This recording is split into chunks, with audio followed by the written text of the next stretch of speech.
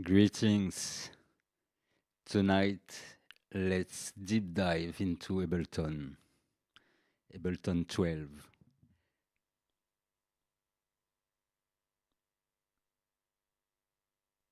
I take 1 minute to open the chat here.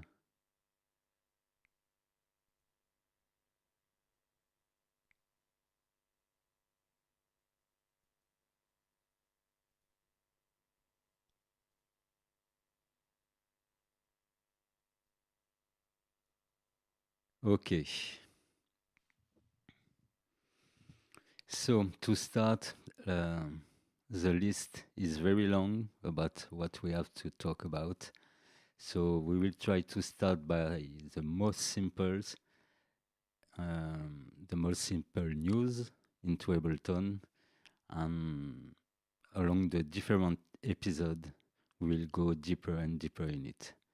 But for today, we will go into this MIDI transform and generate tools, the tools we have on the right, on the left, excuse me, all those tools that we barely know how to use. This seems a bit complicated, but we'll see that as soon as we start to get into one or two of them, then we will understand quickly the rest of it. So we will do things like this, try everything that is inside. So what I could say to introduce it, first, for the owners of Ableton, let me see in the pack. I will talk about 3 packs you must have into your library. So the first one I would talk about is a collection of 5 MIDI tools by Philip Meyer. So these are some MIDI tools that will complete the list of the Ableton MIDI tool in the MIDI editor. Okay, so they will display under, there's 2 of them here into the transformation tool, and there's 3 of them into the generative tool. Okay, so MIDI tools by Philip Meyer, very great, very great. We'll see this. Then you can go and check the new sequencers if you don't have them. So what you don't have into your collection, you generally can find them in the available pack here. Okay. So sequencer, and the other one for control via MIDI, for new controls, elbow-edged controls. It's the performance pack by IFTA. Okay, so perhaps we will see 1 or 2 of his tools in this tutorial. So we will start slowly but surely. Let's go into the wavetable to start. So to demonstrate all that, we will always take a small clip, 4 bar, and we will test everything in this. Okay, so let me describe a bit how it is displayed. So in this icon, we have the name of those icons only when we collapse this on the left, like this. So that way I can name them. Clip will be all that concern the clip, its length most of the time, and the scale we will choose to work in it. So let's select first a scale we will use for today. We can select it above here, or we can select it here. So this clip section, we will see this later. Excuse me. We have the launch box also, I mean, this is a launch box we will see later, because the clip box, this is exactly what is a clip. It's this box where we will write letters. So this one, the two important things is the length of the clip, the scale of the clip, and also the groove. This is another new from Ableton 12. By default, it's loaded with a groove in each clips, okay?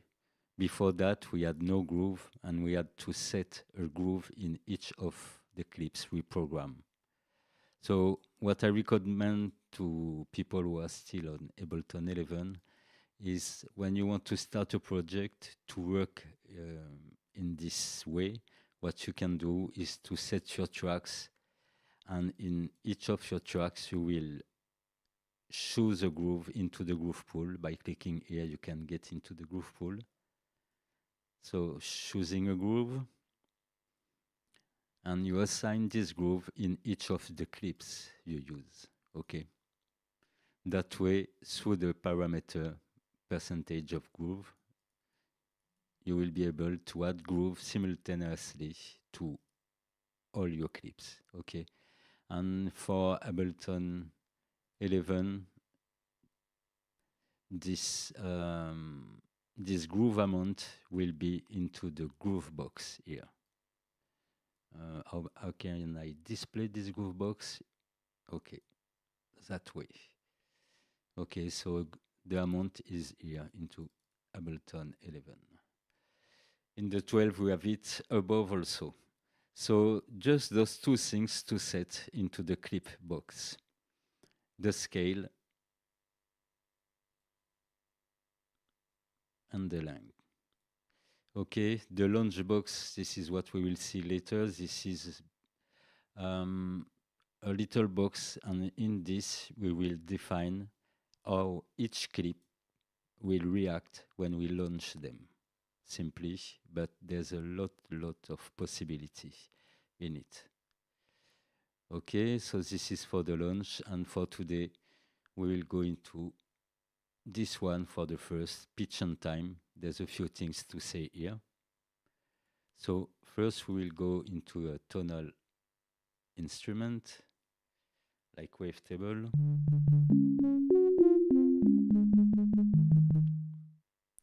Okay, so I have my scale G minor. I can display only the scale here. And simply how we can do, for example, now we know each of the notes on the screen are in the same scale. So we can draw 4 notes, for example, and play this.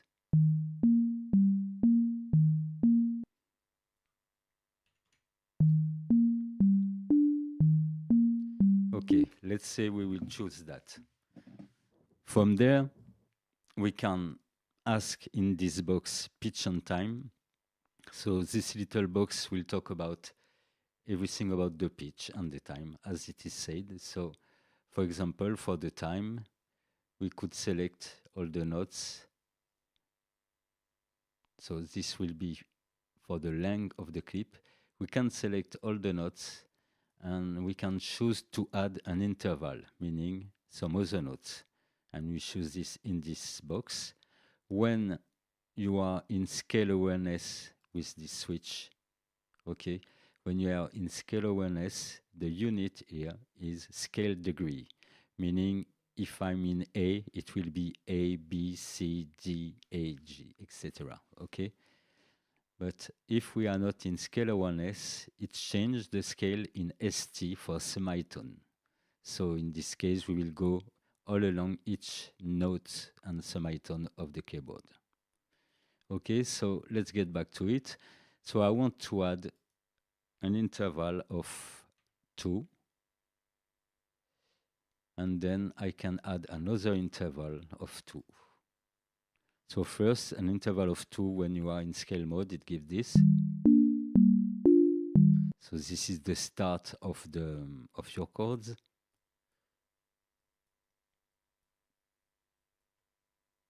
And we can add another one. And now we have our chords. And by the way, we will try to find quickly another example starting from G. Okay, let's say we will set to G and to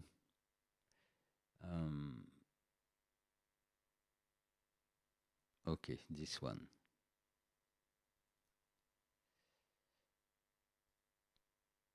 Let's set the interval. So yes, before that, good. We have to select all the notes we want to add intervals on. So I will do like that and set them here.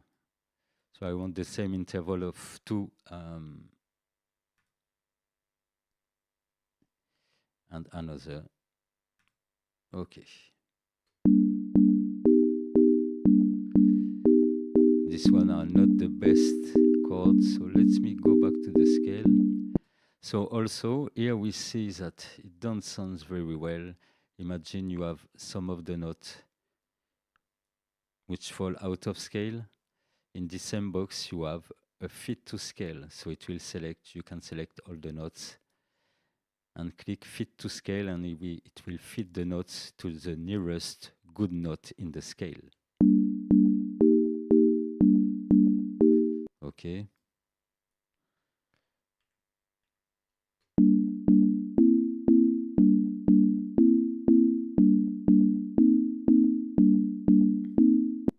We will go with the speed and let's slow down the tempo. Something like that.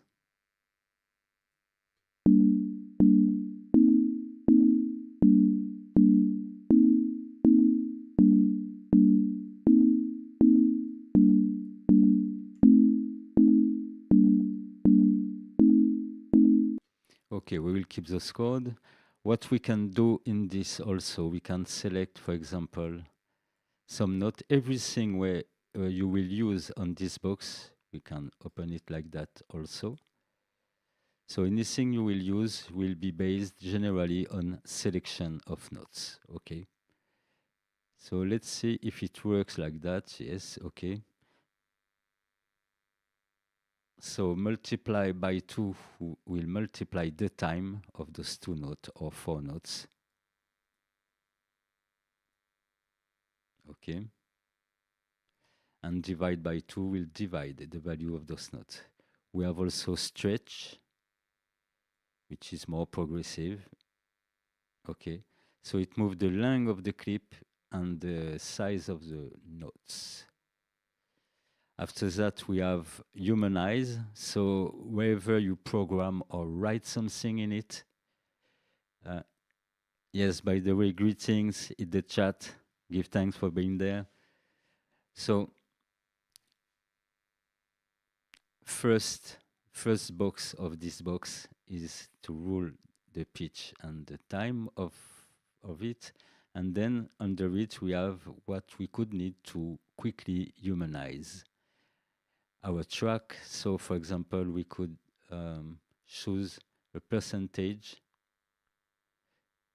And you can see on the screen that everything that was fitting to the grid, we can now move it and humanize it. So generally just 3 or 5% of humanize, and you can click and we'll have several variations of the same.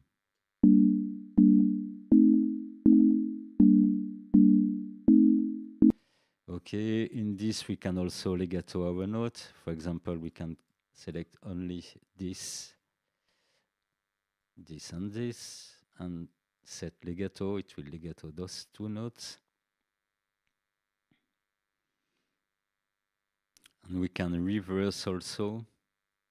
So let's see what is reverse. Okay, it's reverse from left to right.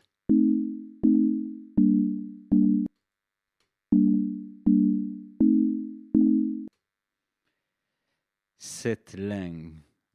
Let's see what is set length. If we choose, for example, a half note, okay. So here we choose the length of each note.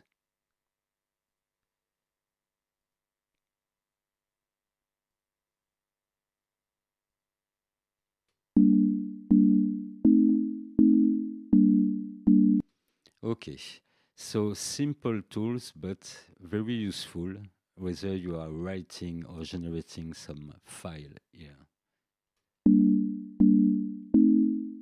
So we can do it one more time, quickly, in the same scale. Let's start by G, and we will do some pads. For example, let me check something.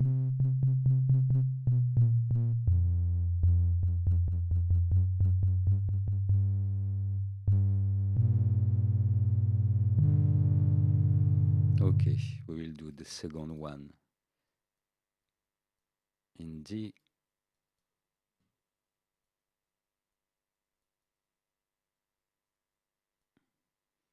Select everything, generate an interval and another interval.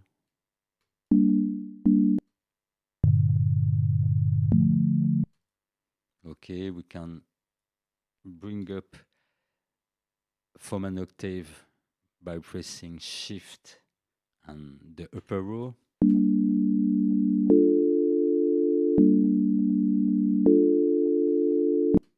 Okay.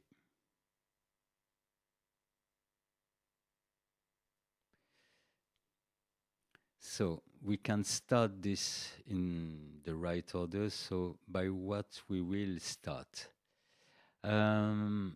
Are there any plugin in the wavetable track? No, there's no plugin in the wavetable track. There's just the wavetable with the default sound, by the way. Let's set it a bit different.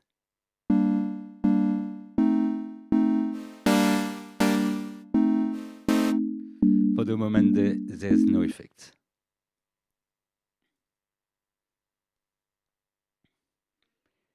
Greetings, Liberty Steps on System, Mala Santa, She's Pose, Aital.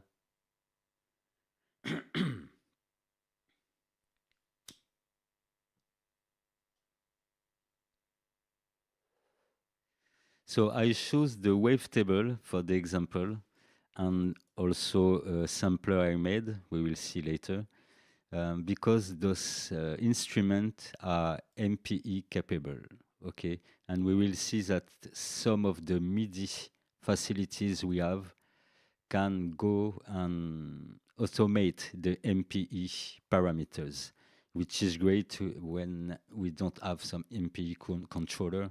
And you'll see during this tutorial that in addition to play and use a controller with these specificities, there's a lot of things to do just by programming.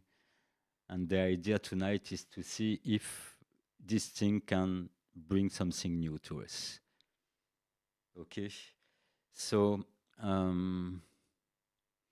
let me just check. We will take the list into the same order. Okay, and here we can generate.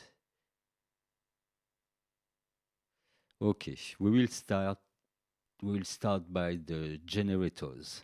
Okay, and we will work that in a drum.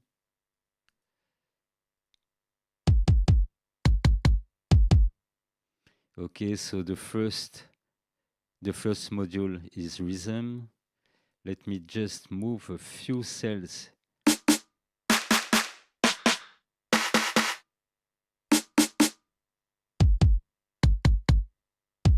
Okay, we'll take that. I'll move all the sound I need in the same area. This will be more easy for the next steps. One hi-hat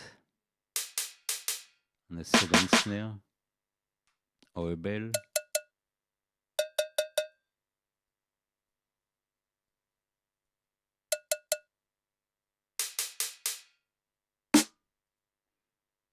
Okay.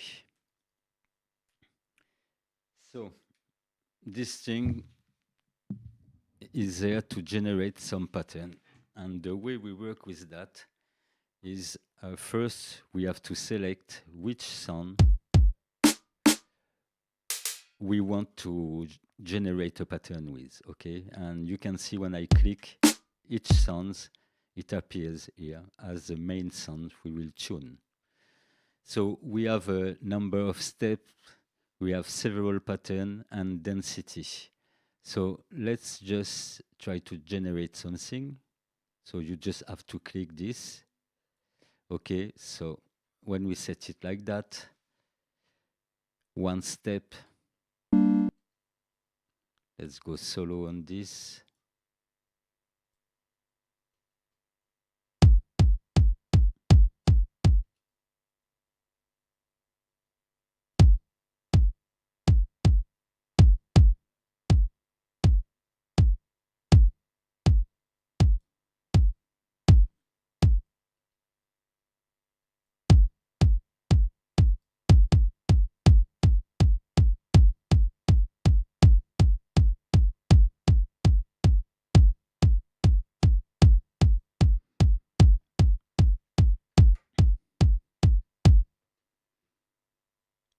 So here we have the step duration, as you see below. We have several possibility. Fit will fit to the length of the clip. And then we have one half, 1/3, 1/4, etc. You can be more precise with the arrows on your keyboard. Okay, so let's set everything at the minimum, like this.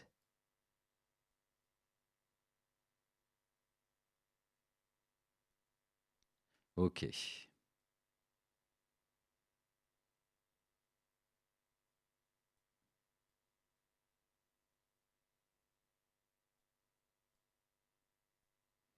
So generally you will choose something like 1/8 or 1/16. Let's go with 1/8. And from there, you will decide how many steps you have. So apparently it's per measure. So let's say there's one measure till here. Okay, and we can see we have in this pattern 3 events. They call it 3 step here. And the density will decide how many of those notes we will add. So let's just tweak all those knobs till we have something interesting.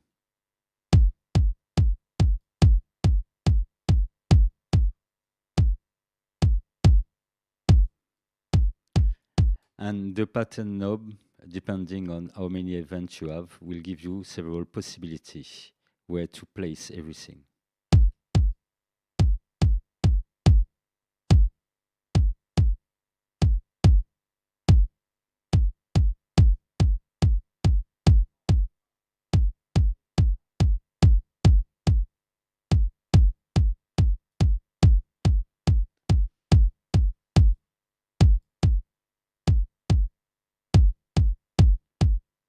Okay, let's go with that.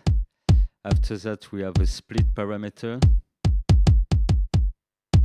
So it's a percentage. The more you will go to 100%, and the more it will split each of the events. Okay, so what I wanted to do is try to remove some of them.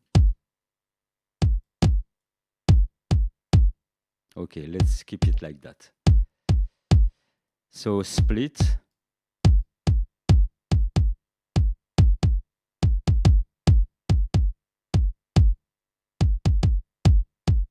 Okay, and shift will move, like it will nudge on the left or on the right, what you just written. Okay, so all this, of course, can be made by selecting all your notes, writing your notes, but the idea here is to generate something without having about thinking to it, but just listening and keeping what you need. So let's shift it.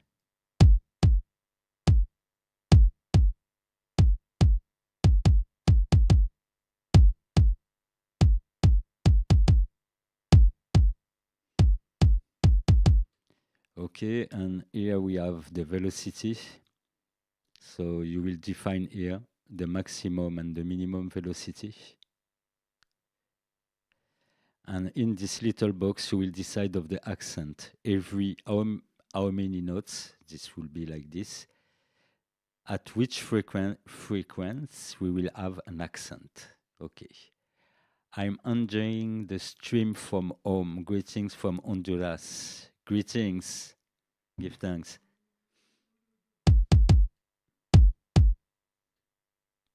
So for example, we can say that we want an accent every 2 notes. Okay. And you have the minimum value, and your accent will be the one you set in this second box. Okay. When you selected the frequency of your accent, you can now nudge via those 2 arrows where are the accent and where are the not non-accentuated. So let me dramatically do like that and change the color of my clip. Okay, so that way you see that the orange one are the accented and the gray one are not accented. Okay, and if I move this, if I nudge this, you see the accent move in my partition. Okay.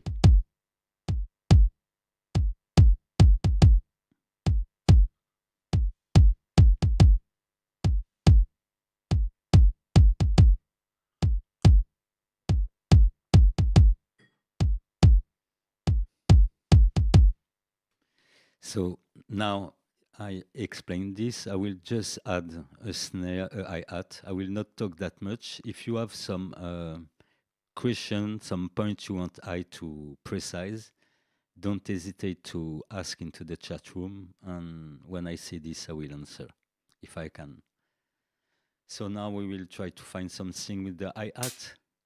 So I select the hi-hat.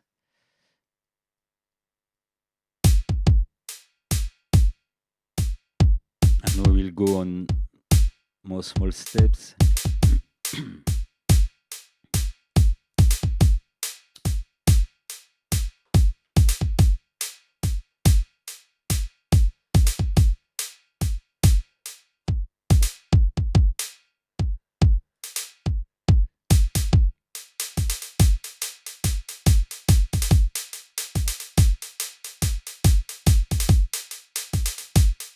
And I will choose to have an accent every 4 notes. As you can see, for now I'm on an accent on 2 notes, and you can see accent, non-accented, accent, non-accented. If I bring this to 3 or 4, I will choose 4. We see that we have 1 note, 1, 2, 3, 4, accent, 1, 2, 3, 4, accent. So no matter the length of each of the events or notes, it will be each time every 4 notes. Okay?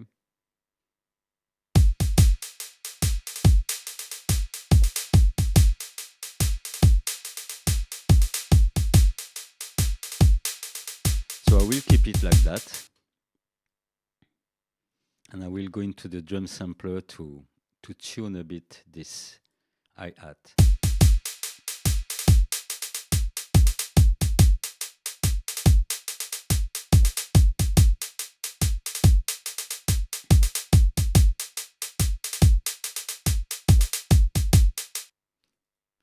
Okay, now let's do the same for the snare.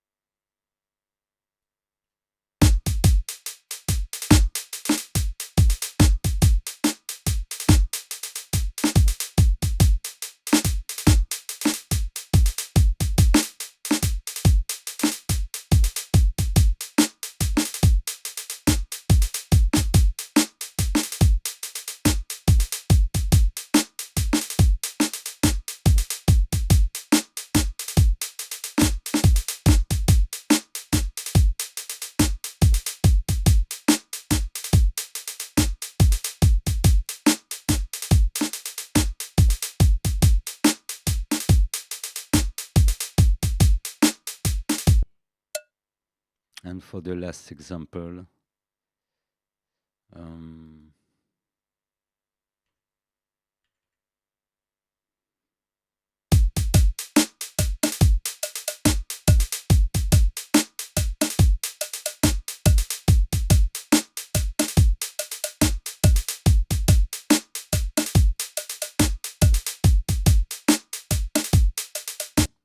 and change the frequency of the accent to 3, for example, to change a bit.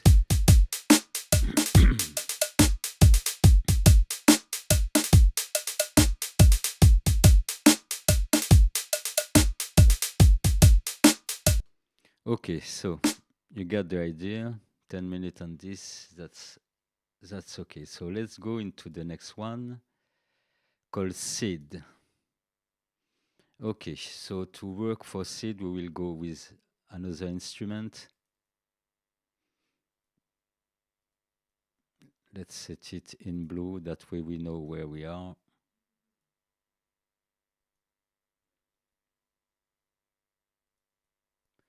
So for seed, that's simple. I want to be in G minor. Okay. We have to decide the lower and the higher note possible we want to generate in this first, I can't say. So you understand, you get it. First fader, double fader, we will call it. So let me check something. Yes, beautiful. Here in the box where we can set the notes, we can go with the arrow. So one arrow to the upper arrow will go on a note above, and the arrow below on a note below. And if you want to go to an octave, mage and arrow up. Okay, so I will go from D2 to D4.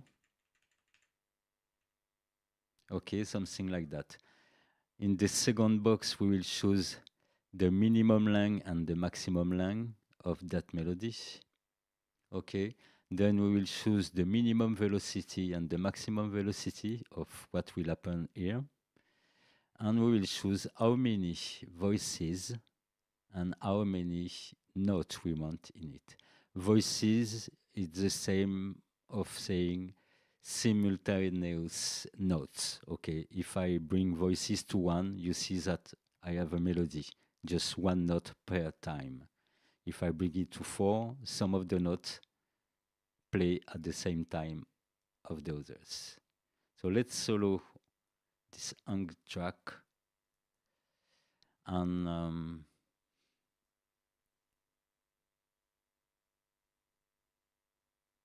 yes, that's true. So let's go simple. Let's go one voice. Let's erase everything. So we can also disengage automatic here. That way we can tune exactly what we want in all the possibilities. And then we click on generate.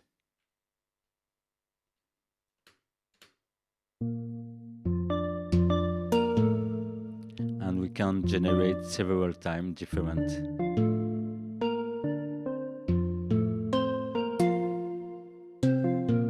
Okay, when you understand how it goes, you will let it in auto. Okay, so let's set it back to auto and set the minimum length to 132 and the maximum 18. Yes. And let's play with this.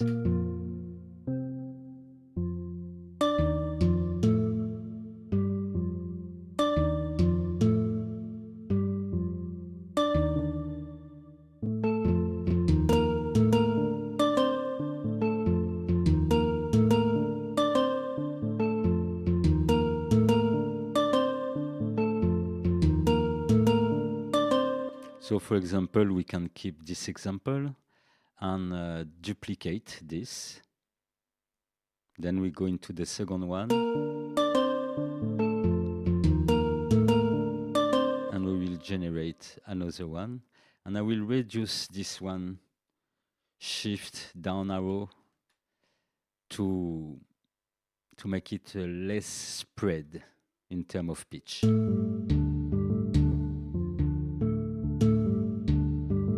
Yes. For me, that seems better, and that one is cool also. So we will keep it. Let's play this with the drum, just a minute.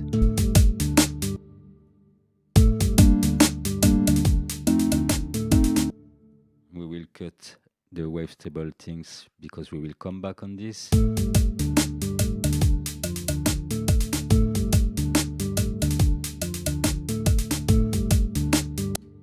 And let's set some boost on this.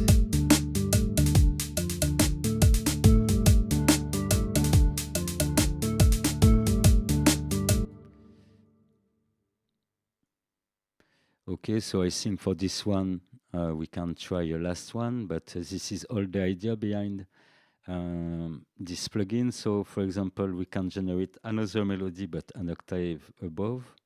So D3 and D4. So what is great also in this is that we can select also just a part of a melody and make the random thing in it. So let's try. Let me explain to you.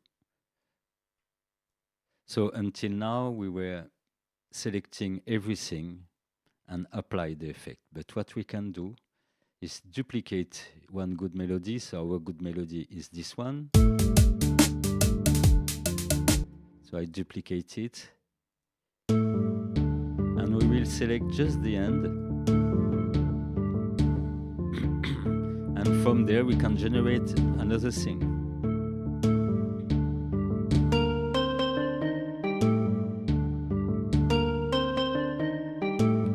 And if I want it to be in the same area of my previous melody, I will come back to an octave below.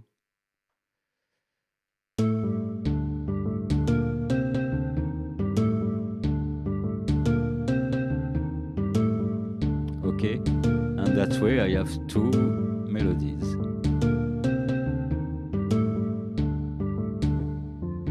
Which fits perfectly together.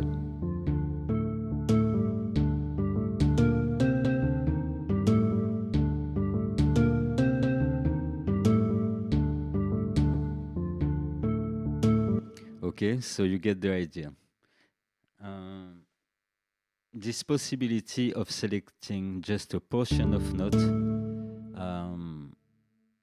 is great to use the same effect on a portion of note, but it is also great to go seek some other MIDI transformer, so in this second column, and apply something just on a portion of the pattern. So let's continue to stay organized. I think for this one, this is clear. For Sid, that's a nice groove. Let me make you hear that groove and what is important, whether you are in Live 11 or 12, to use this possibility. I come back on the drum, and you will see that when I set the groove to 0%, how it will sound. So let's set it to 0% and listen to that drum.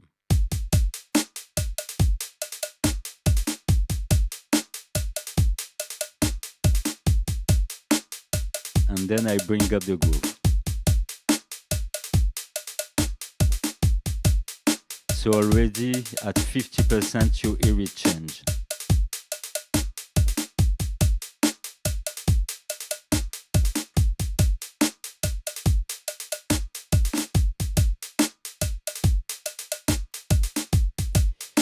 Okay, so why I like this option? Because we can program easily, strictly on the grid, everywhere, and choose via this groove and many groove. Personally, I use most of the time this swing SP 1000, etc. 16. Yes, because what will do a groove is to, let me show you what is doing a groove, because we can print this. So imagine we want the groove at 100%, this groove. For the moment, we have the groove file, which is affecting this straight pattern, okay? When I zoom in, you see each note is on the grid, 100%, okay? What we can do is to print this groove, and we have to click on this little arrow. And now look, we are no more on the grid. Yeah, it have print the loop. Let me Control Z this. You see? So this is the good thing you have by using some groove files, and believe me, you have a lot of them, a lot of them. As this is not a tutorial about groove, I will not go deep on it, but you have the MPC groove, SP 1000 groove, etc. And this helps you to have some great bouncing beats without a lot of efforts, because if you don't work with that, you will have to take your notes by hand and move them slightly to the point where you hear it. It works also, not a problem, but the idea is to go quick, okay? So let's get back to that groove. And we were on the generating melodies.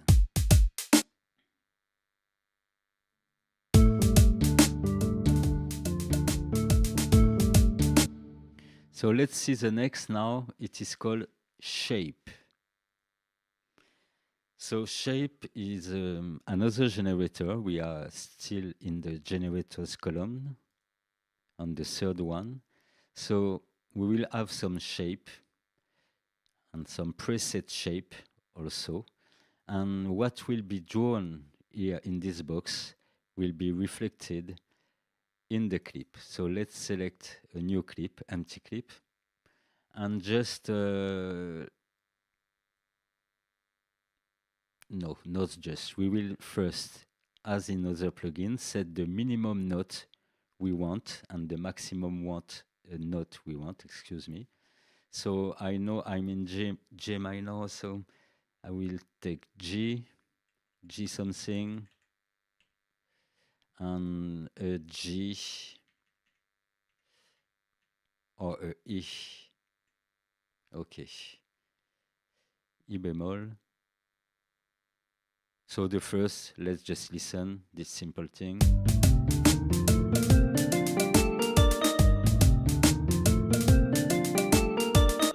Okay, so for the moment it will deliver a note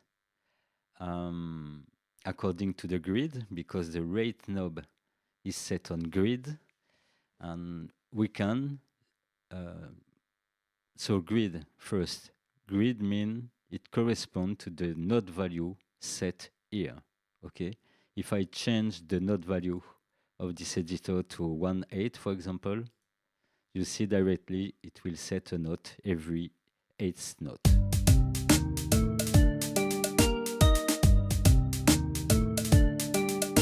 Okay, so perhaps you want to draw a melody, but different than the grid, and you can tune it in rate. Okay. When we go on fit, it set a lot of notes. So why? Because my density. So you see, as I was saying, we have quite the same parameters on several of them. My density being at the maximum. Fit will try to fit the maximum event that this little plugin can generate.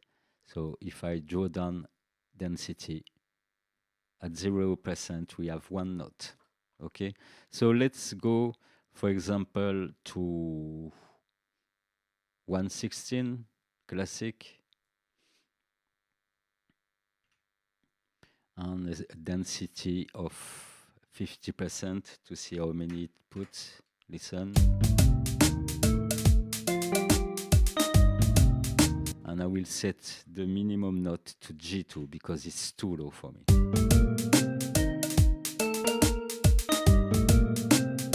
Okay, if we want to fool everything like this, okay, for the purpose of the tutorial.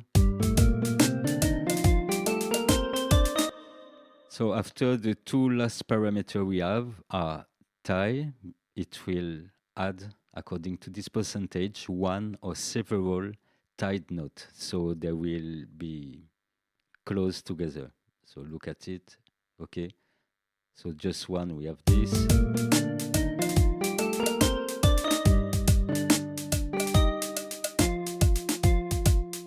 And at 100%, it like glue every note together, okay? At 50%, it will glue just a few notes together. So this is to add some longer note than the note set at the rate knob, okay, logically. If I'm at 0%, I have my 16 note, and the more I will go in it, and the more it will glue together. So, okay, and jitter will add some anomaly here and there into this note progression.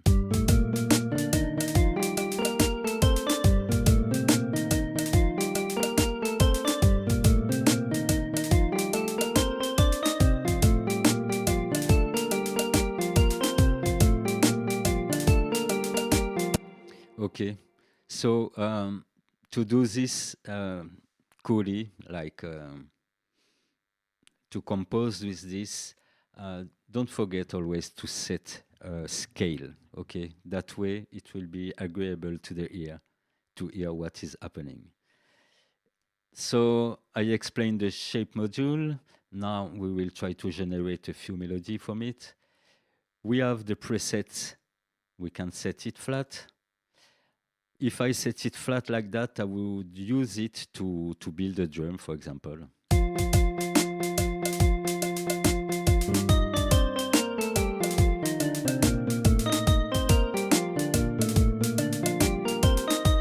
Okay, so you understand that we have some classic thing. But the great thing is that we can draw a melody as we wish.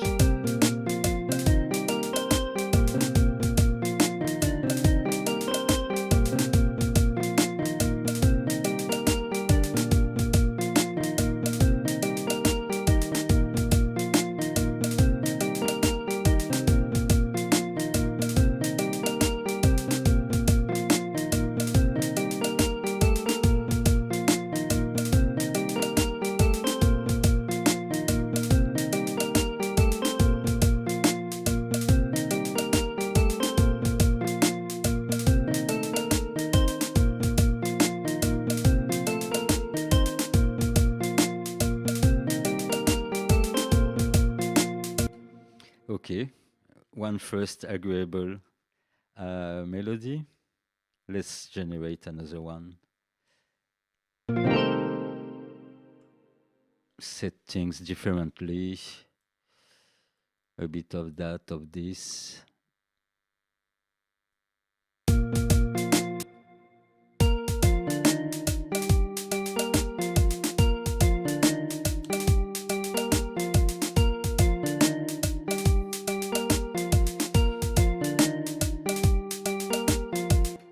So also I will change the minimum and maximum one more time.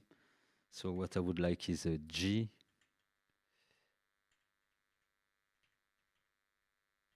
Okay.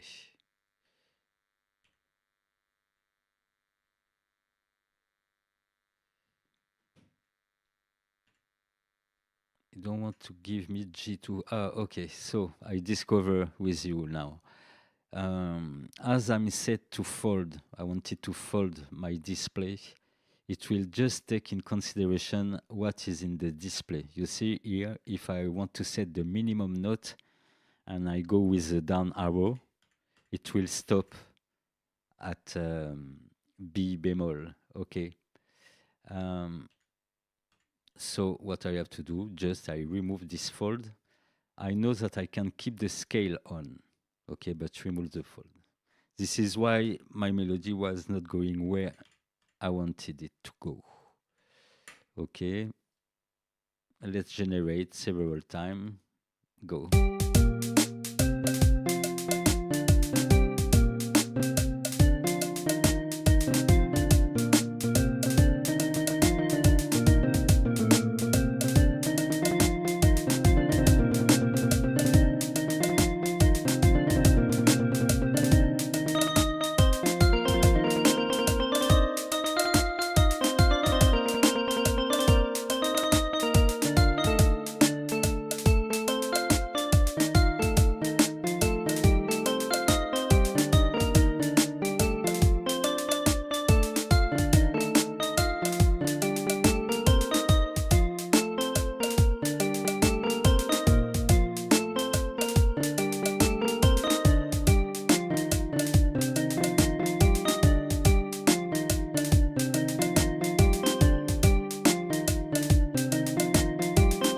Okay, another one.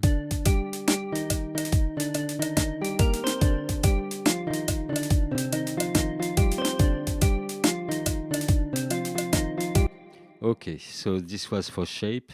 So yes, don't forget to unfold your display, because if it is folded, the minimum and the maximum will be restricted to the first and the last note of this folded display.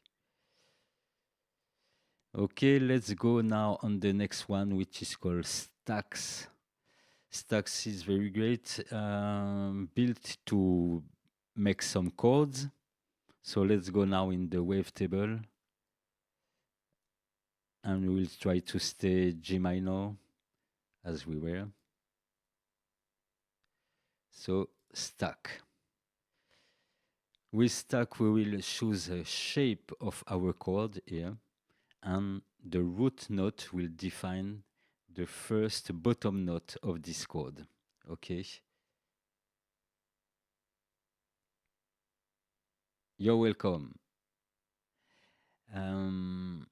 Okay, so let's say our first chord we want is a G again, because we are in G minor.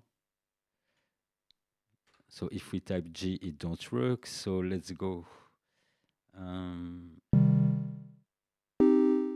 Okay, like this. Okay, so for this first chord, we know that we are in G, and the second knob will define the inversion of the chord. Okay, so the inversion, it will just move each of the note to the octave. For example, you know, this is an inversion. This is still the same note, but at another octave. Okay, let me mute the rest for the moment. We are still on the first chord when it is selected. Okay, we are on it. So let's generate what is written here. So Control Z everything. Okay, we have our first chord. For this chord, we can select the inversion.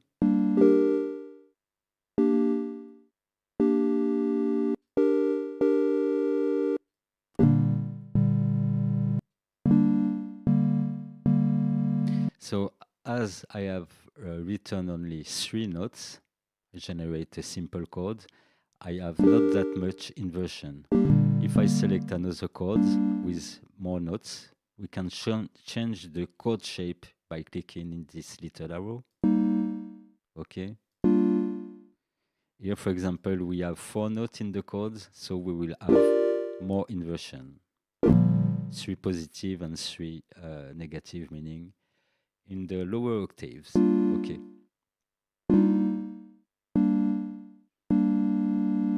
So let's say this will be our first chord. Then we have the duration of this chord. Let me shorten this to make a reggae skank. And then we have the offset of this chord. Okay, so the offset is nudging on left or right, this same chord. Okay? Could be great if it was more short, but yeah, let's leave it like this and put it back at the beginning and set it at the half of our measure. Okay, So from there, when we click the plus button, it will add another chord next to it, and we will choose another root note. Okay, something like that.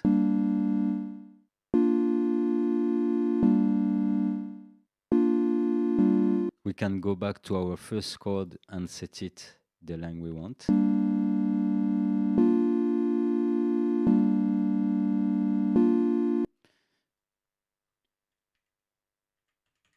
Okay, let's do this for the two chords.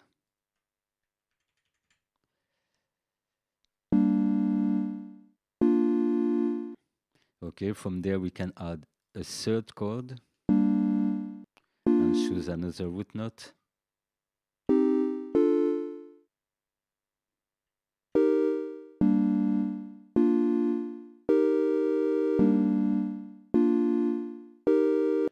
So now we can nudge everyone. We can set them on the right place, or we can add another chord and go elsewhere. This is the same. Okay, let's go like this.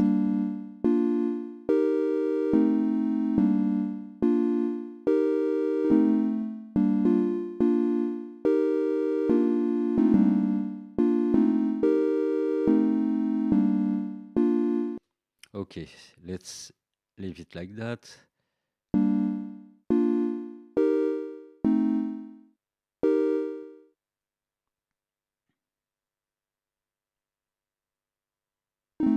And the same for this one.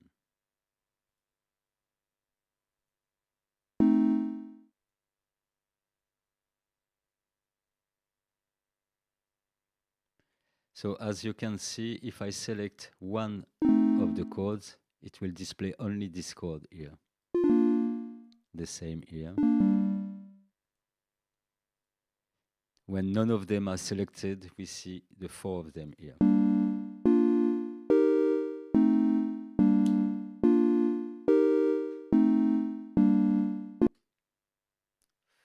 So from there, we can go a bit deeper into the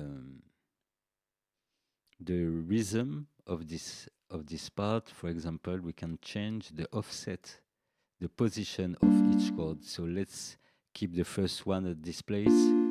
This one, we can go like this or like this.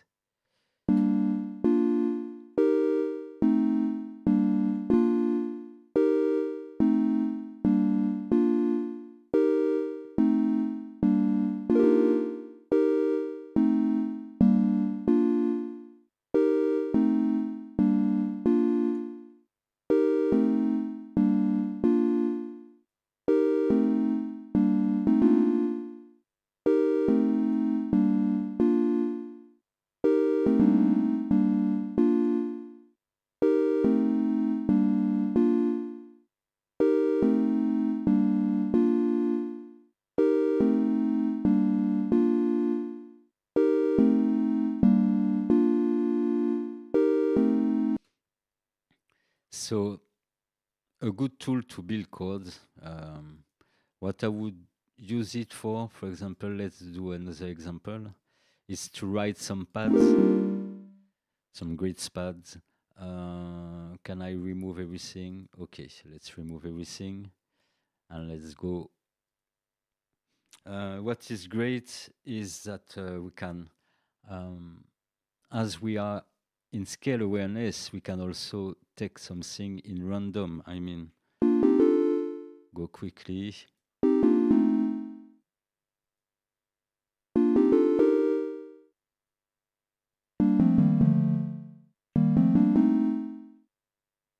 How many of them I can add? Let me see.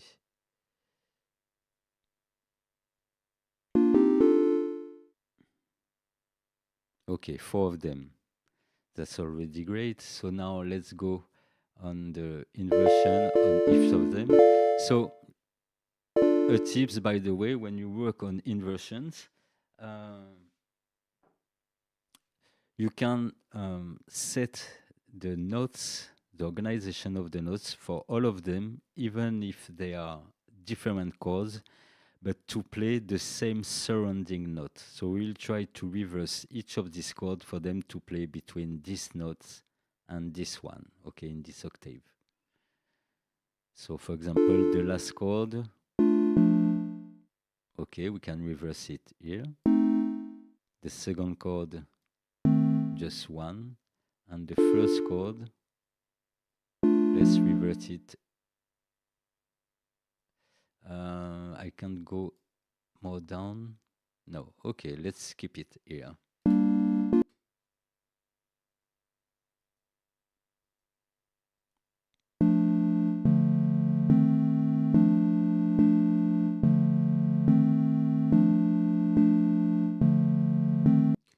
And let's set everyone at the octave above.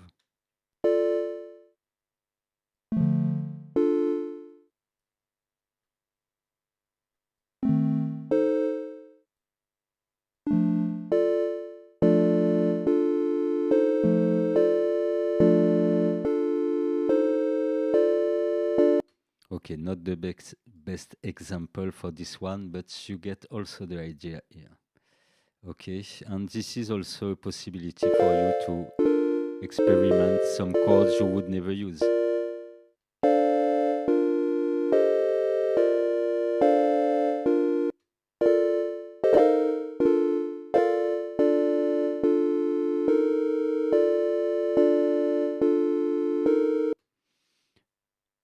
Okay, I erase this.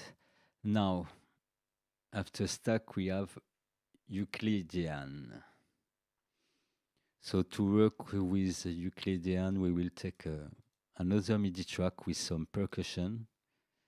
It will be more easy to explain this.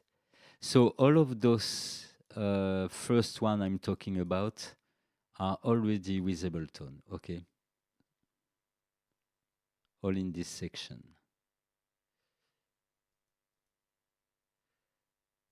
So let's choose Euclidean and select percussion rack.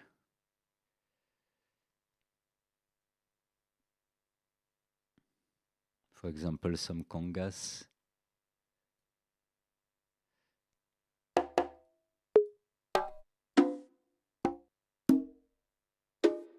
Let's set a reverb in Ableton just for the fun.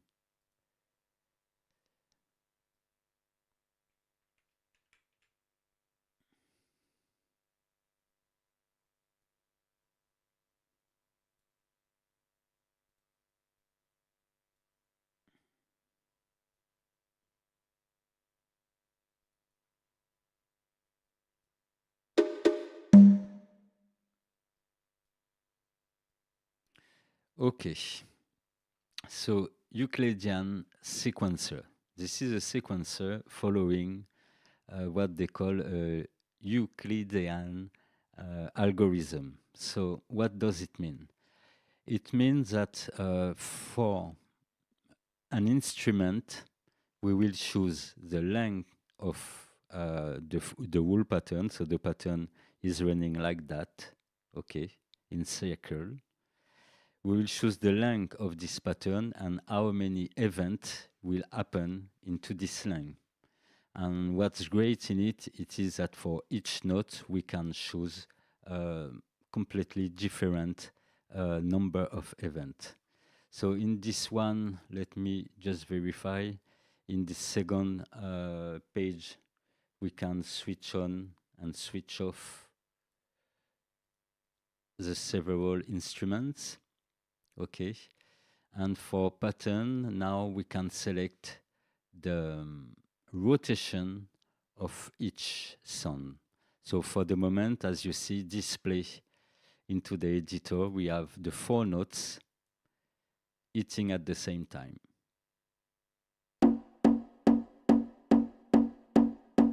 Okay, let me drop down the density. At 1, we have just 1 event.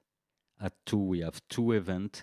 So the particularity of Euclidean sequencer is that depending of a length, let's set 3 events, okay? The goal will be to put each of the event as far as possible of the other, okay? So if we have two, you see, in color, these are the farthest one from the other we can have. If we go three, it will set evenly the same condition, okay? Based on the 16th step. If we reduce the number of steps, we can have also. Okay, you get the thing. So generally, I will leave it on 16th step and choose how many events. For example, let's say 5. And then I will apply a rotation for each of them. So I press play, and then you will listen when I rotate each of the circle. And we will add, go to 7, okay?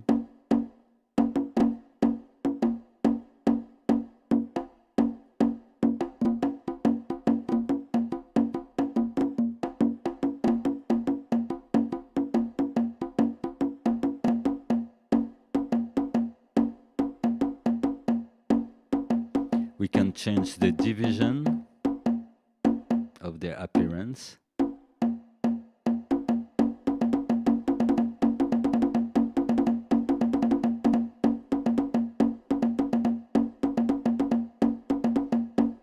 So to clear up everything, let me reset all this, and we will just select 2 sounds, okay? That way you have 2 events, and their rotation are on the same spot. If I rotate the second one, you see it's not moving on the right.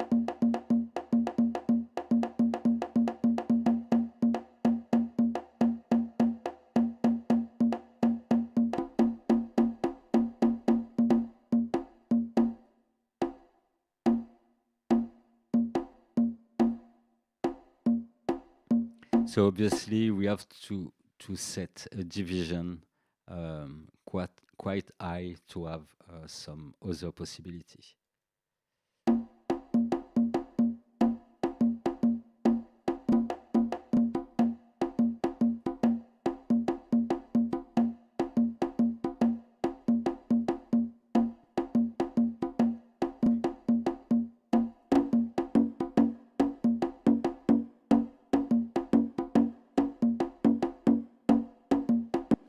So apparently it will take the 3 first note of your rack or instrument.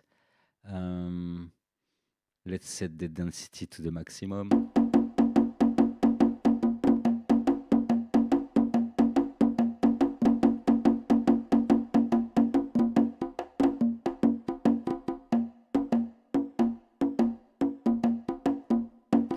Let's say we will use this partition, and from that, let me bring up the volume now.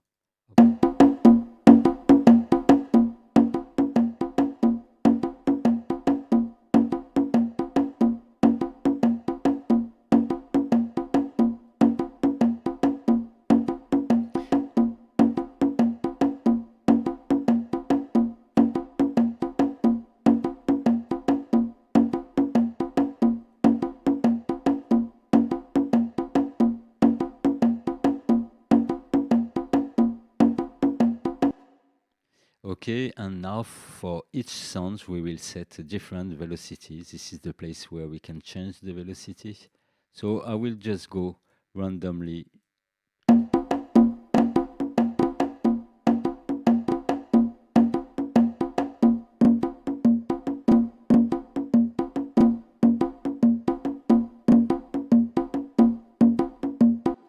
I think this is the purpose also of those instruments, meaning that it's good to understand them well, exactly how they function, but when you know how it works, you just go in it and improvise, meaning going quick to set every of those parameters and trying to generate quickly some patterns and keeping the good one in clips and go on another clip.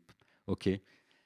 Today it's slow because it is the explanation, but we will surely come again on it on some other video where we work really with it and quickly. So let's generate another pattern. Okay, so I reset everything.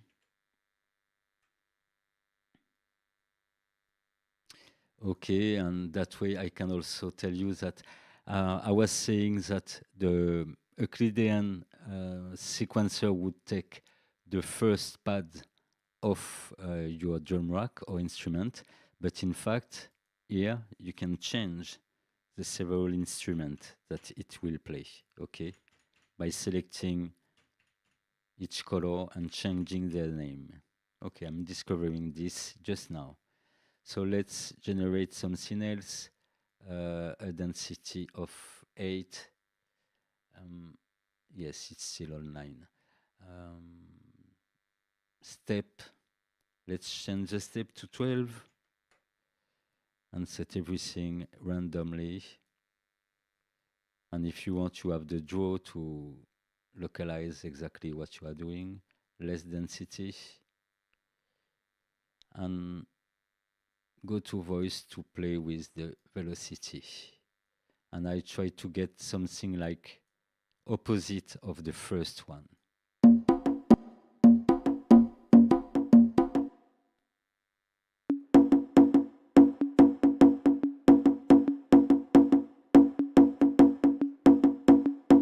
Okay, so this is a good idea, by the way, to let me duplicate the congas.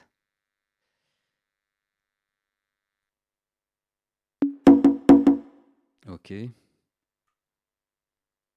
So to generate the first one, where you will set your velocity on some hits. For example, in my first one, the velocity was up on the red one and the yellow one. And on the second generation of pattern, I change those velocity parameter that way, and I change also the sounds that have been taken. That way, when I have the two parts playing together,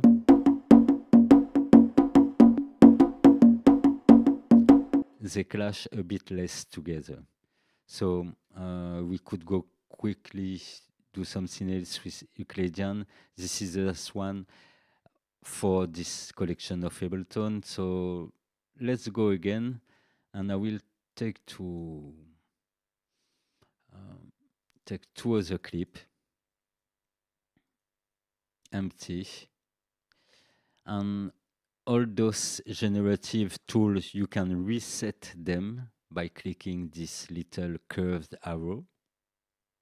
So let's reset for our two clips, okay? And let's generate something else.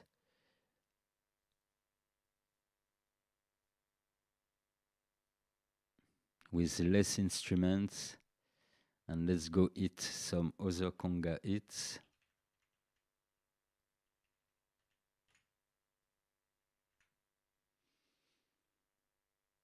A velocity, less velocity here, max here, and medium on the third one.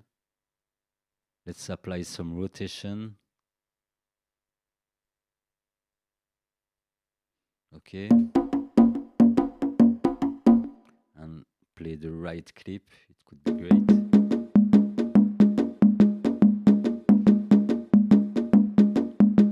So you hear it by yourself. I generate randomly something,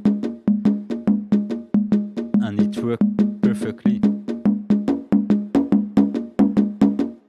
with the preview one I generated.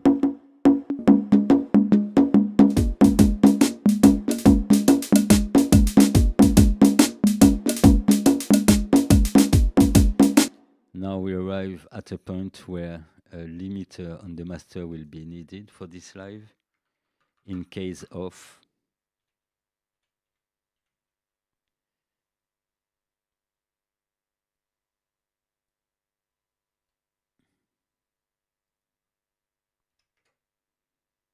okay, the slowest as possible. Okay.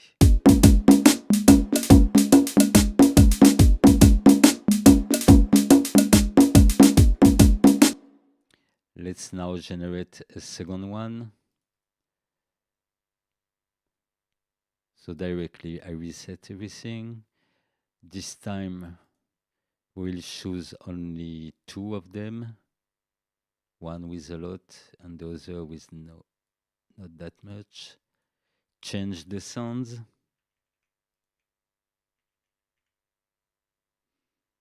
Rotate. And let's play with this density.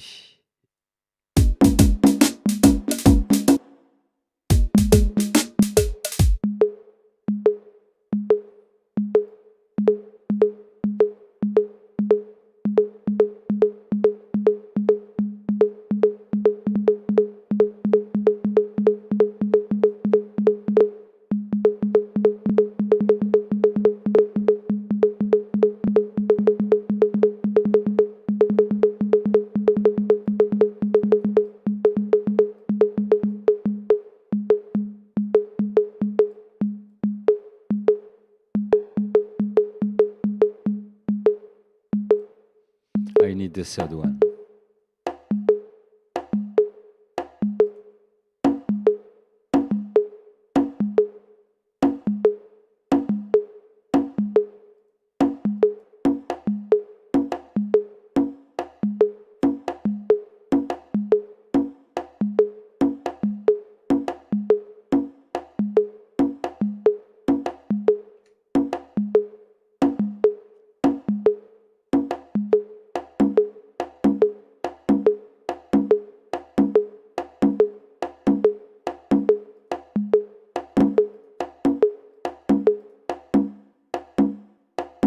Okay, and this bell was a bit loud, so let's drop down this.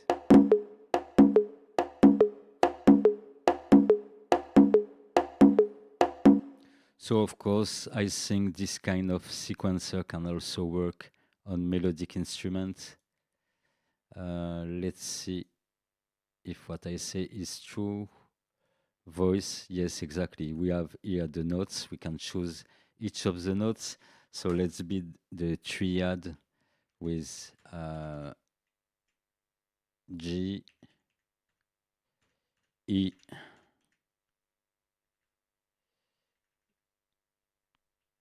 okay, something like that. And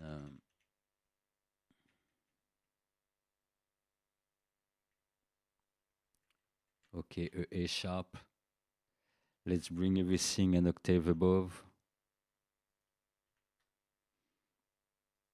Let's go into the pattern.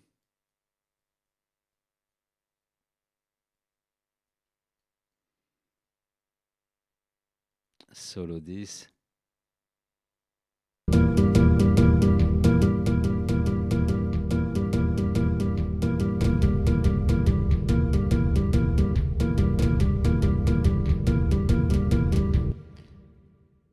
One octave above.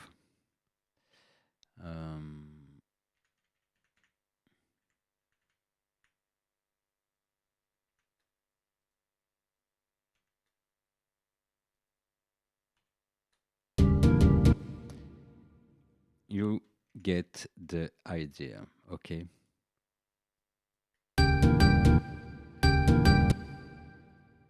And to just finish, excuse me, this example on the Euclidean, I found something, so let me check where it is in my Max for Live plugin, perhaps. Okay. I can't remember who sell this, but a guy sell a perfect Euclidean sequencer, better than the one in Ableton. To me, I find it better. So we will try it for 5 minutes for you to see.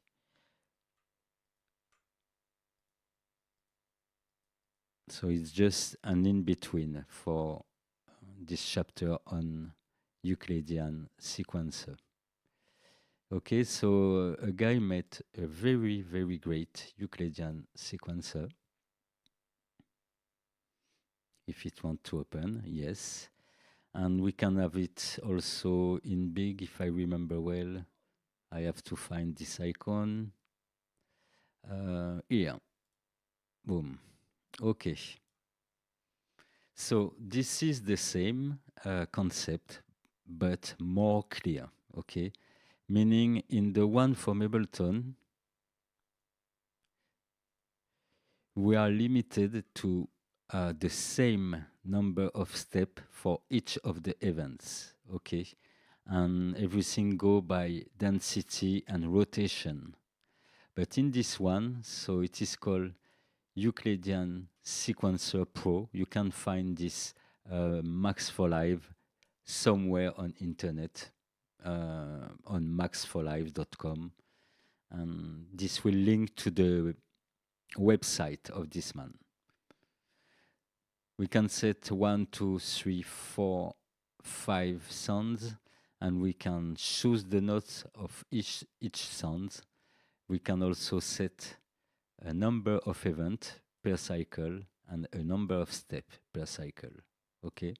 So for example, for my first sound, I will set 8 steps and 5 events in it. Okay. So I'm on this one, if I remember well. Yes, that's it. So why I don't have some sound? Because I don't hit the right key here.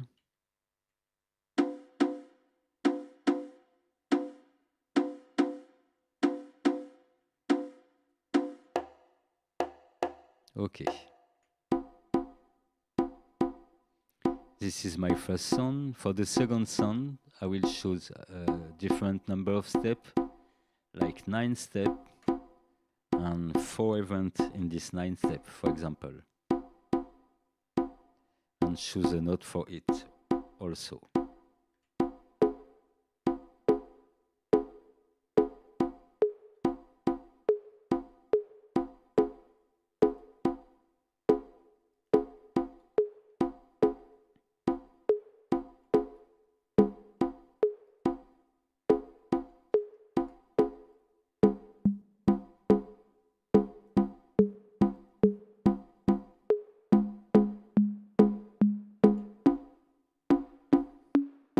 Okay, and I will add the fourth one.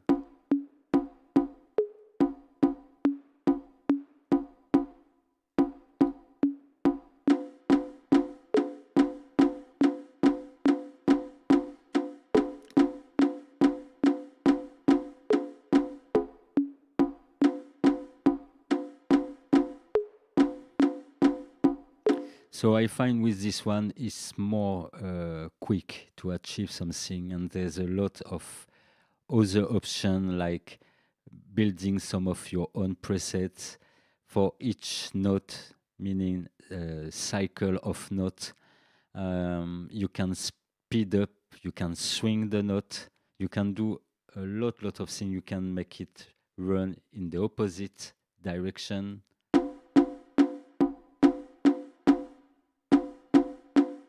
Okay. And here we have, in addition to all the setting, we can do the rotation of each of those. Okay. So know that they find out that most of great classic instruments or partition, most of the time, are Euclidean beats. Okay.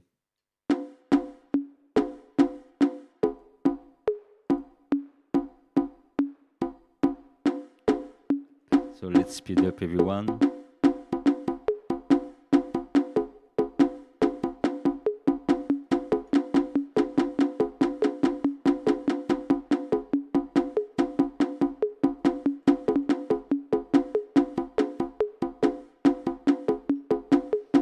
So, okay, this was the in-between for this very great tool. So whether you find this one or another one, Euclidean Sequencer, they serve something. They serve a look and great for improvisation.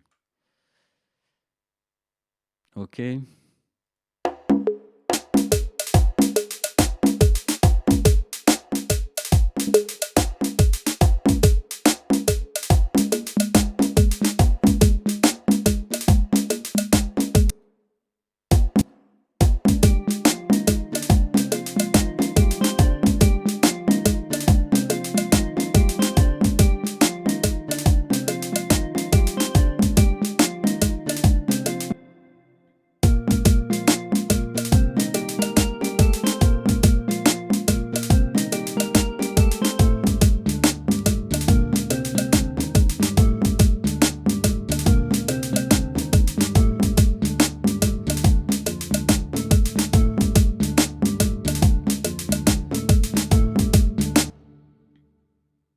just give me 1 minute and I'm back for the second part of the video.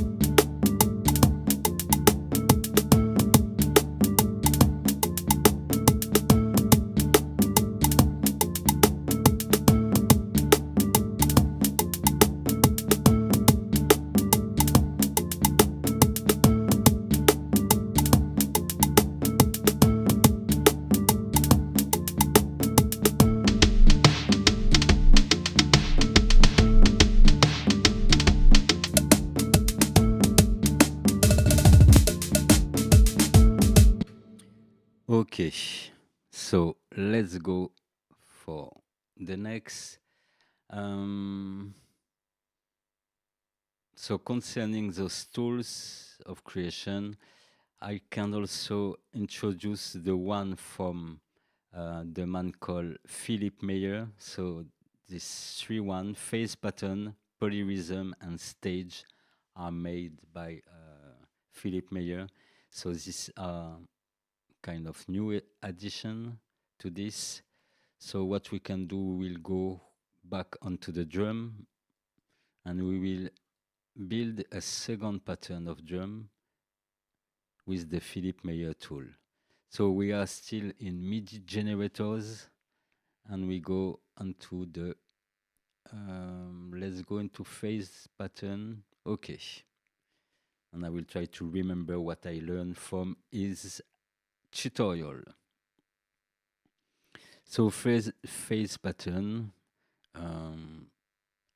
we should be able to generate something from that. Let me just remember what is happening. Generate something. I will solo this drum.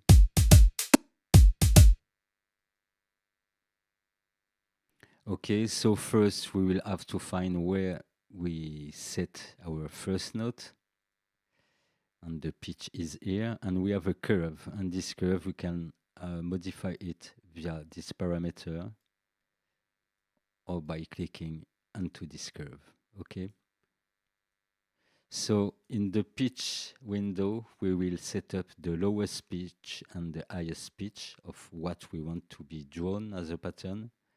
So let's reset this and set. We are in drum, so let me check. So I guess this is a bit below.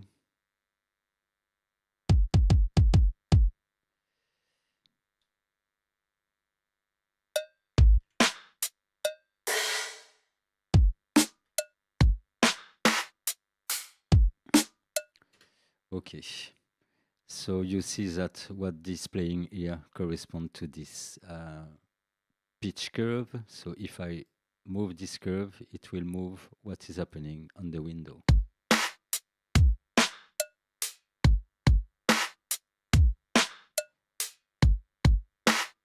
Okay.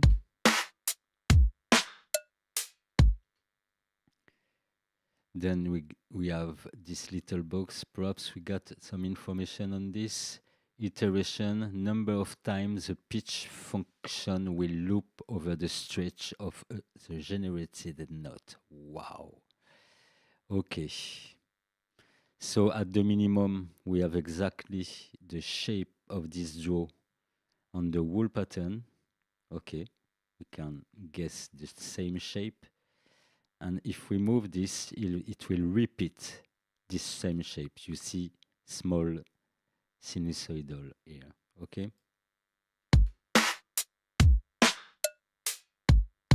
So you also got a curve for the velocity.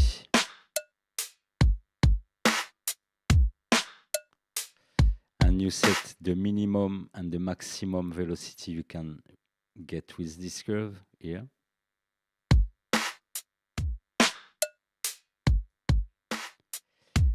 Okay, and from there we can have ascendant or descendant curve when you draw this curve. Okay, so we can have it also on the other.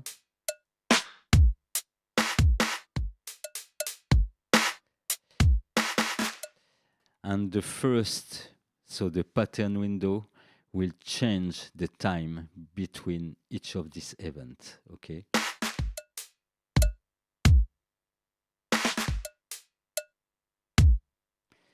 We can set the number of notes we want.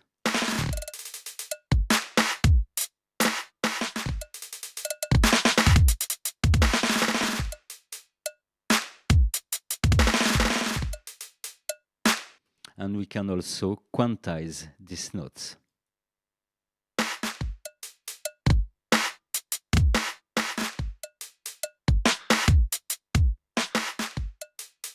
That will give you more coherent rhythm if you want to generate rhythm in it. So I guess if we take time, we could develop some drum in this, but let's try it with some melodies and generate a melody with the wavetable. Here, phase pattern.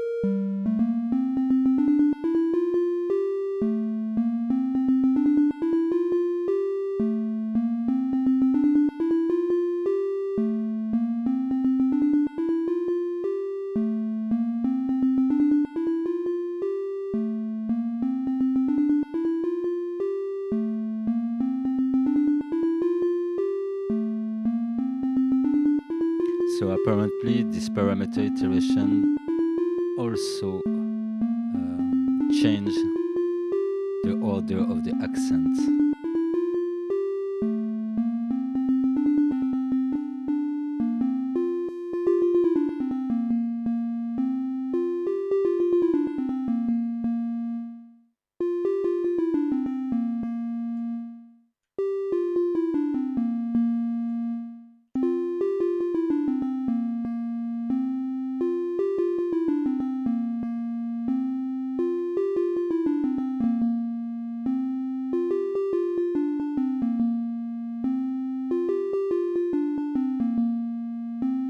Okay, something like that.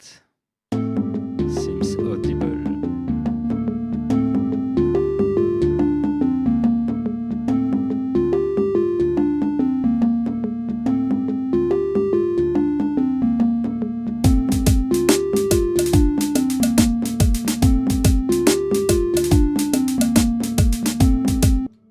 Okay, so this was for phase pattern.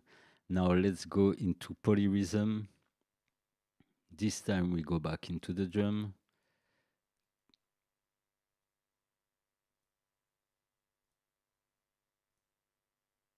Okay, so polyrhythm also use a Euclidean algorithm or another type of algorithm, but we will stay on this one for now. And the concept is simple. We will choose how many notes we want. Each of these rows are one note. Okay, so 0 must be the first note, C1 or something like that. Let's generate an event and listen to this.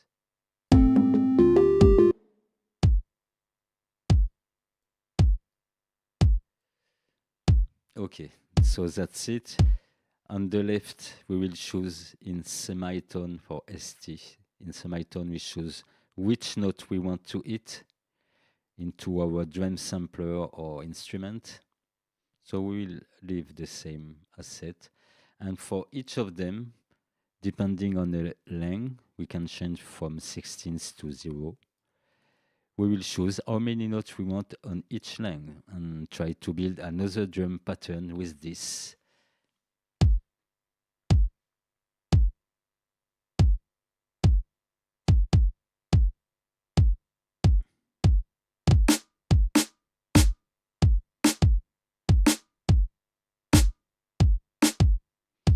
And we have the possibility, variation will give us this nudge possibility.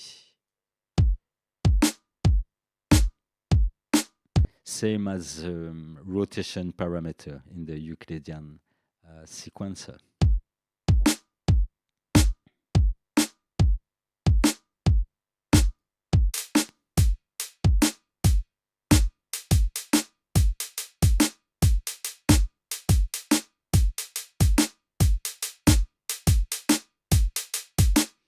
We can choose the velocity for each of these rows.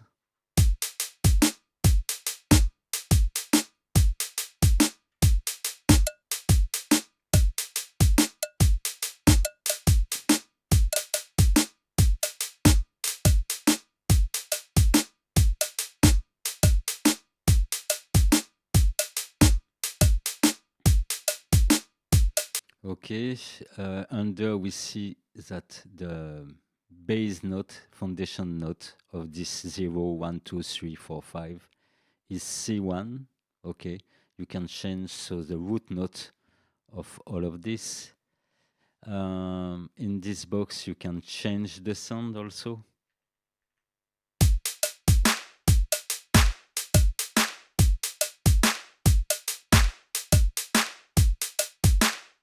So this left row will choose which sound into the drum rack you will hit.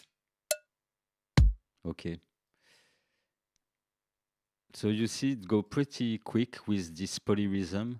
So this is a free pack you can get on your Ableton account. And this is called MIDI Tools from Philip Meyer.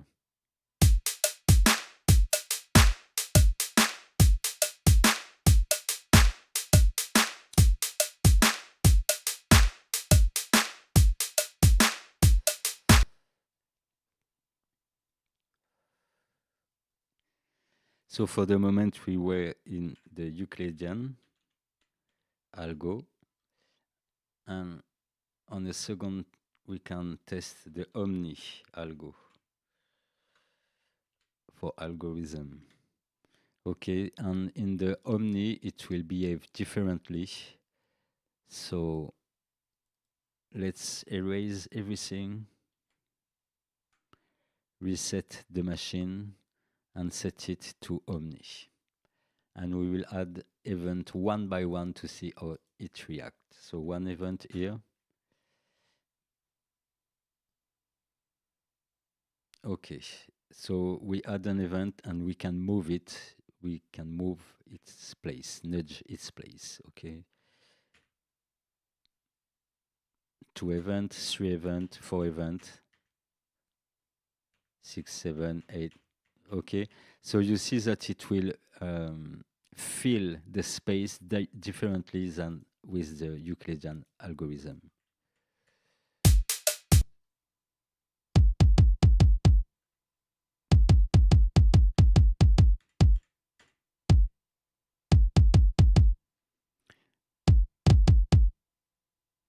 And when you move the variation here, it will give you all the possibilities for those number of notes to be in the grid.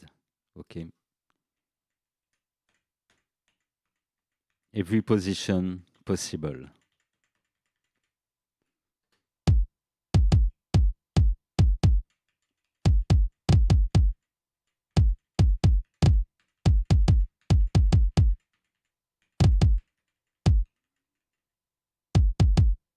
Okay, let's go for something like that and add a snare.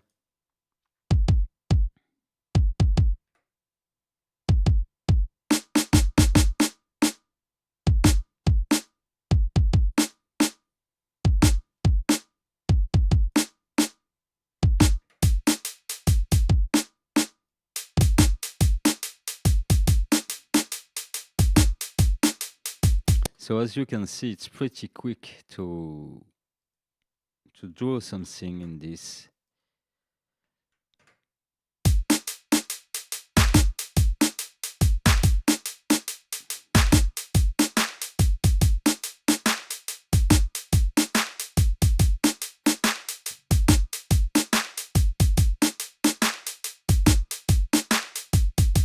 So this is one of those I prefer. I mean, I prefer this polyrhythm over the rhythm, even if the original rhythm from Ableton is very great, but perhaps less intuitive. Okay.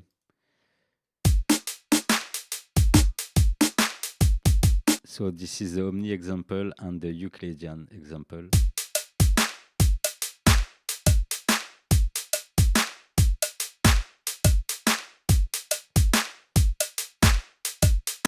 And we can also duplicate them one more time. For example, we will keep this one. Because we didn't talk about the distribution. By default, distribution is set to fill, but it can give different results. So let's change in this box to stretch.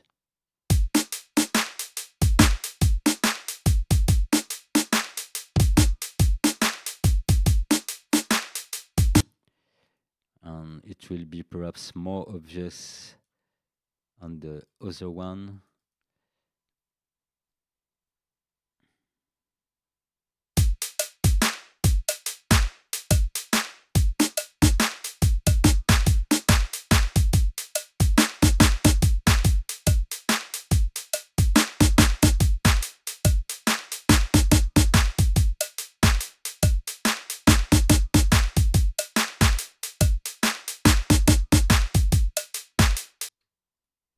So it will distribute the note in different ways. When you get this plugin and you hover your mouse on the parameter, on the left in the box, it will explain everything you need to know. Okay. Because we still have all the transformative tool to see. And yeah, so even if for this one we understand what is happening, sometimes it's by experimenting that we see what is occurring. Okay.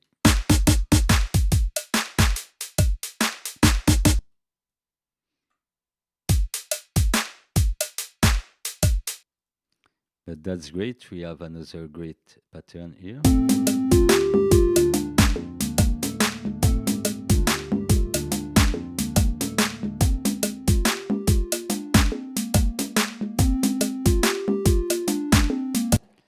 Okay, so let's see what we can have next.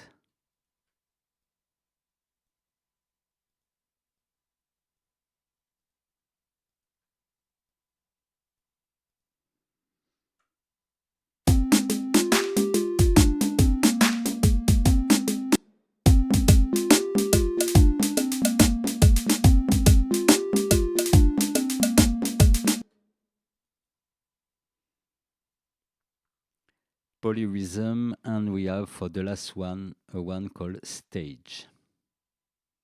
So this is another kind of sequencer generator.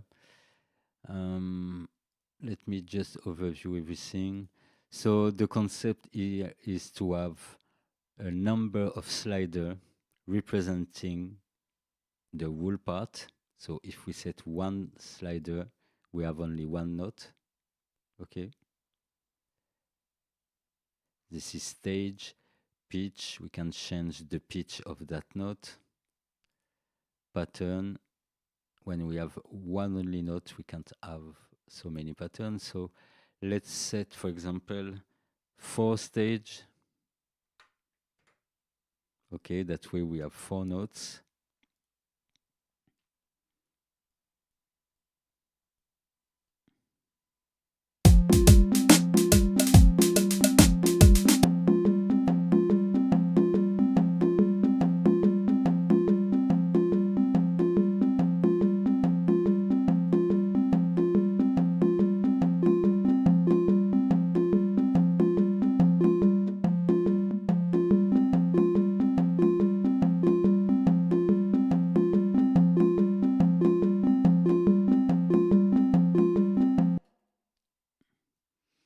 Obviously, we can add more stage.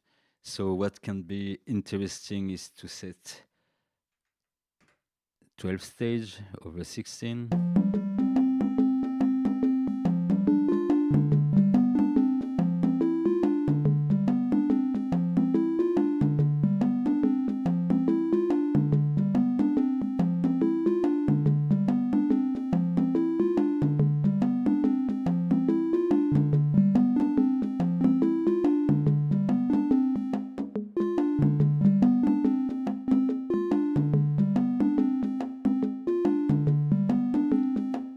After that, we have 2 ways to set the velocity, or in ramp or random. And here we have the minimum and maximum we want.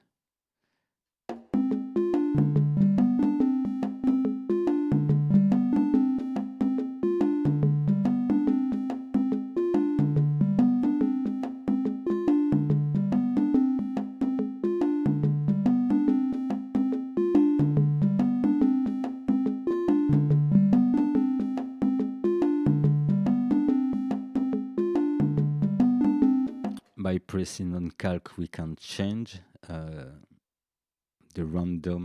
randomization of the velocity.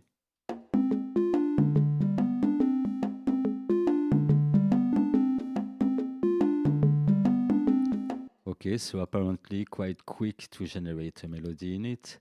So let's do another example on this same to confirm that it's great. Okay, set another number like 16.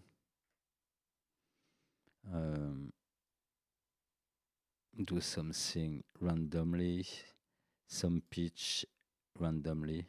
It resembles a bit to the one from Ableton, the one called Seed, if I remember well, or Shape. Yes, Shape. It resembles to Shape.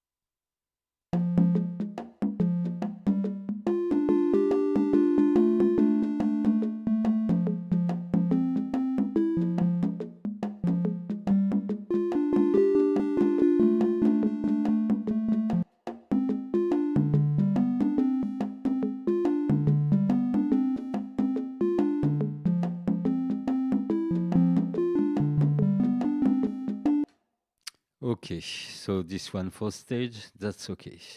The second part, let's go into the modifier or transformer, MIDI transformer.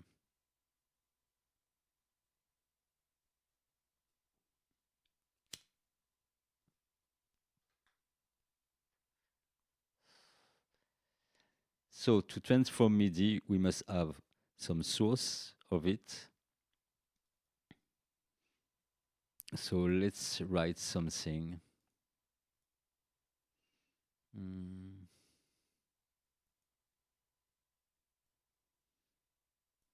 Why not with a bass?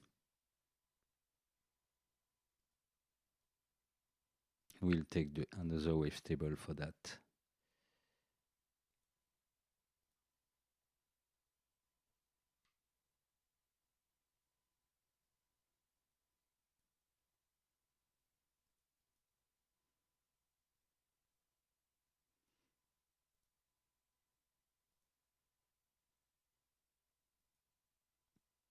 So first we will use arpeggiate. How it works, it's gray out for the moment because we have no notes written. As soon as we will write one note, we will have something. Let's stay in G minor, that way, in case this can work with other partition of it. So let's simply draw some notes like this.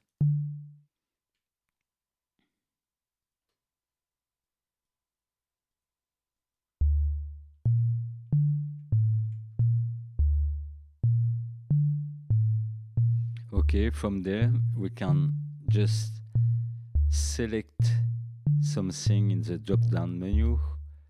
Let's take up, down and up. Okay. First I have to select everyone. You see it set the arpeggio only on this note, so I select everyone, down and up.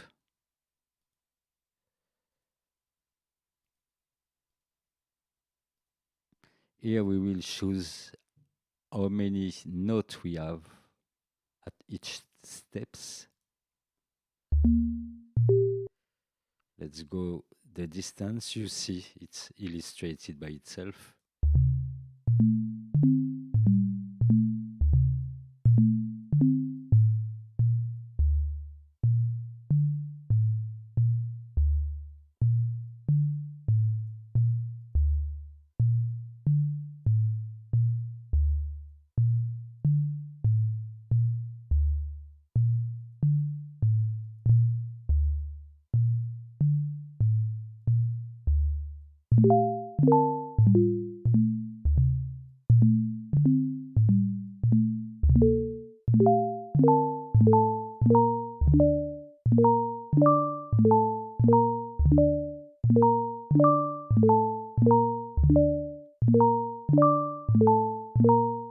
Okay, so let's keep that aside. I will name it ARP1. So this was an example with a melodic example. So now let's try to get the same. Remove all this. Okay, that way we have our note, and we will go back into this first pitch and time utility and generate a chord for each of them.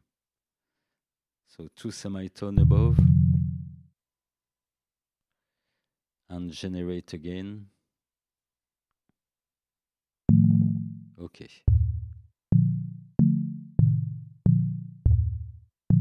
And we can go an octave above for all the notes.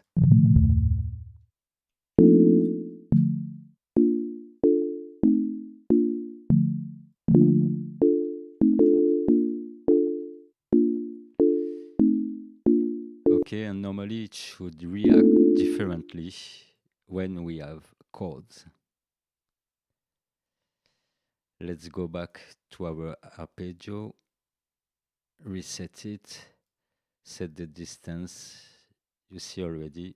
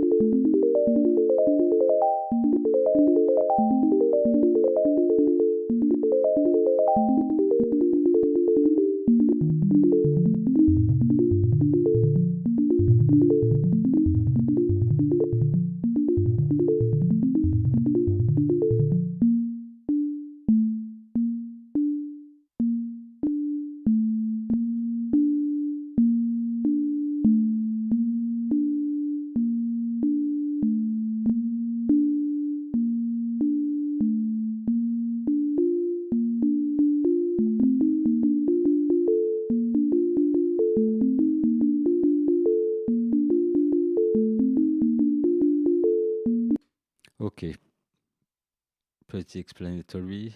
It was arpeggio. So now let's go on another example and go on the chop module. So same way, the chop will be active when you have some note written. So we will try to build something as a base. One more time. Okay.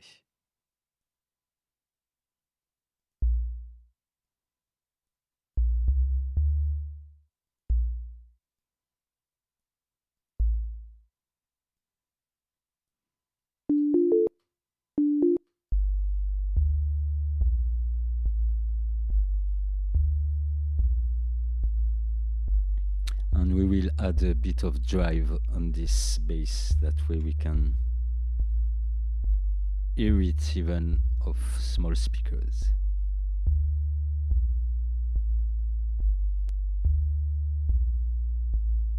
In the new update of Saturator, by the way, they set some EQ and they set an algo called Bass Shaper. So let's go in it.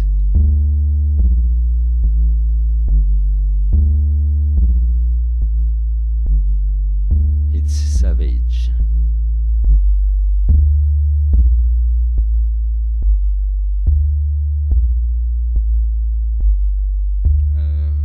Overdrive, I want.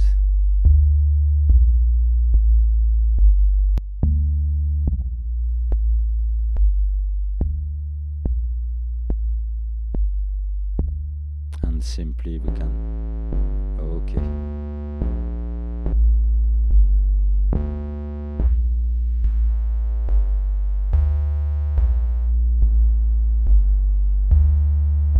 Okay, let's go back now to chop. So, as it is written, chop will chop the notes. Okay, so we will decide how many parts. Let's Control Z. We can all select everyone and chop everyone like this. Okay.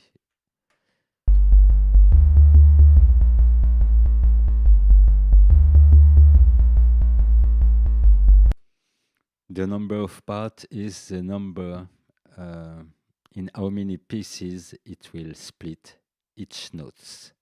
I guess it corresponds to each time of the measure 1, 2, 3, 4.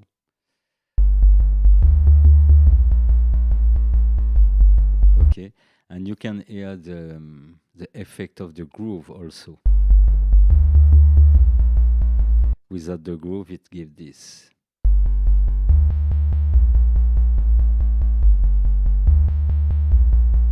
Okay, so very important, the groove I talk about at the start of this tutorial.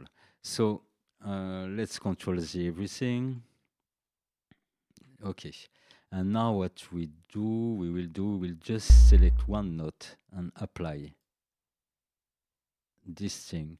The second knob is to add some gaps in between the notes. So you see at one I got 2 gaps. So let's play this.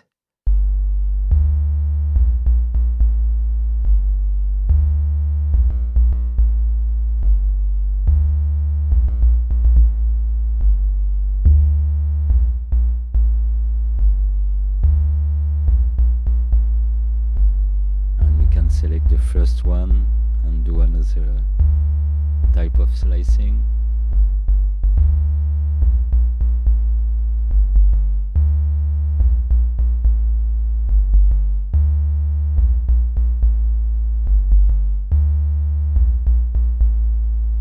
And if you want, you can add even more parts here, if I remember well.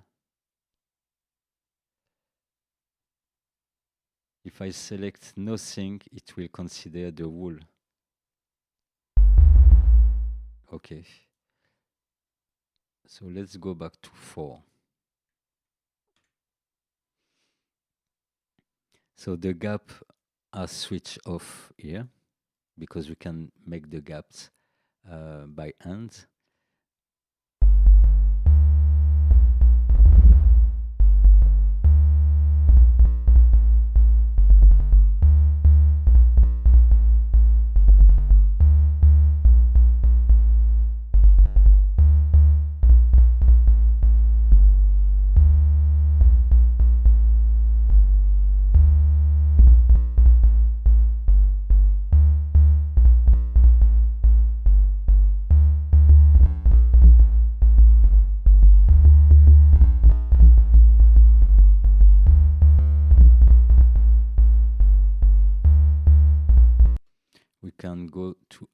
up to 64 notes. So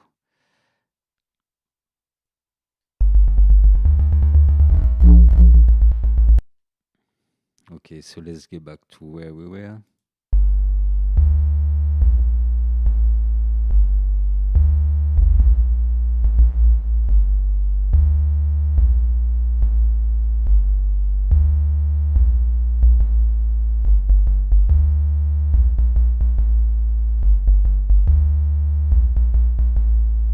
And we will choose a different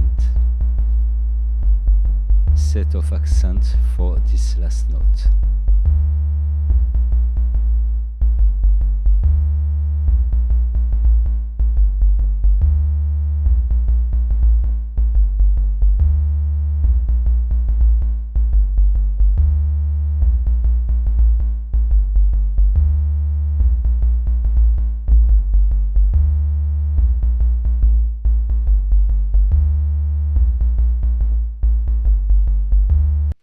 Okay, from there we can do that.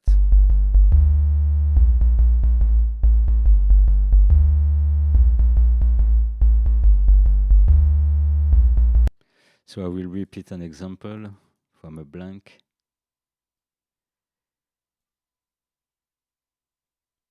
And draw some other notes.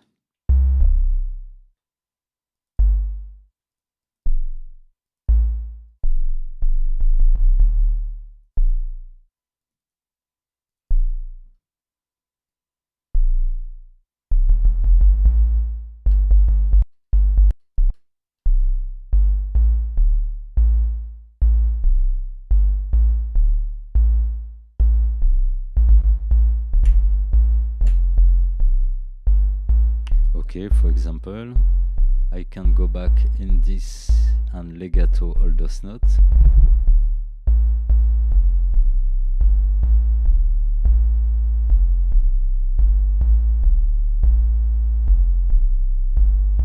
Reset this.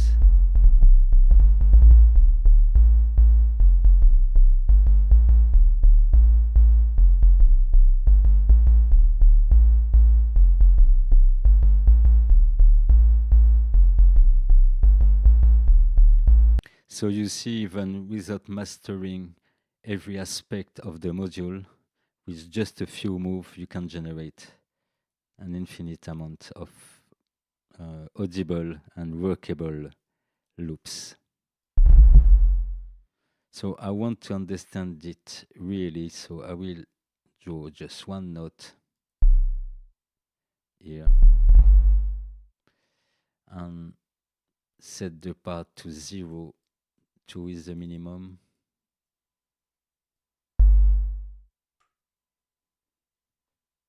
And see how it works. Okay, when I have one note, it don't work.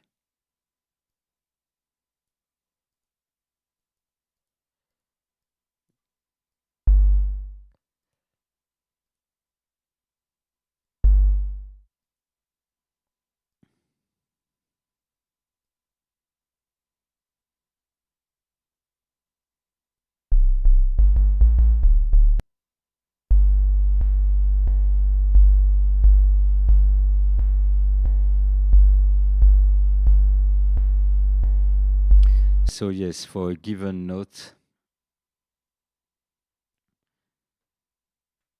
the number of parts we will choose will separate this line is in the same number of parts. Okay, so let's set it to 8, for example. Okay, we have 8 notes in our measure. And we can, if we do this,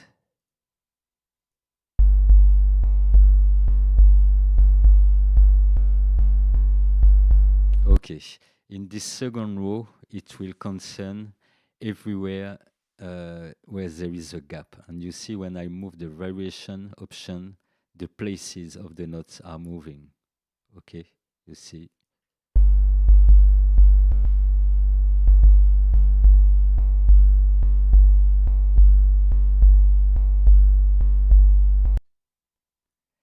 So from there, I can add some gaps. And if you see, these are the length of the gaps. And we can also, the space in between the notes can be stretched also. It is to multiply per 2 for now. I can make it more big also.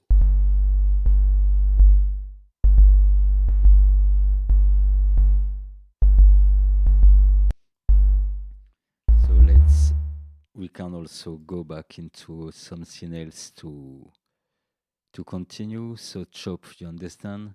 Let's go to connect now and go back to our first bass line.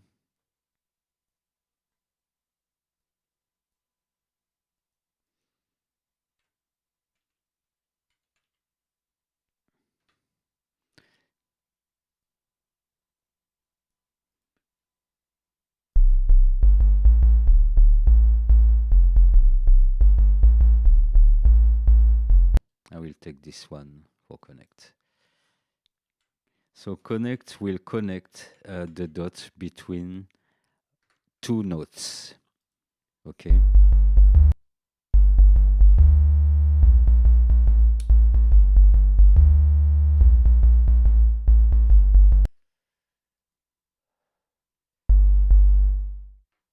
So for example, I will remove those notes and those notes here and this note. And to go simple, we will select just those two one for the moment.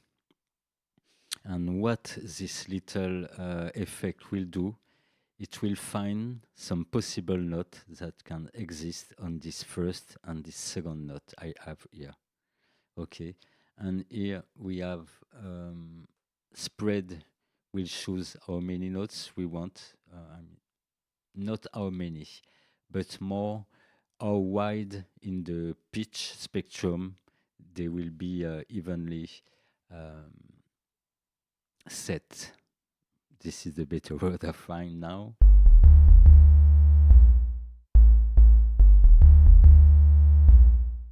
So as we are in scale awareness, it displays in scale degrees. So to you to understand scale degrees, it means that if we are in A, we'll have A, B, C, D, etc. So it's a certain number of scale degrees. So the spread will define how many up and below in pitch we will go to complete the connection between our two notes.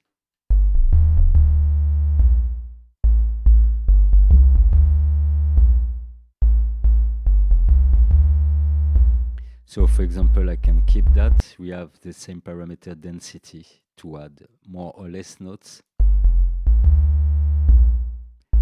And we have the tie parameter one more time, which will tie some of the notes.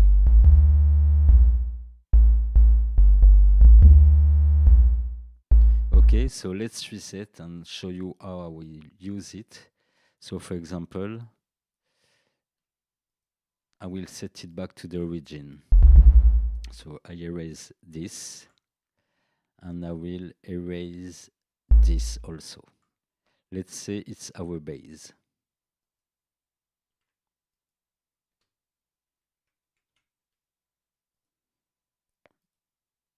And I will duplicate it 2 or 3 times, and call them connect 1, connect 2, and connect 3.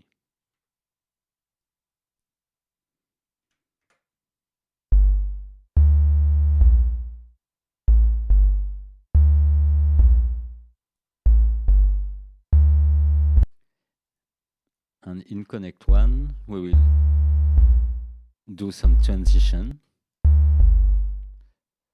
like this.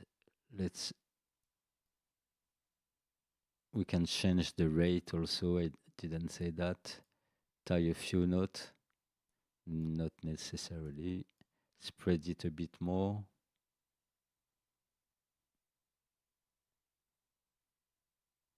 Let's say like that. Okay, and I will do the same in between those two notes. Finding something less note this time.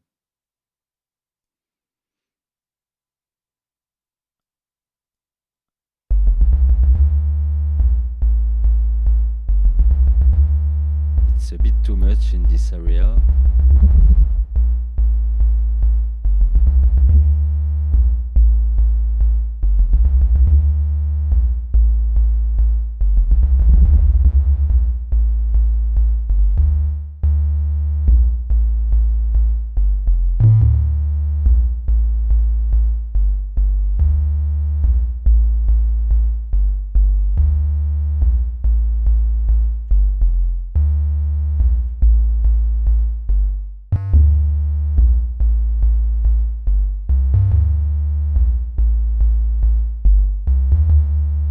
Okay, we come close to something.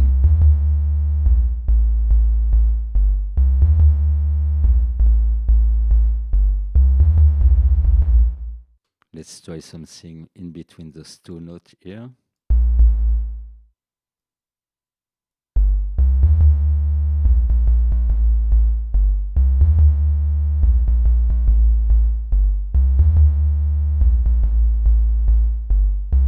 So the more you want it to stay melodic, and the less you will spread generally in those type of tools.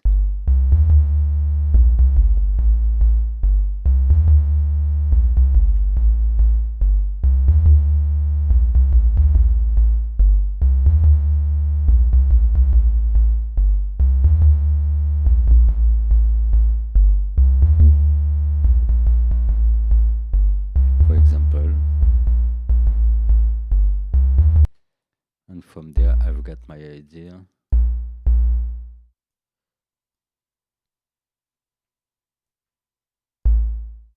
Okay, this is our connect variation one.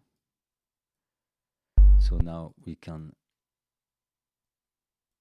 make them more long for the first pattern.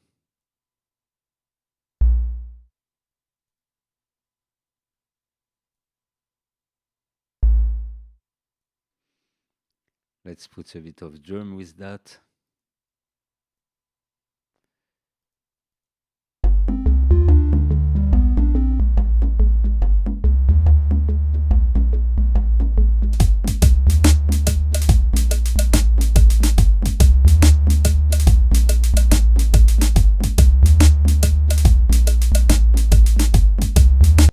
Okay, now we have our connect, our bass, our first variation. Let's make a second variation.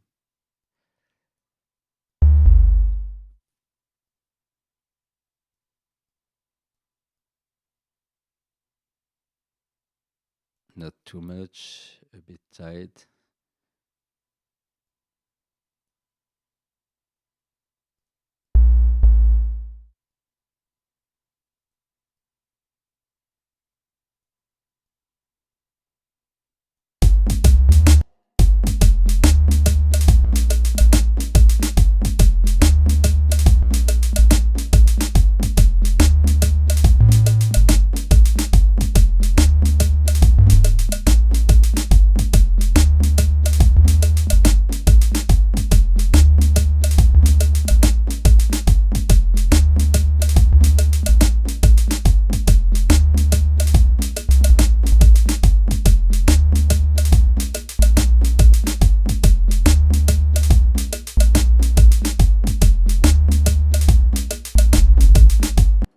Can rework in between those two also.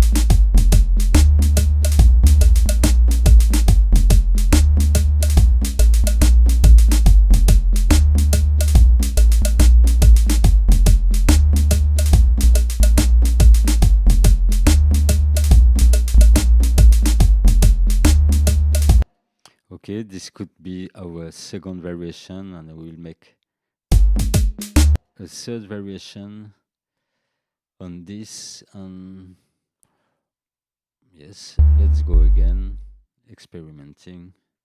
So for example, more notes, far more notes,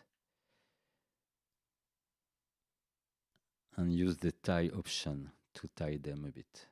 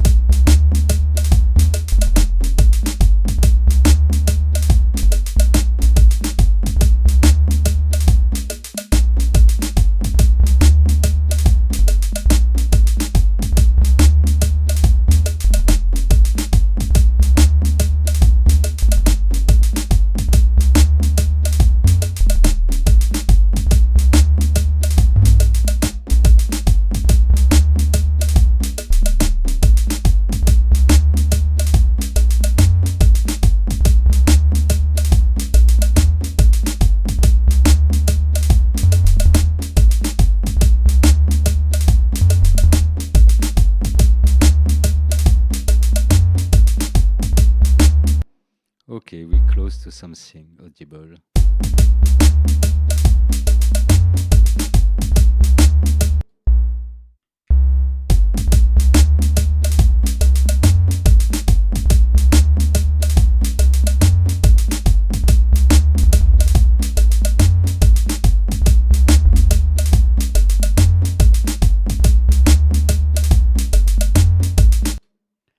Okay, this is enough ideas. So sometime also you will those tools will just bring you something in your ear. Okay, some notes, a direction, and sometimes you will hear directly which note you have to move or make longer or shorter. The idea is, as musicians do when they play together, someone will start and play a partition, and what he is playing will inspire the second musician, and the second musician will add some other note according to what is inspired by the first one. Okay, so here in this case, the first one who give the idea is yourself, but helped by the software. Okay, so let's listen our three variation back to back. First one, and then I click on the others.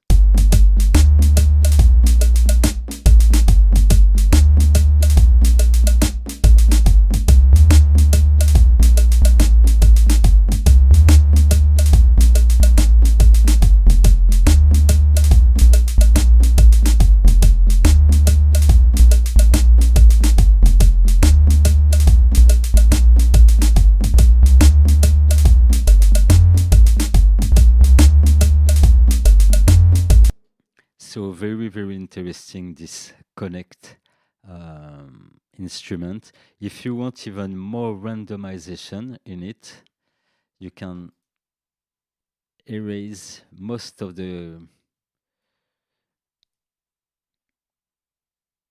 notes in between two notes. So our first note is this one, and the last one is this one. Okay.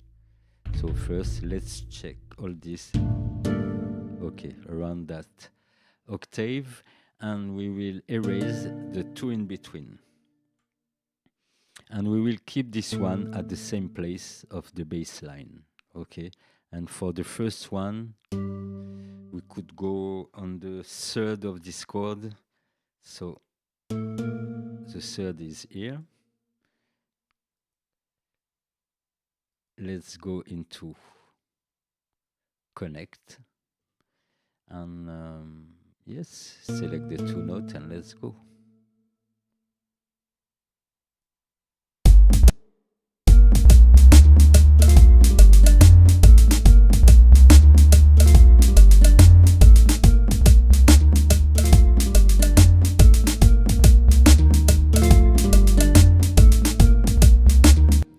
So connect is one of the one interesting to quickly get some random ideas.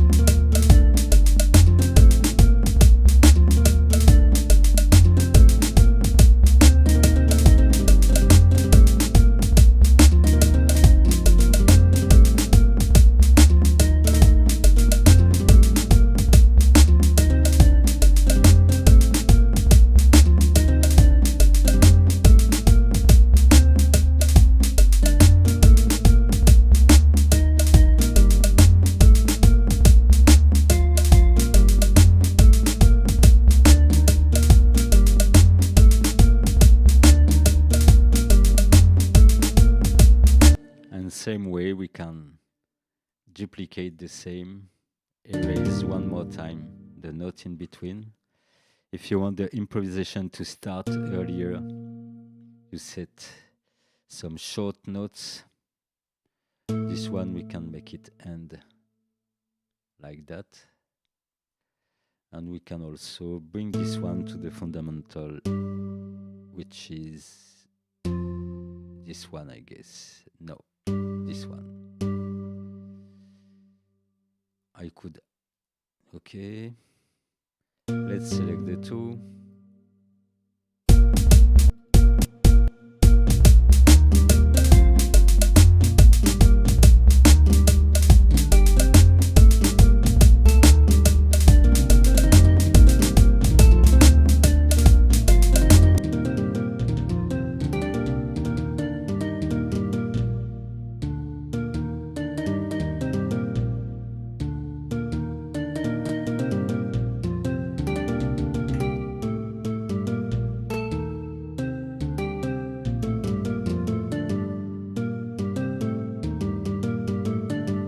Okay, we stabilize.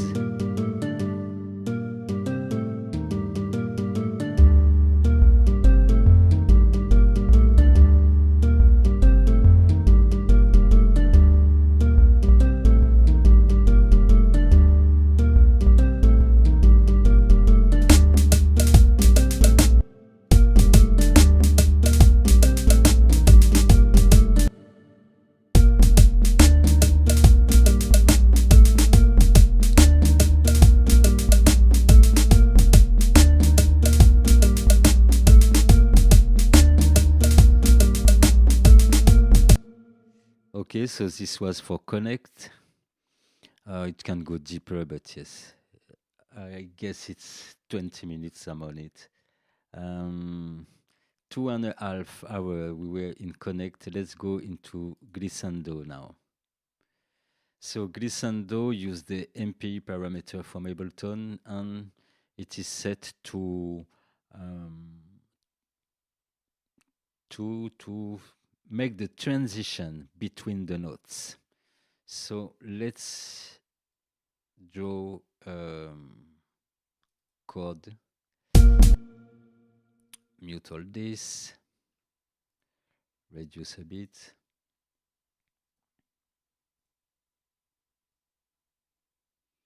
Okay, and I will use the wavetable for that. Set a sound like this. And let's draw some chords.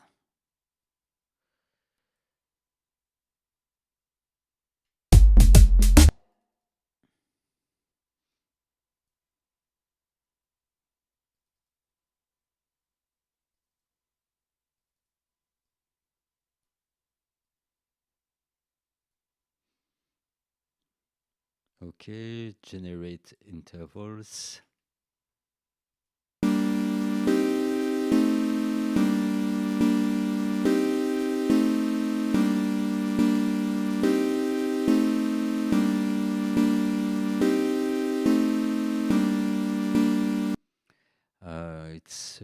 quick, so what I will do is change the length, so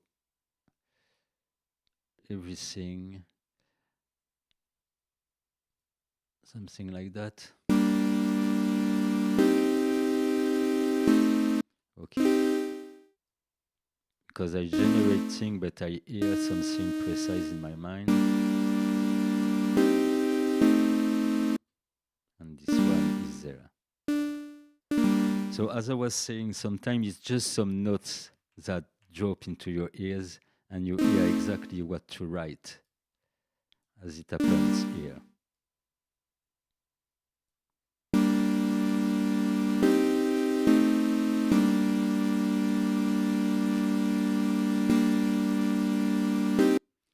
Let's change the color and we will call it base.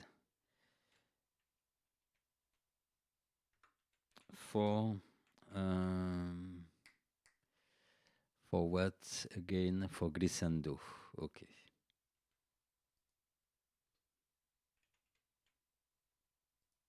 And we will duplicate that and apply the glissando here.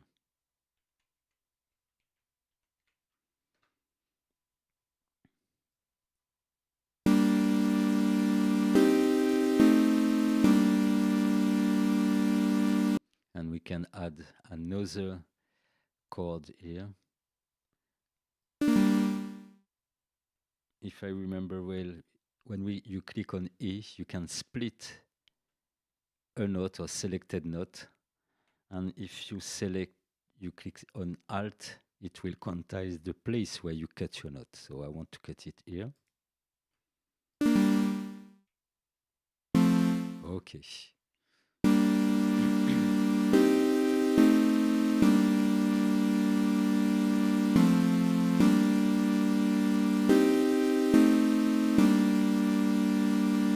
So now to apply a glissando, we have to select at least two successive notes. As you see, if I select only one, it don't work. So let's try between this and this. Transform. You get the idea? It will. Let me reset everything. Let's do this for each of these chords. And perhaps if we display the pitch here, we can't display the pitch. Okay, it's in MPE. We will see this. Okay, we are in the note display when we go into MPE, as we will touch to the pitch. So let's transform that.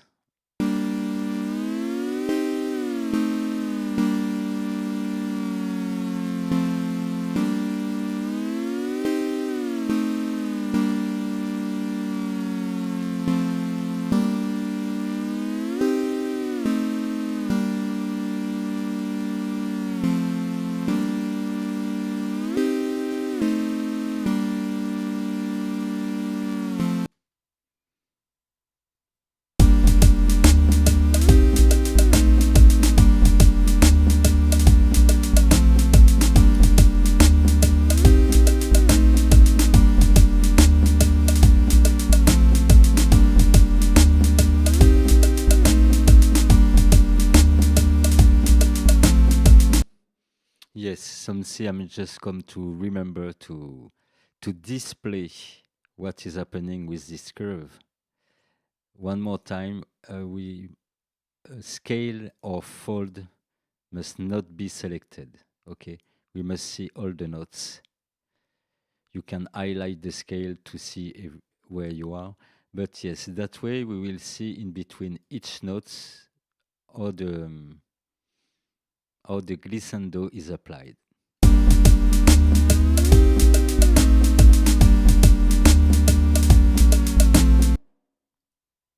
So it's, let's see if it erases, okay, it erases the notes. So let's go into control. We can select just two of them and add this.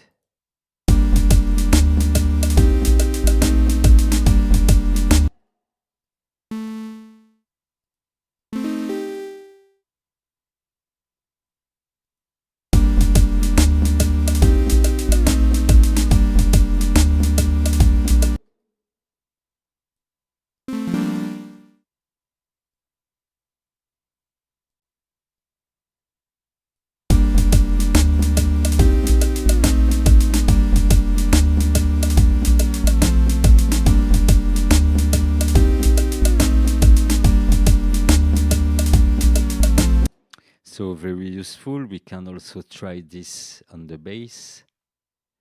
So let's add another variation here and call it glissando.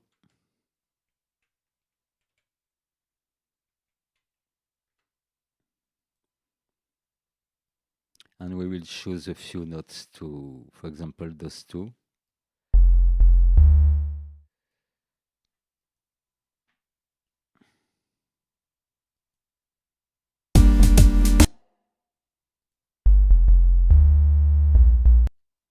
And read the right pattern.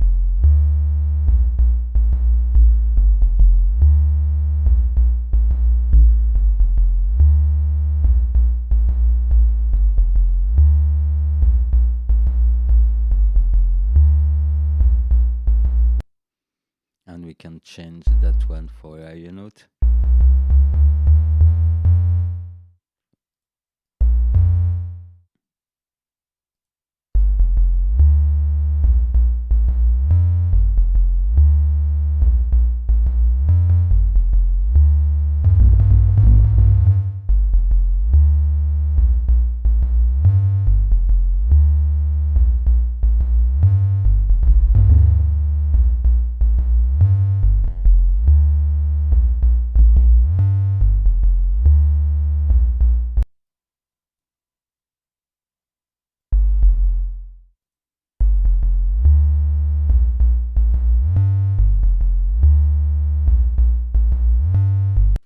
Of course, you have to have some notes with enough slang to hear the transition. For example, here, if we want to add a transition, it will make this first note longer to be able to draw this pitch.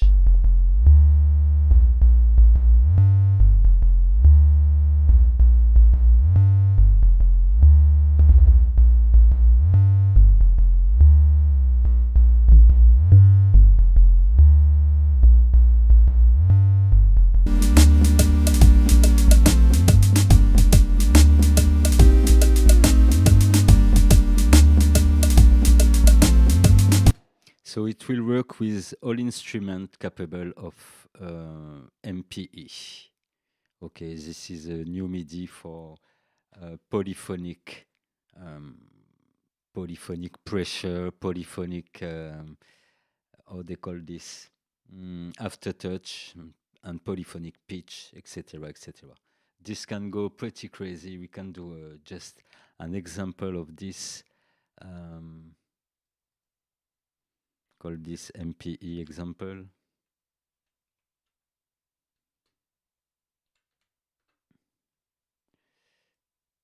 Okay, and we will take the bass for that.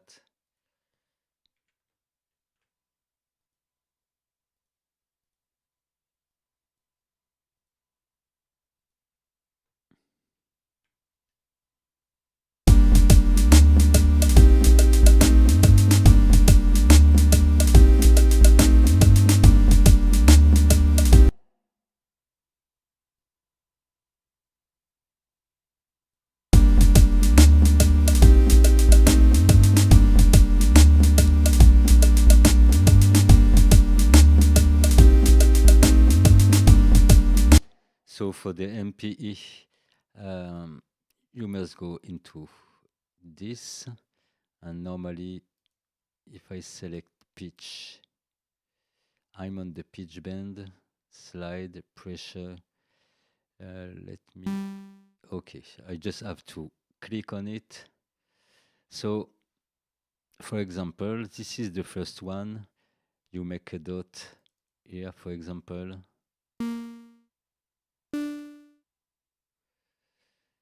And what we will do is adding another dot.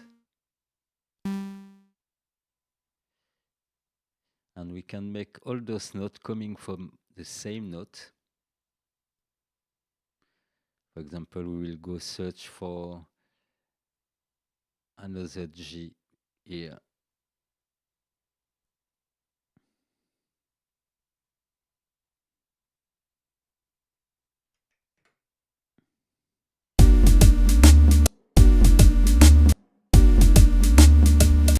So this is for the first note. Now let's go for the second note.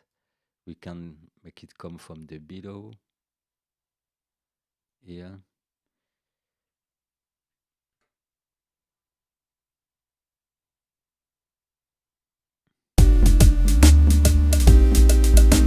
And we have also this note we can modify. Let's go far higher.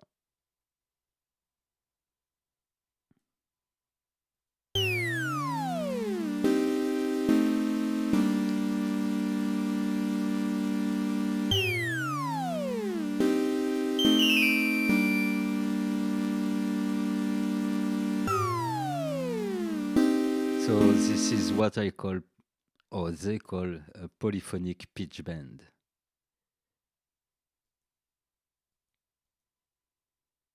Okay, normally you have to select the note before modifying the curve.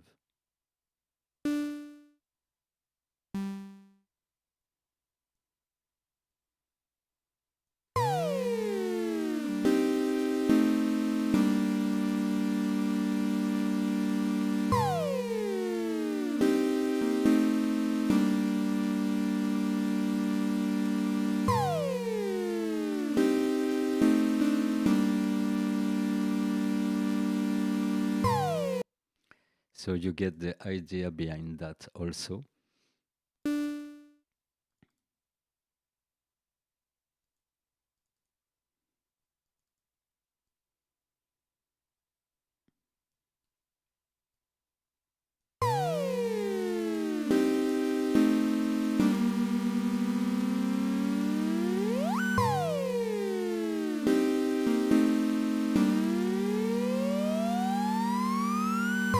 Okay, it's a bit like a video game for now, but it was to show you to where you can push some manipulation in MIDI.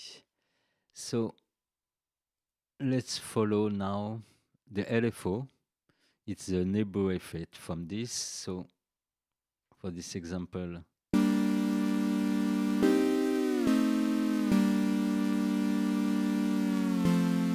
let's take the bass and call it LFO example. And LFO can modulate the pitch bend, always in MPE, or the slide, or the pressure parameter. Okay, so for you to understand those parameters where they are assigned, for example, in wavetable, we have the mode source, the matrix, the MIDI, and we have the MPE. Okay, and in this MPE, we have our three parameters, meaning note pitch bend, slide, and pressure. And we see in this plugin that note pitch bend is assigned to the pitch. The slide is assigned to the oscillator 1 position, meaning this. And the press is assigned to oscillator 1 warp. So this parameter. Okay? So I can exaggerate a little bit each of them. That way you understand well with the wavetable or with samplers, with most of the instrument from Ableton, you can have these three other source of modulation. So if you have a MPE controller or keyboards, you do it by hand. But in the computer world, it's just three other source of modulation that you can add to your sound. So let's go see how LFO will deal with that. We will first add on this section, or this one, a LFO at the end. So we select pitch bend, and we will select a shape and a way the LFO will behave. So an amount of 1 semitone is enough. We have the shape here. If I transform, yes, okay, transform, listen.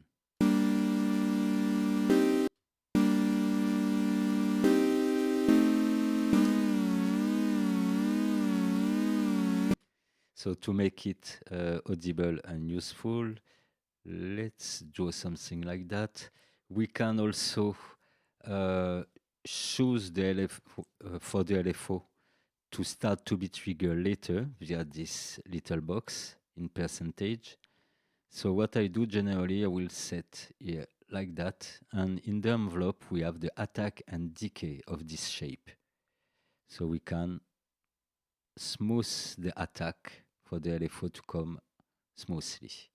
And we can smooth the decay also. That way it come back to a stable same note before going at the end of the loop, at the beginning of the loop, sorry.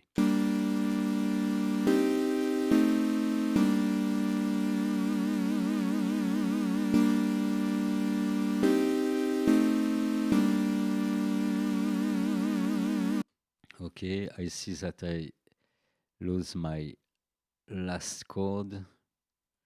Where is it? In the glissando.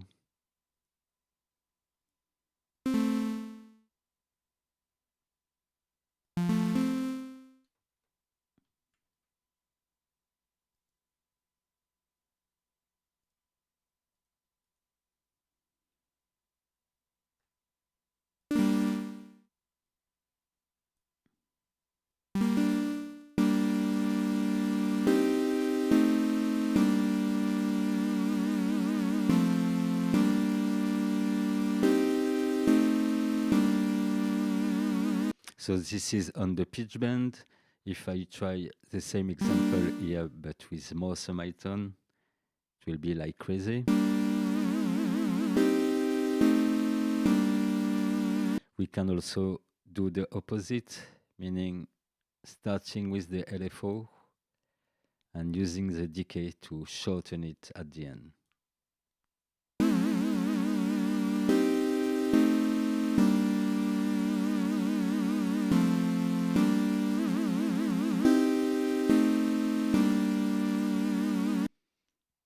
Okay, but on this first note, I will apply it to another parameter. And this is the box where we change the parameter. So if I go on a slide, let's go see in wavetable, slide correspond to the oscillator 1 position. So the slide will move this parameter here. So let's add some slide.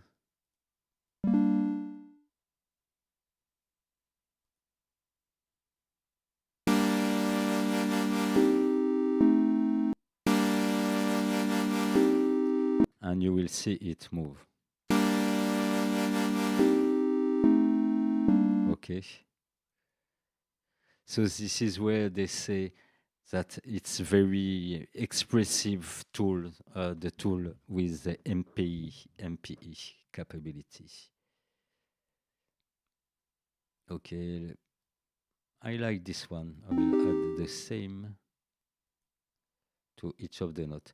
And for this parameter, you see this appear in the slide box. I still don't know how to make this parameter appear on the notes. I don't know if it's possible, but yeah, let's add the same.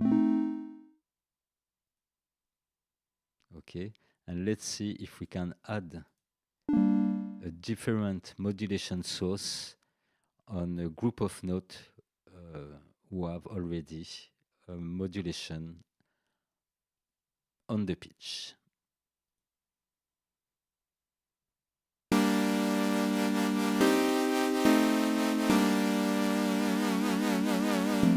And yes, it works.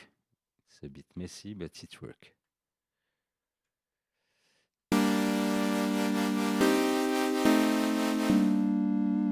Perhaps we can correct this with more attack. Yes, it works.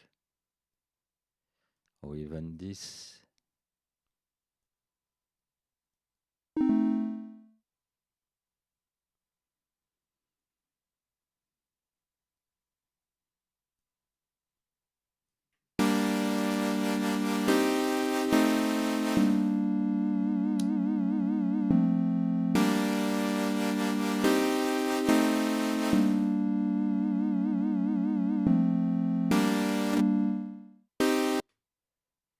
Let's set this LFO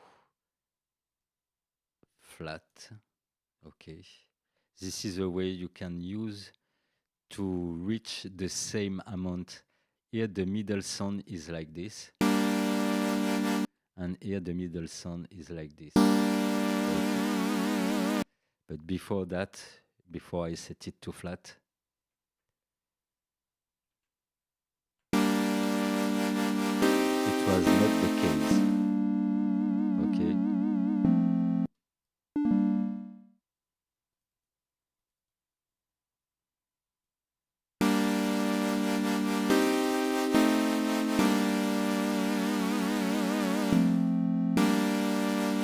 And we'll do the same here.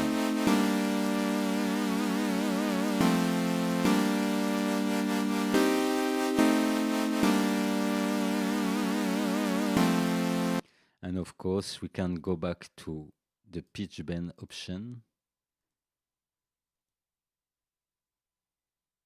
reset all this, and set it.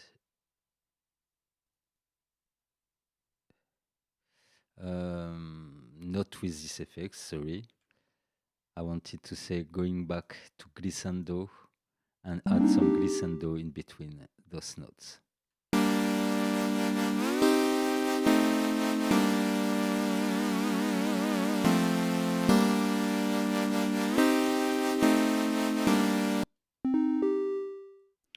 And sometimes it just required those type of tricks to make it a bit different.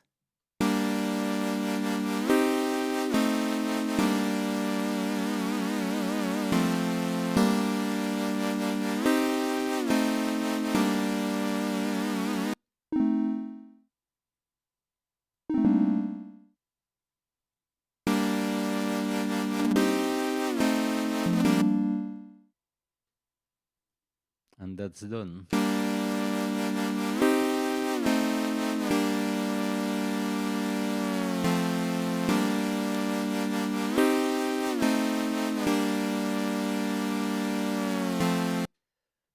Of course, imagine you wanted to have a glissando from this and the start of your loop. The shortest way I see is to duplicate this pattern. Okay. You can do this here.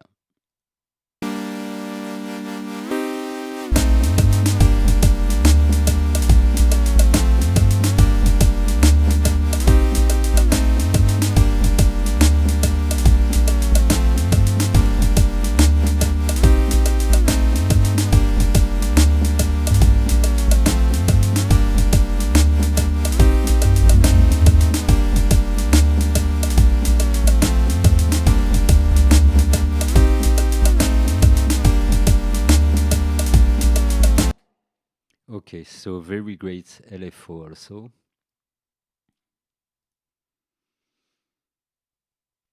Glissando, LFO, now ornament.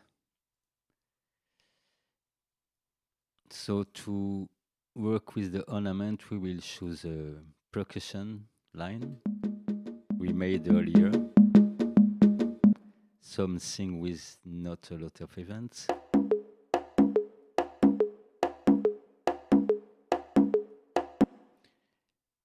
Duplicate it. So ornament, with this one, you can easily add some fla. This is into the drummer verbiage. Some fla or some grace notes. Okay, so ornament. Let's go first for some fla. For example, here, here.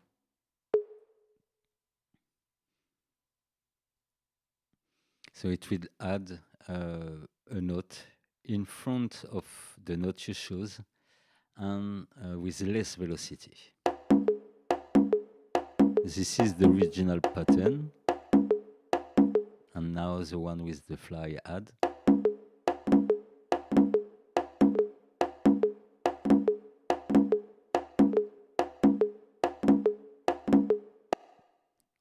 can remove this one and add it here.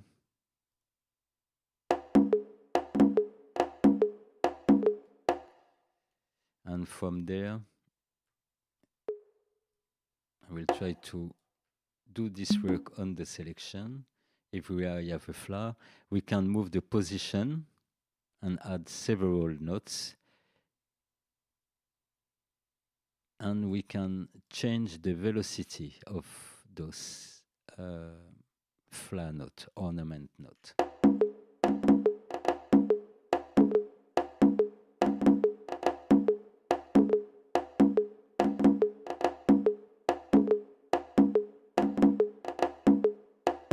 Okay, we can do another example with the original part.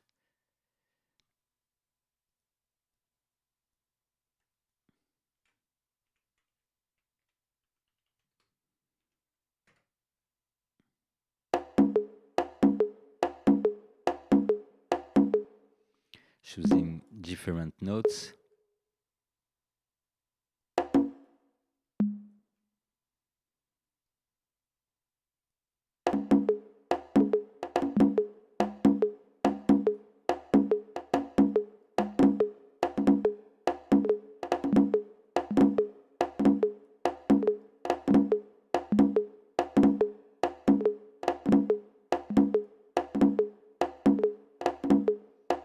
So you get the idea here. And the second possibility of it, Fla will be more for the drum, I guess, according to the name, and you have some grace notes. So grace notes can be like when you real play on the keyboard, sometime you will drift with one finger or make some notes you didn't want to play, not voluntarily. Okay, so this is here to emulate this kind of behavior when we play. So let's see, find the melody. We'll take that one, take that one and give it the name ornament.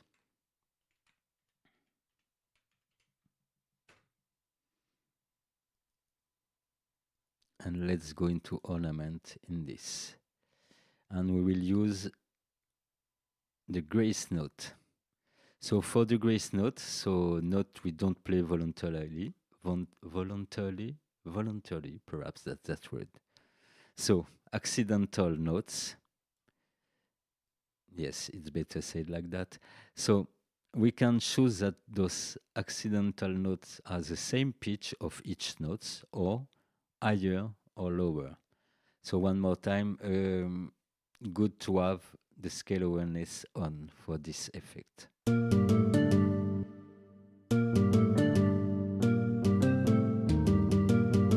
So for now, it seems that they are too close for us to hear them. So let's try to make them high.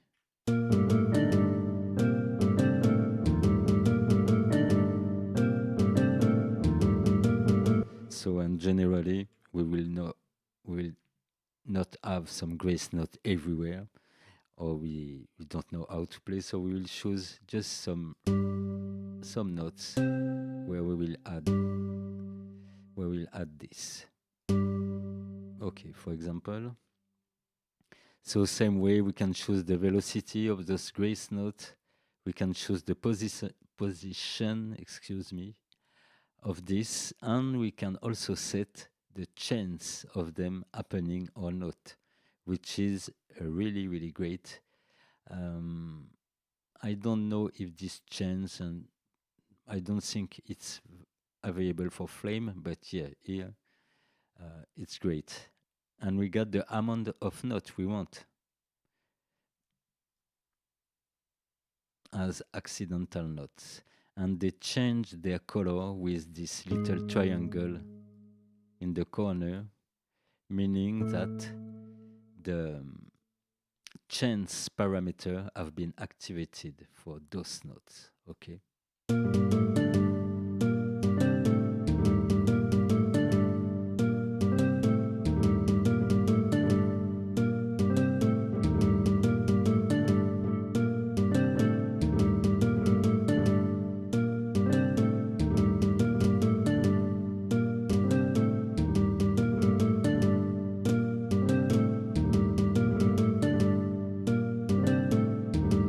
So if you apply a process above what you did, it will double everything. So it can be a mess quickly.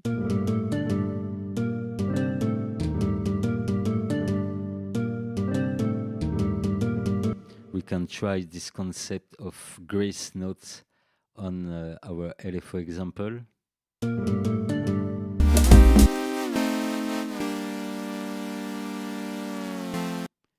Let's duplicate that and call it ornament.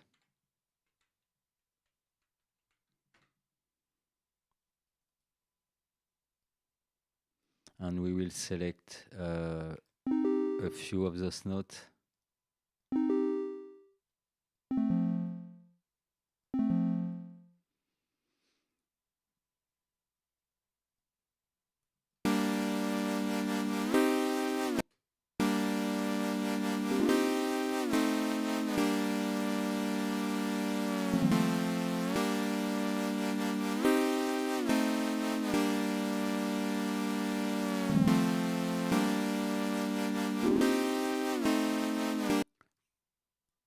Let me verify perhaps the possibilities. I want to see if there's no note before the one I choose, how far it will bring the grace notes. Okay, it stays in the same region. Okay, so no matter if you have a note before or not.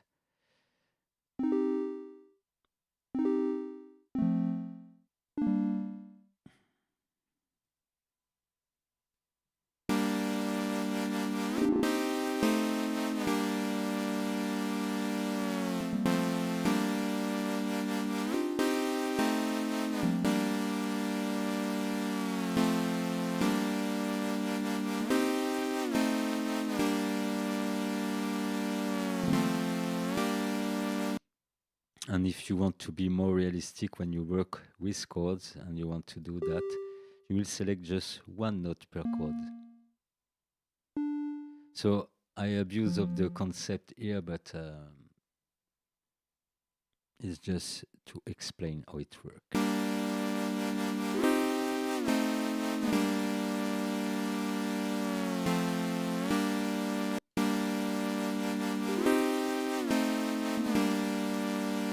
So let's say it's an accidental note maker. After that, we have quantize. So quantize, everyone knows what it is. But what is the specificity? So you have two ways to reach this quantize. Let's take one of our drum.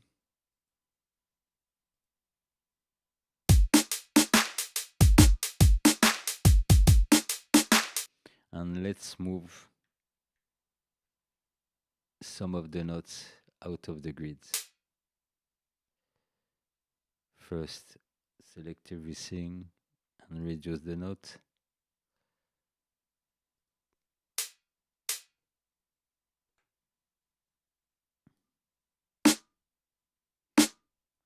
Just for the example.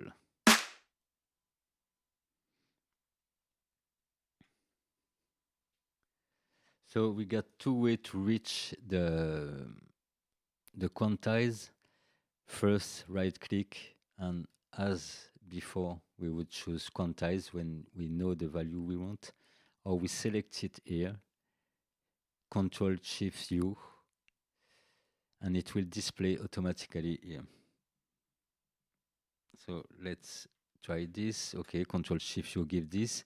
So I remarked that on the keyboard, this shortcut only work with the control on your right. Control Shift U, but with the right control. If you use the left control, it will not call this window. Okay, so simple, it's a quantize, but now we can set the amount of quantize. By default, it is set to the grid. This is the mode I like to use. I set my grid in adaptative, and that way I choose my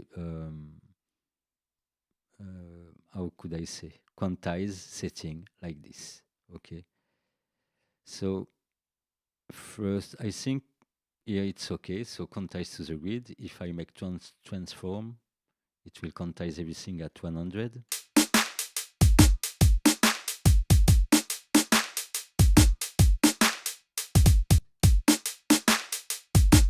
And of course, I can choose how many percent of this quantize I want to add.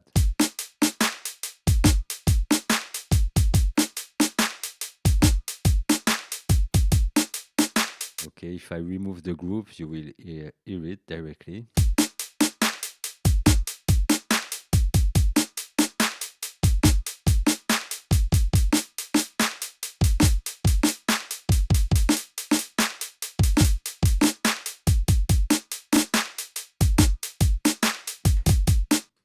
So simple, we can quantize the start of the notes and the end of the notes.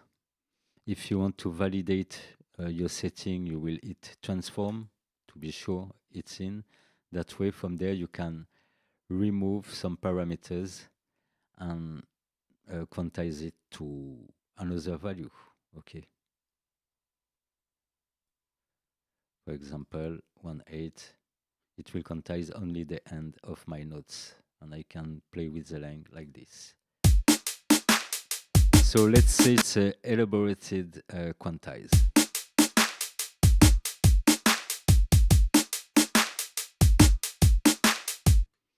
Okay, this was for the quantize. This can be used also more artistically, but yeah, you'll go and experiment in this.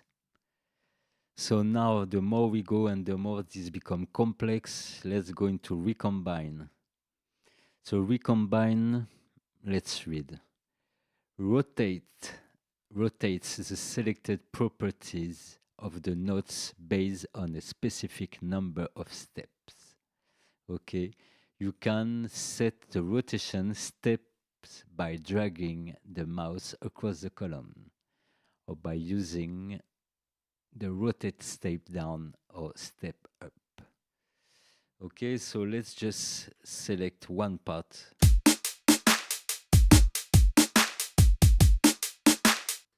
of our loop and see how it behaves.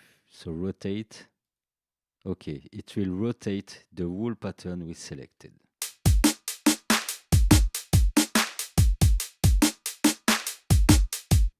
Control Z.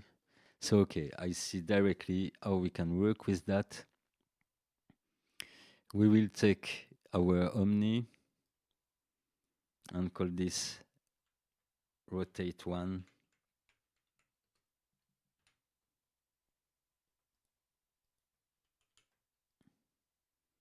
2, 3, 4. Because what we will do now is to leave the start of the loop the same and make some rotation or reorganization of the end of the loop to create variation of our pattern called Omni, this one.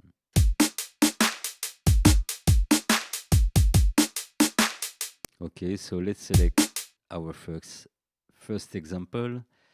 We can close all that, not useful. Perhaps we can fold without any problem, yeah.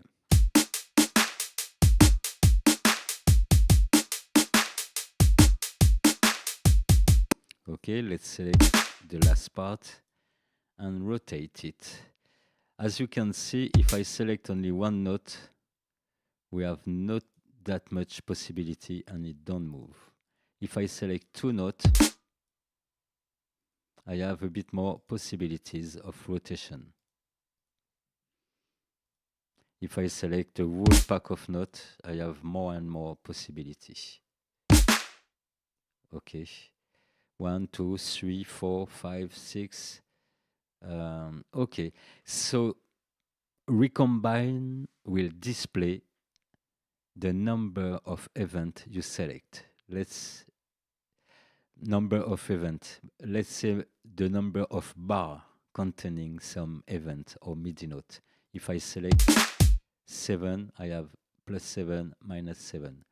If I select all this, it represents 10 notes, okay? So we will rotate only the end.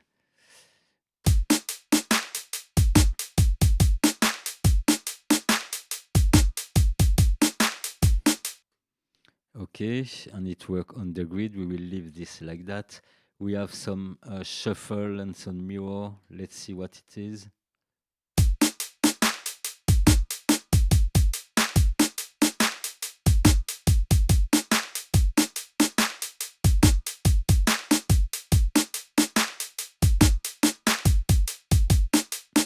Okay, let's say we will keep that for the first variation.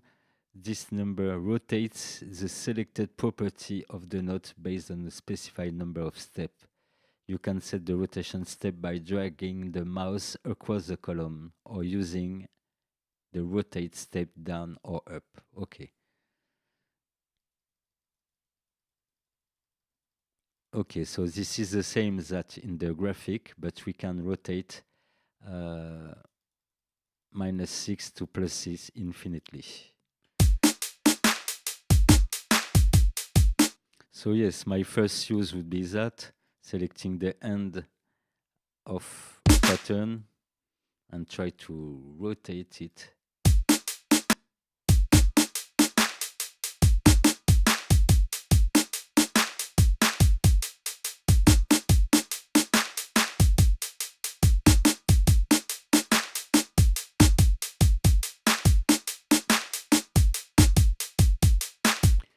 So shuffle toggle to randomly recombine the selected property. Okay, so it will random the place, the sounds keeping the same place, and mirror, make a mirror toggle to reverse the selected selection. Okay, and let's make a third variation like that.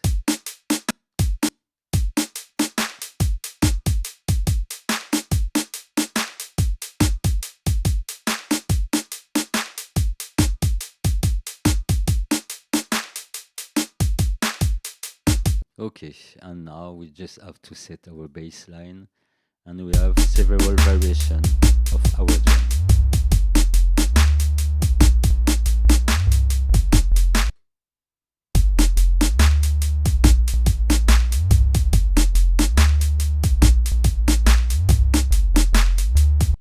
Okay, I have to set the trigger property of those clips for them to clip.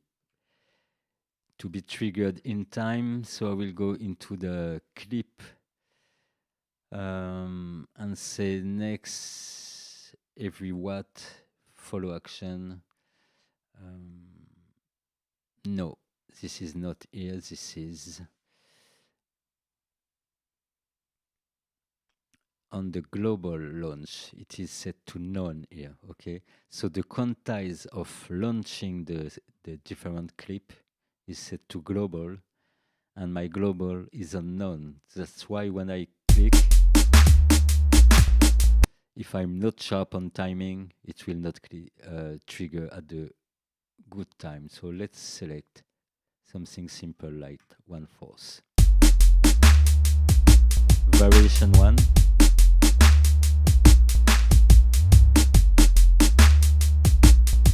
Variation 2.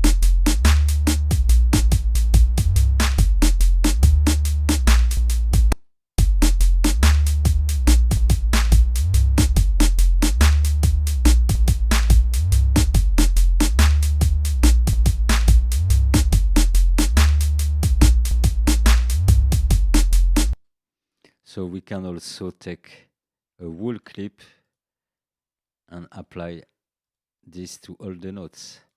For example, I guess if I select everyone,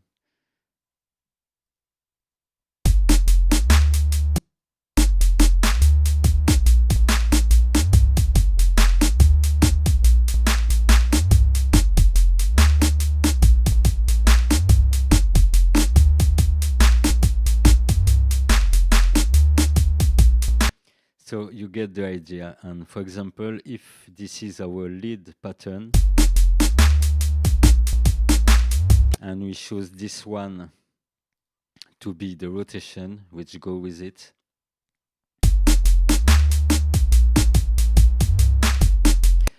we can also go back to some other modification, like I don't know, let's go into chop and select the last snares.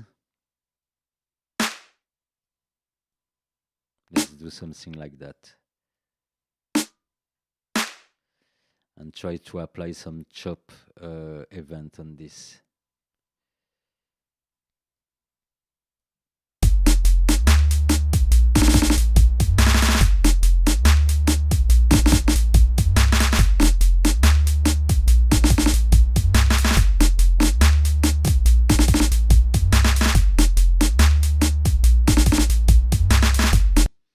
Or we can go into another one. I was thinking about making some drum rolls. What do we have? Ornament. Let's try the connect one.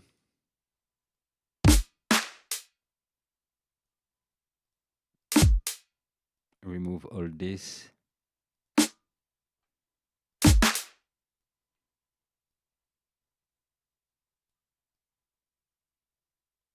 Perhaps a bit too much.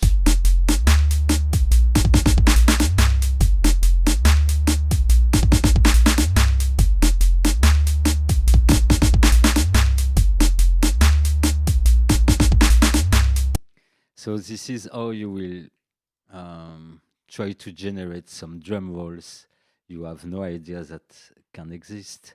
So let's add another one.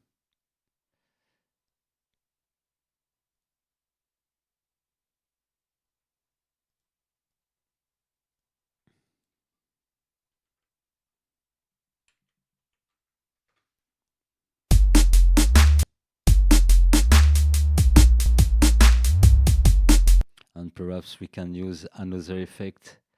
What we can use? We use ornament, recombine, chop. Let's go into chop. Reset. Too much parts.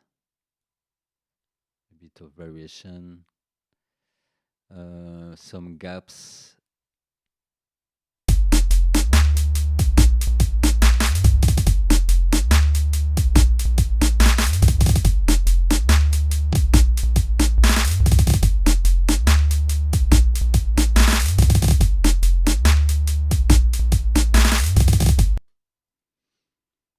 Okay, so it was just a quick example. I can even erase this one. Now, what do we have?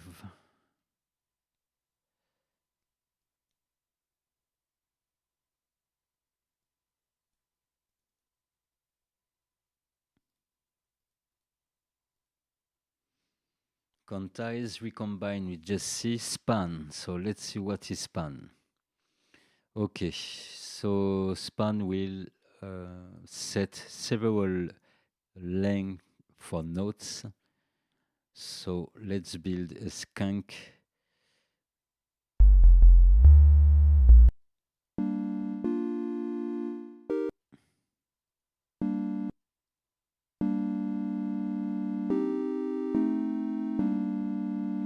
So we will use this base to build some skank.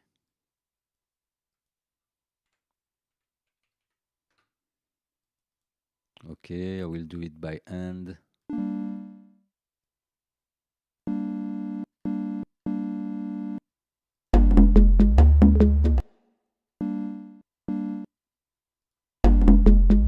And I need some drums.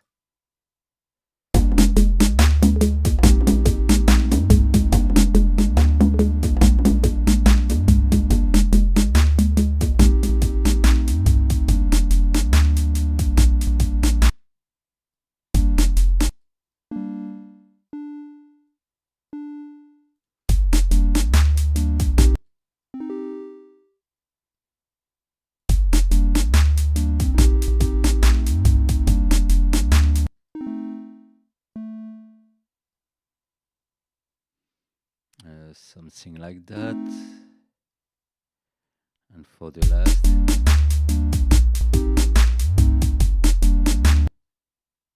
it will be the same chord always.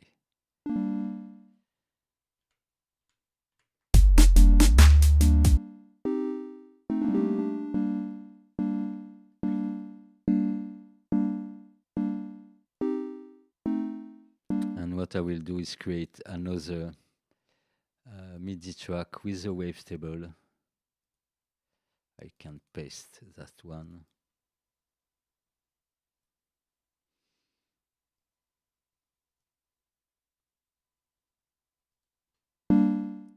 That way I can set the sound I want.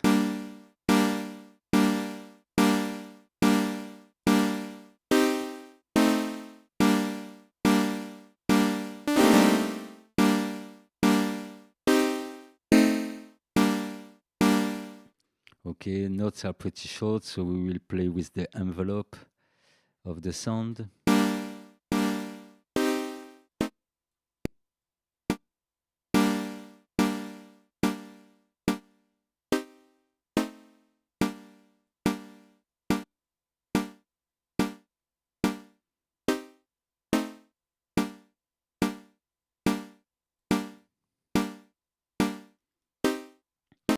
And we can do something with let's go back in time. It's not glissando. Or perhaps we can do it. No, just the pitch with glissando.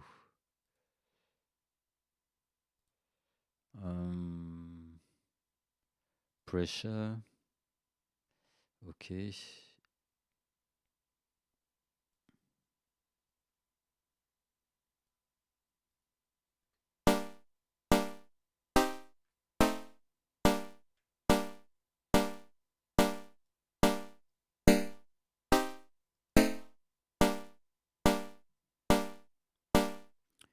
Okay, let's get back to where we were. So span. Span will decide on the selected note to change their length. So let's take this one. For example, if I say legato, it will elongate those. Okay. Tenuto, I don't see, perhaps my notes are already too short. And staccato should set them shorter. Okay, and the offset will tune all of these parameters.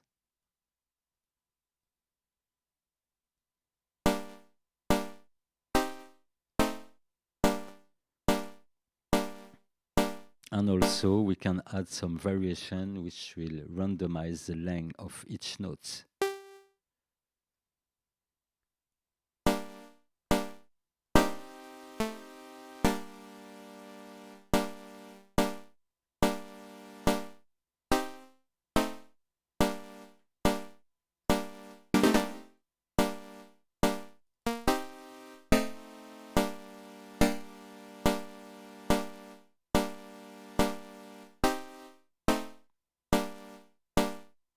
Okay, you get the thing. Not very impressive like that, but perhaps with time we will find more and more use. But this can be effective if you want to add a bit of life in some pads like that one. How does it call again? Span. So I will call it span.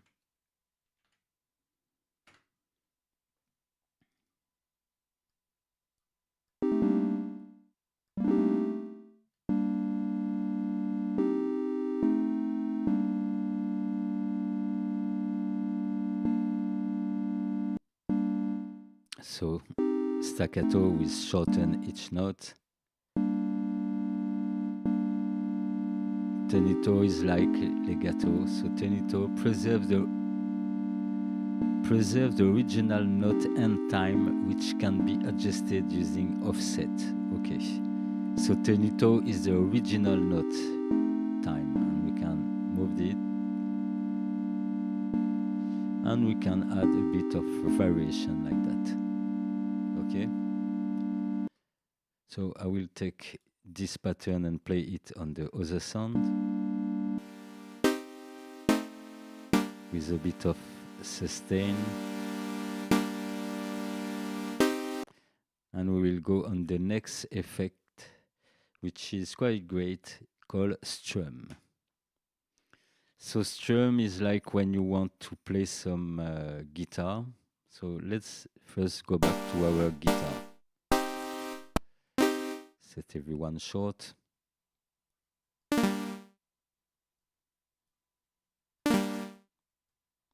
So strumming is like when you make a chord on a guitar. Mathematically, you hit chords one after the other, but very, very quickly. So this one is set to emulate that. So I will duplicate the same chord to the octave. That way we have 6 notes. So ultra quantize, it gives this as it is. By the way, I can go and quantize the end of my notes. Okay. Let me go back to strum.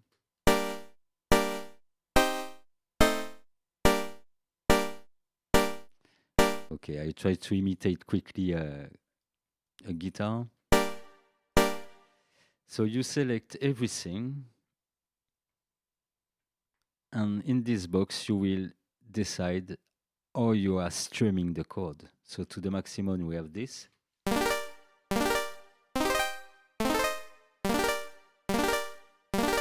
That way you hear what is happening in the background.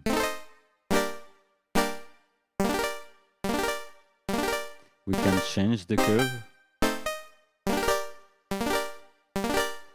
Okay.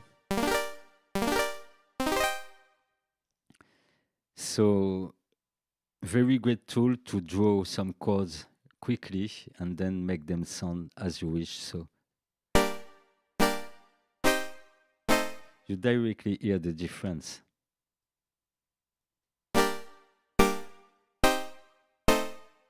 Kind of robotic and hear a bit of life.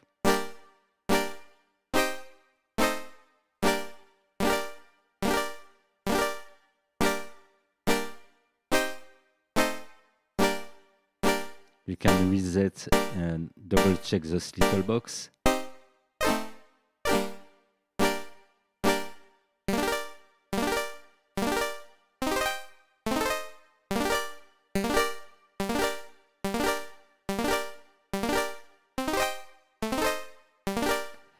Tension will decide if you are more quick to strum at the beginning of the chord or at the end of the chord. Okay.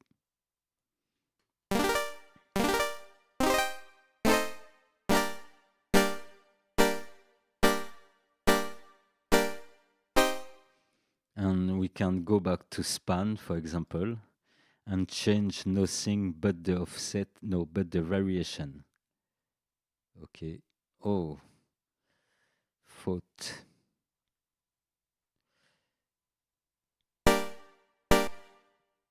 It seems that I have to validate this, transform. That's okay. And then I can change some length. I hope this will work. Yeah.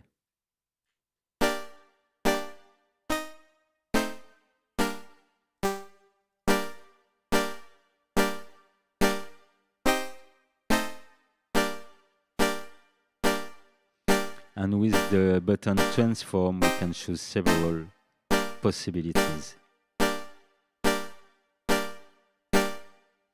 Okay, so we get it for span also. What do we have? Span strum, we get it. Time warp. We come close to the end. Time warp. How many times? 3 hours and a half. I have to drink something and I come back for time warp.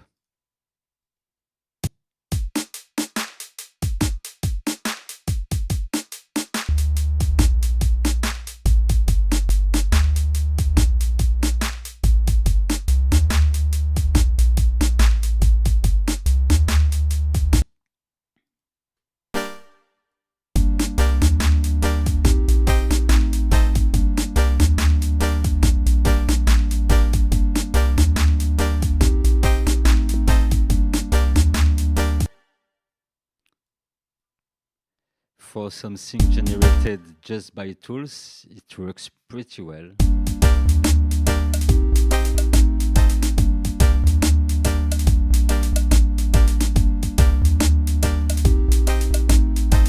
Let's add a bit of echo in this, an effect for the fun.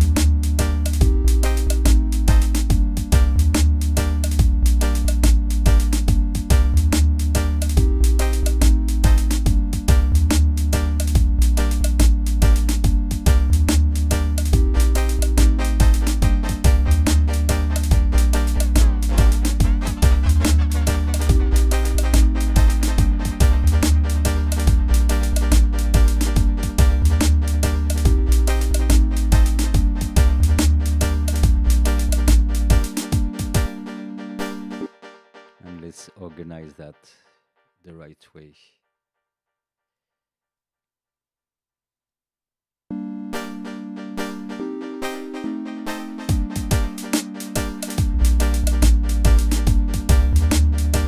I'm back in 1 minute. It is just an interlude.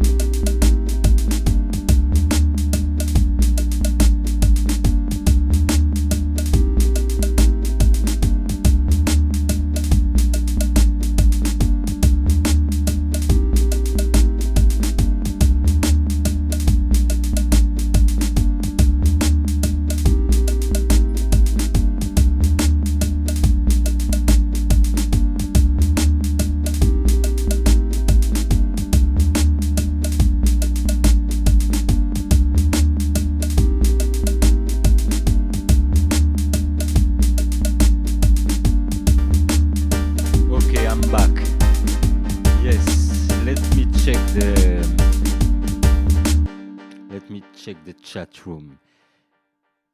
Mr. Lixistic, greetings. Hello Jideh, juste je passe dire merci pour tout ce contenu sur Ableton. Grâce à toi, j'ai pu enfin me lancer dans la compo du dub. Big up Mr. Lexistic. Ok, j'espère que tu comprends, même si c'est en anglais un peu cassé. Au passage, si tu es toujours là, je pense que je ferai aussi un épisode sur tout ça en français, un peu plus rapide sûrement. Là, je vais continuer en anglais. Et oui, j'avais dit que ça serait long. Je pense qu'il y aura un paquet de parties. Ok, so let's get back into the English side of the word. Yes, give thanks. Et je suis vraiment content si ça a pu t'aider. Et c'est loin d'être fini, je pense. Ils ont été trop loin. Ils ont été trop loin, Ableton. So let's follow with the next. I can't recall where I was. Okay, now we are in time warp. So time warp is interesting also. Let's take back our first Euclidean. Let's add some scene. Okay.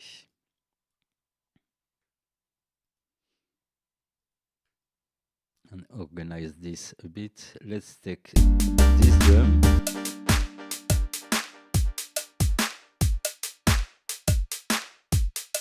Or this one. Oh.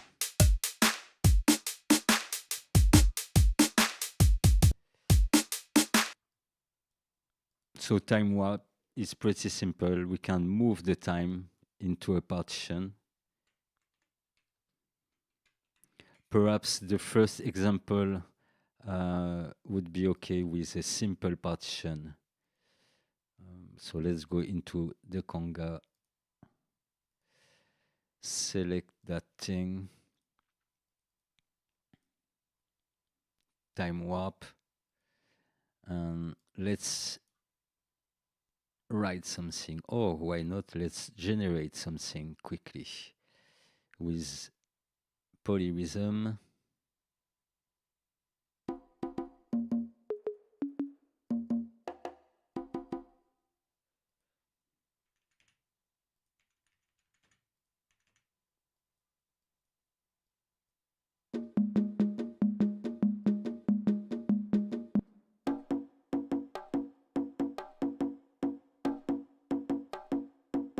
Okay. Now we have a pattern.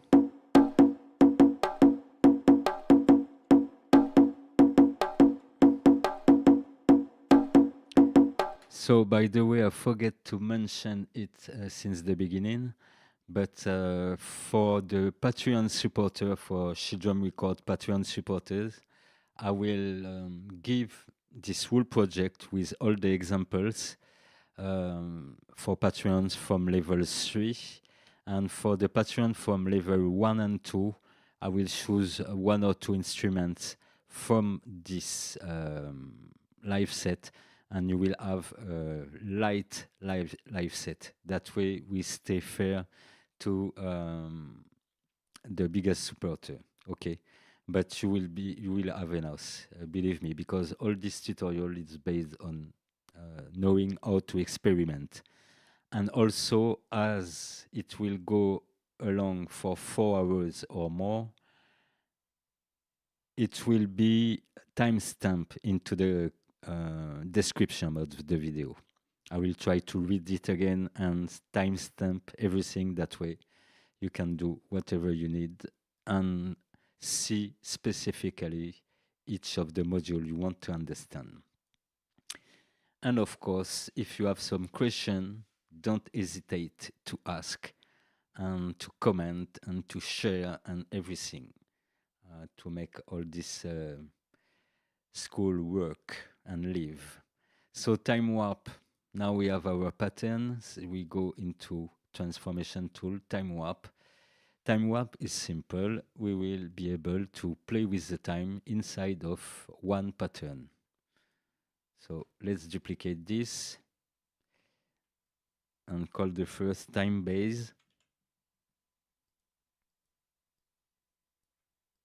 and we will manipulate time in the other one. So simple. At the middle, this is the same time as in your pattern or clip, and you can slow down the start of this pattern or slow down the end. Okay, you have the speed factor here.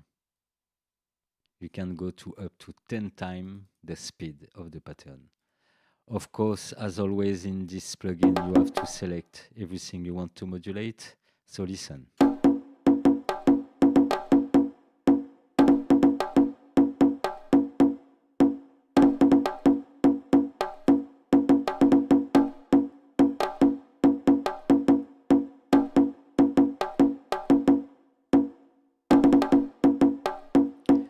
So this is something which can be interesting on some portion of your partition. For example, let's take all this and see how we can work with it.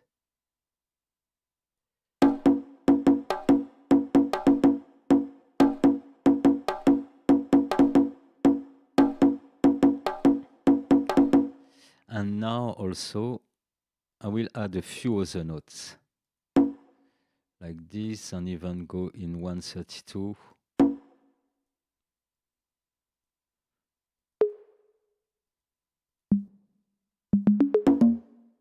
Okay.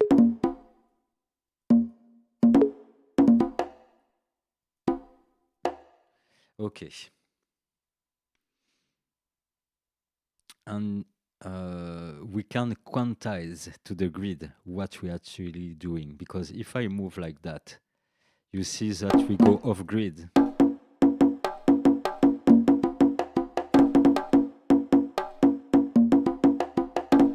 This can be interesting, but this is not what we are looking for. If we want to build something, we'll go and check this quantize box. Okay. And when we move, it will quantize the moving note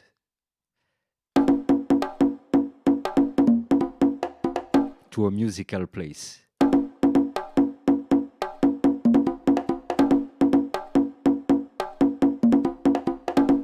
So you see, just this one is already another beat. So I will keep it, play it with the drum.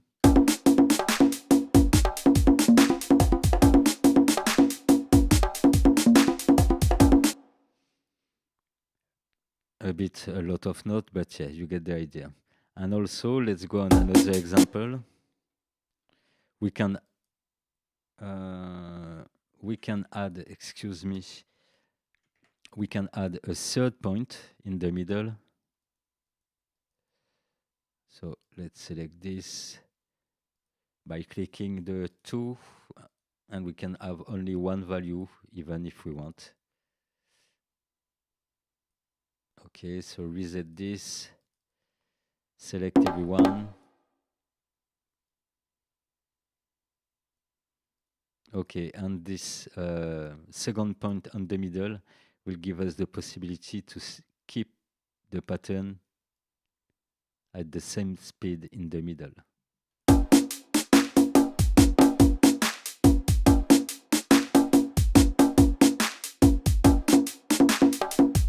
Without the quantize, you have this, and with. So we can include the last note or not. And last note, let me read. When note ends are included, the note end position will also be affected by the speed. Okay, so it's to include the last note time into this time manipulation. At the middle, we have fit or not fit to the loop.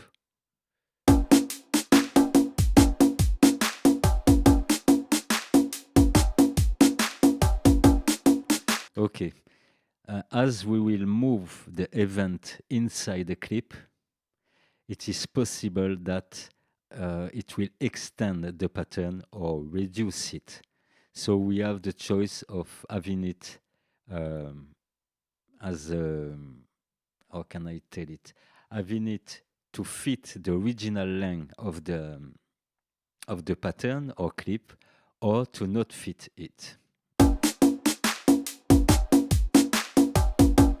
Without and with.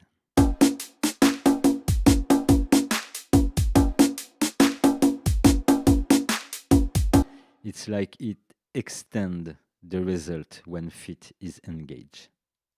So if you remove fit and quantize, you can have some more crazy event happening.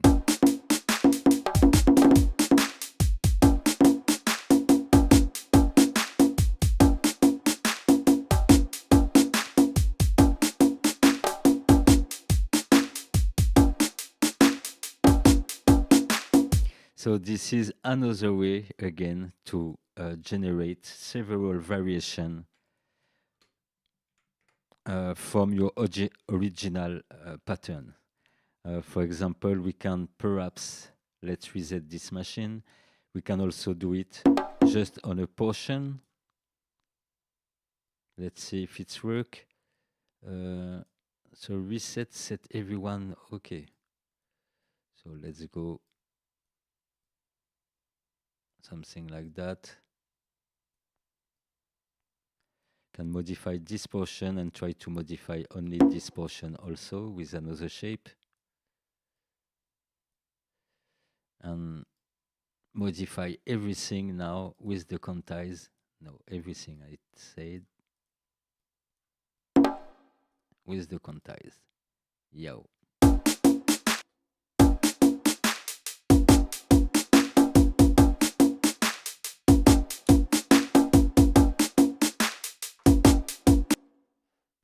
Now let's listen all our quick variation. Our base was this.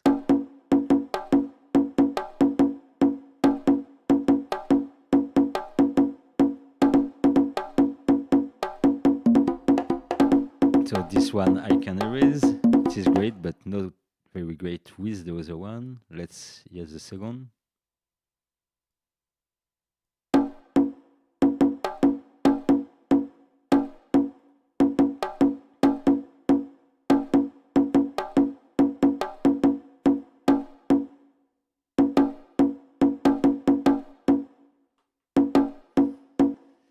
Let's play it against the drum.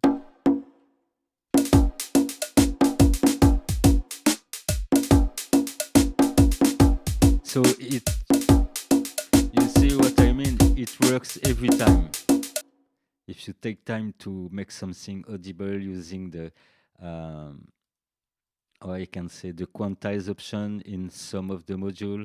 So I repeat it is to bring up some ideas, and you will listen those ideas as a musician and modify them. Okay.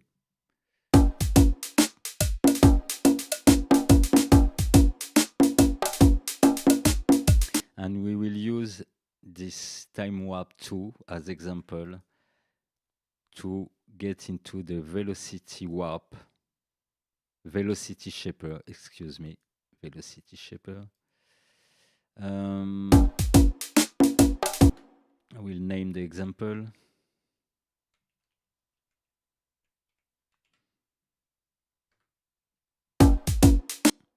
So velocity shaper is simple. You have here something, a pattern. You will select this pattern, and whatever you will draw here will be programmed in the velocity of this pattern or the selection of this pattern. Okay. So let's for example add some more notes on this.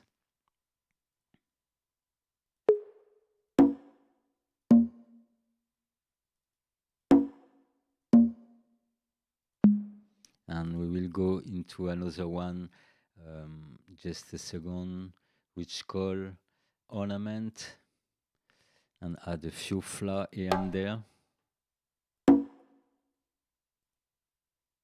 Okay. And to make a roll at the end, we will add a note here. Do that and go into Connect. Okay. No tight. It will be a bit too robotic. So when you want it to be not too robotic, but with a lot of possibility, what is okay is to set a high rate and to use the tie function to reduce the number of notes. Okay, so here is a new pattern.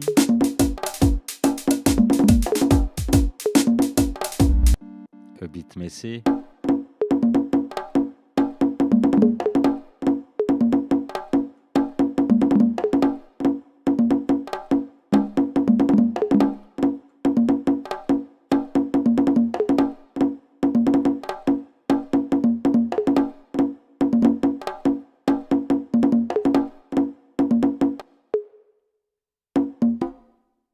Okay, for example,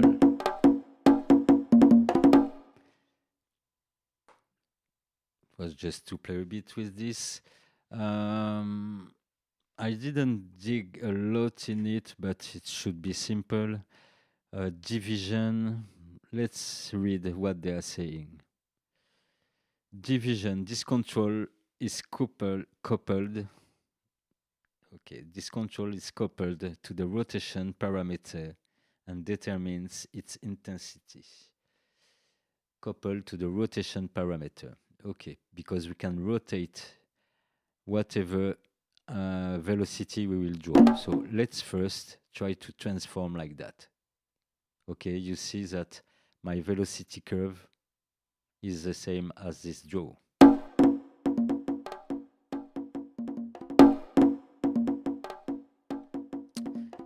So let's say this is a more basic way to do it. Do we have a way to snap it? No. Okay, not a problem. I can do this also, for example. That way I have two ramps.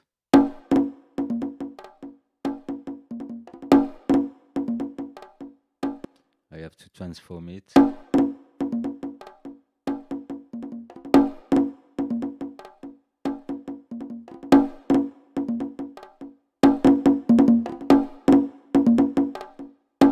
Okay, so let's reset it and experiment on this loop and rotation.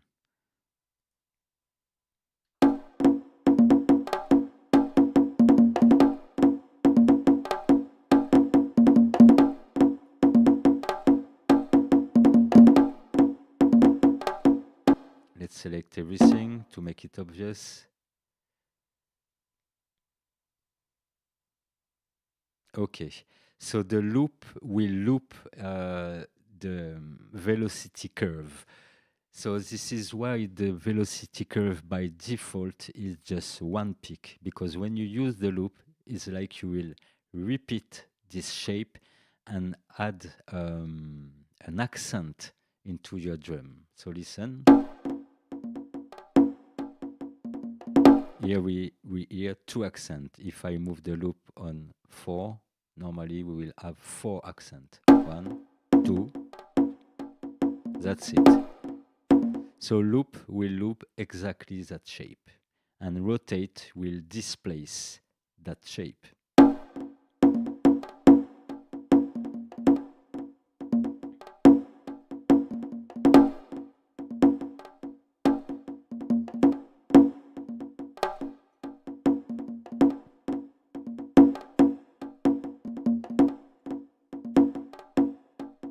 Okay, division must be the division of the loop.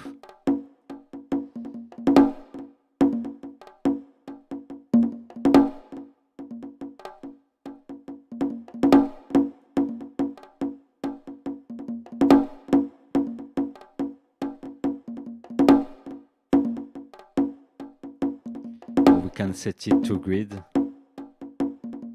The most effective, because you can set your grid in adaptive grid.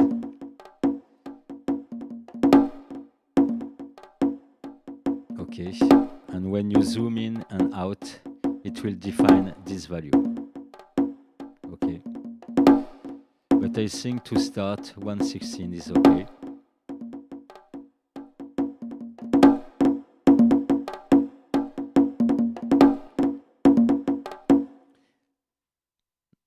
Now we are at the end for this chapter of the transformation tool and generative tool.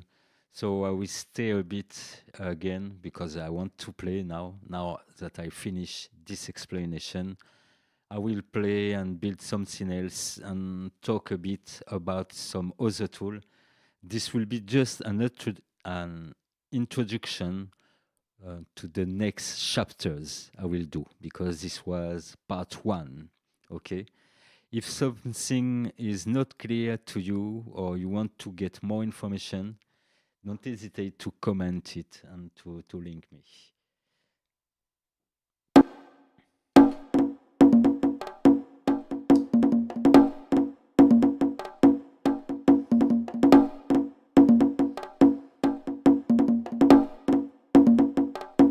So here, for example, I have a pattern with a lot of notes. I can choose some of those notes to be triggered with this chance parameter. Okay, you display this chance parameter by clicking on this little dot arrow, and you make it appear like that. Okay, so let's focus on the chance parameter and the velocity parameter. You have several ways to work with this chance. For example, I can select one from time to time in this and reduce their probability.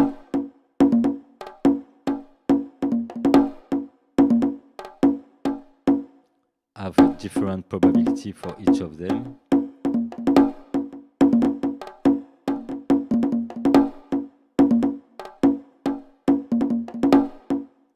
But yes, sometimes even when we use probability, we don't want to mess up what we found, aka this.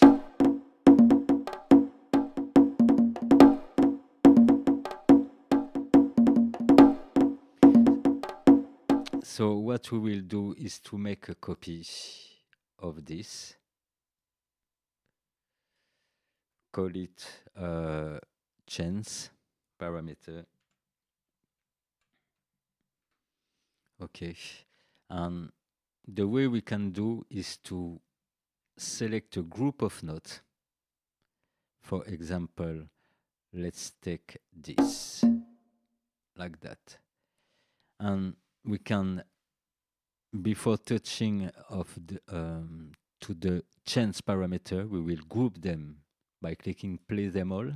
Okay, that way you see we don't have 4 little dots, but just one.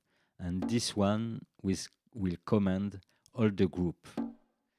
That way, this group of notes entirely will appear from time to time, coming and filling the original loop. Okay. In the other case, if we choose them one by one, some of them will not trigger at the same time. So very important, this group note for the probability.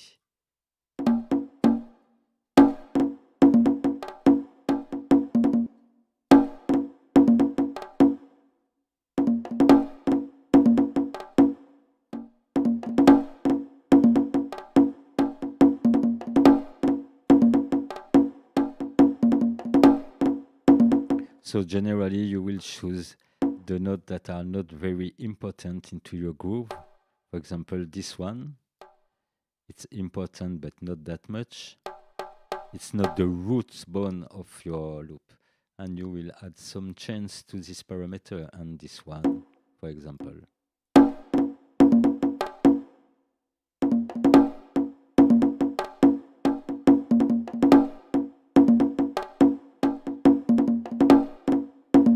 So this chance parameter, this is a small thing at the bottom of this window, but very effective.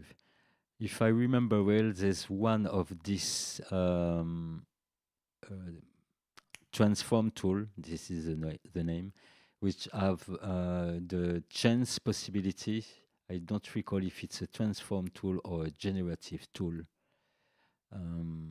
with a chance. But yeah, there's one of them. I can't remember which one. Brief. You get me. Let's go now in the drum to experiment this.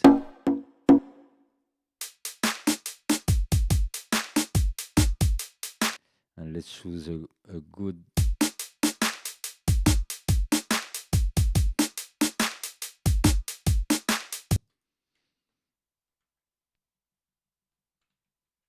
So same way here, we will choose several hits from the drummer. Hits we don't need every time, and make them appear from time to time.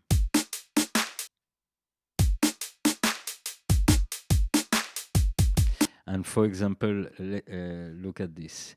For example, we can add a roll somewhere at the end.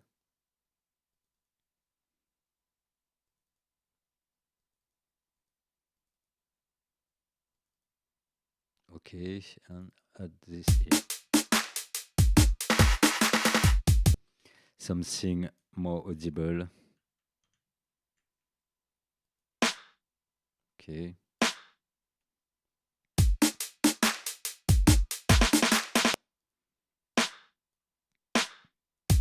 Let's be serious.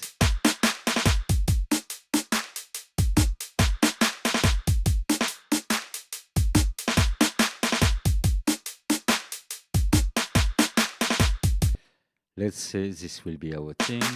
We can select this and apply some velocity to it. For example, using how can I display my velocity? Velocity, okay. We can add a ramp. So you select all your notes and you decide of your ramp here. So you see it will be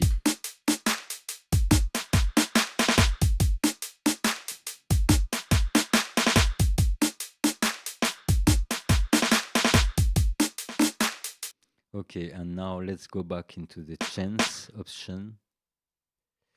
We will group all of them and set a probability for this roll to occur.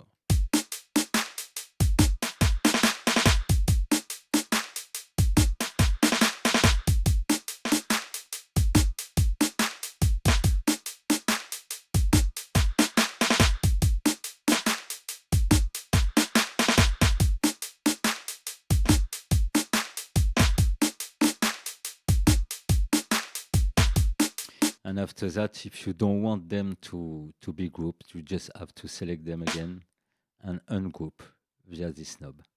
Okay, we can do this same manipulation on the hi-hat.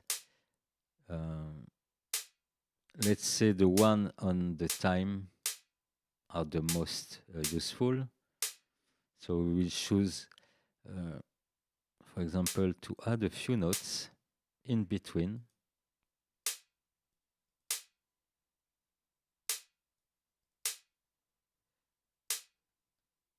Some note that weren't here before.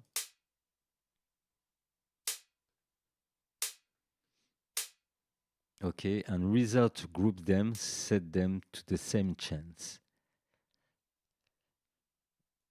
Or perhaps, no, they are not grouped. Okay, and call it play one. No, not play one.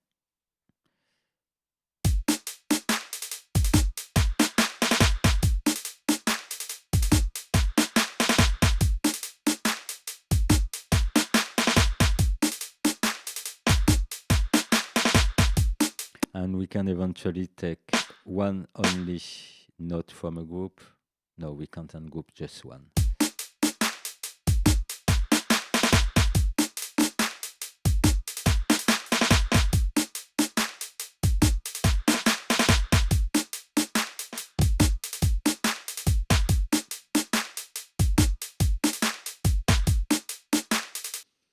So yes, you can add some phantom note, as I would say. For example, we will feel this kick pattern.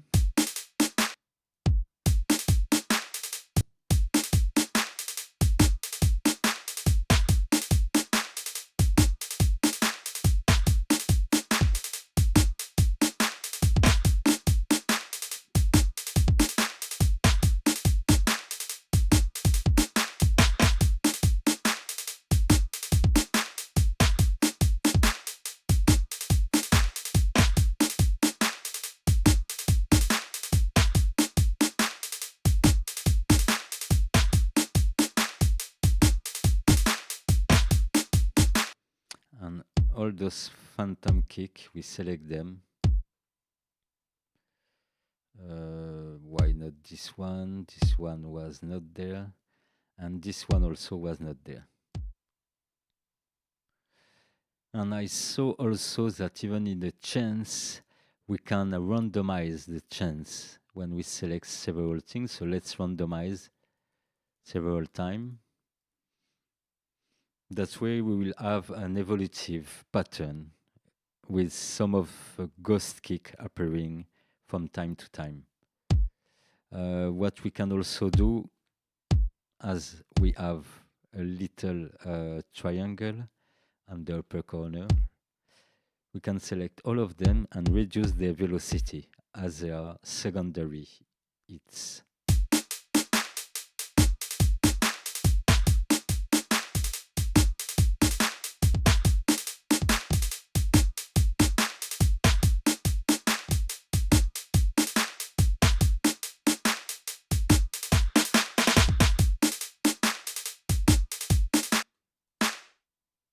So very, very great when you think that this can work also inside the melodic parts.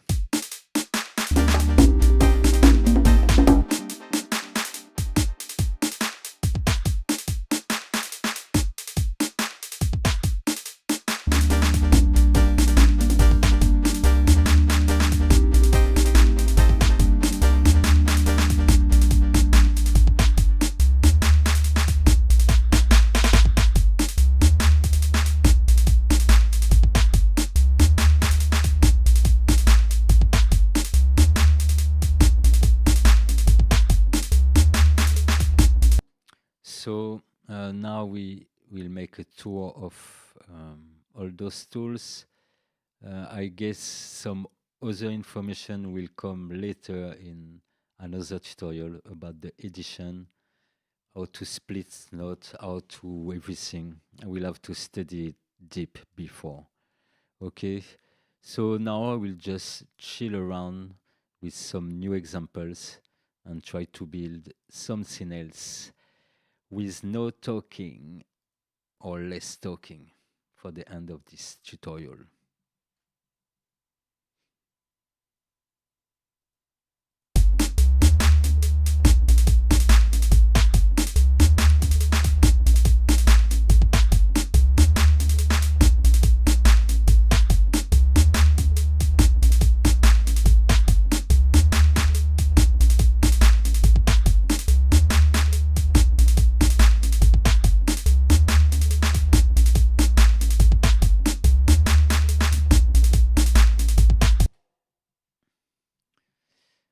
Okay, so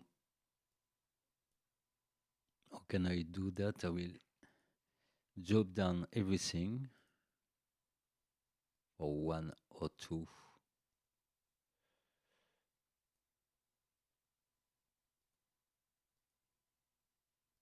Okay, 3 slots will be enough. And we will work on the drum sampler. I already have a drum sampler here.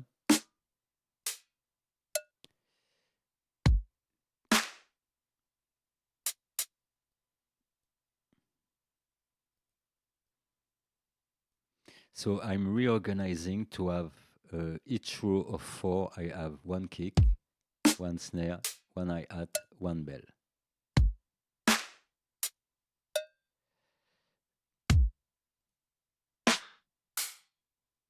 Okay, this one will be here. Here we'll have a cymbal.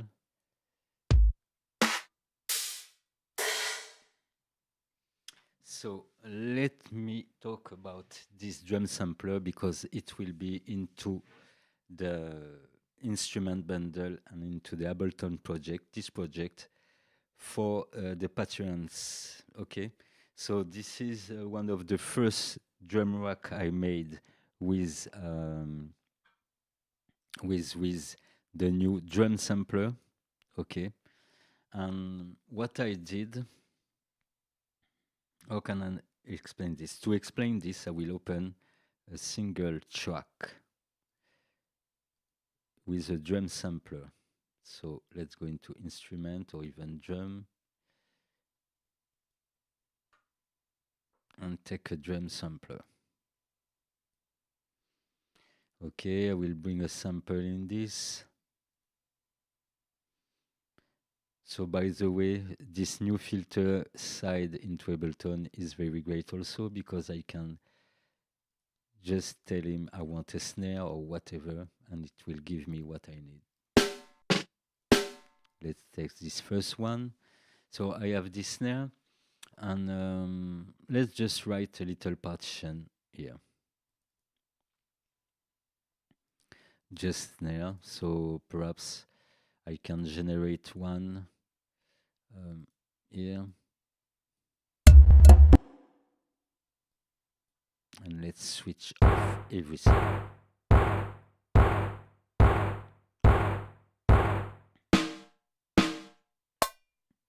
So generally, when you put a sampler or drum sampler, you will have the right note, I guess, on the C tree. So let's remove this fold.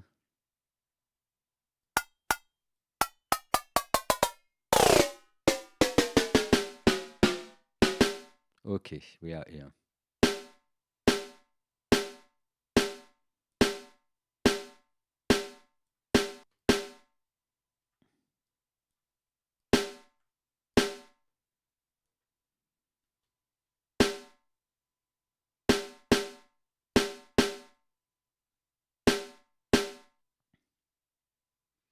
So we have this, and the particularity of it, simply we can change the length of our sample.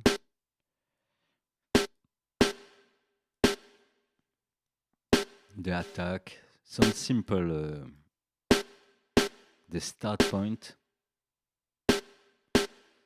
and the length of the sample. Okay, the transpose. But the great thing, we can also filter. So for example, a low pass, a high pass with some resonancy.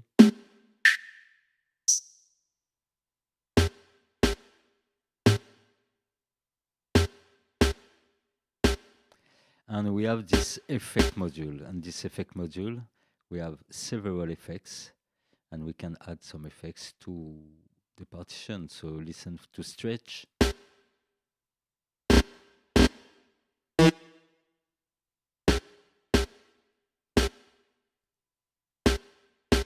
Loop will loop a portion.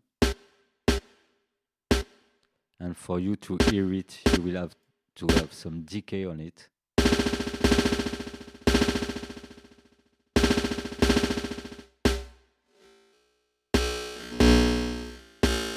So it can go pretty far. Loop, pitch envelope.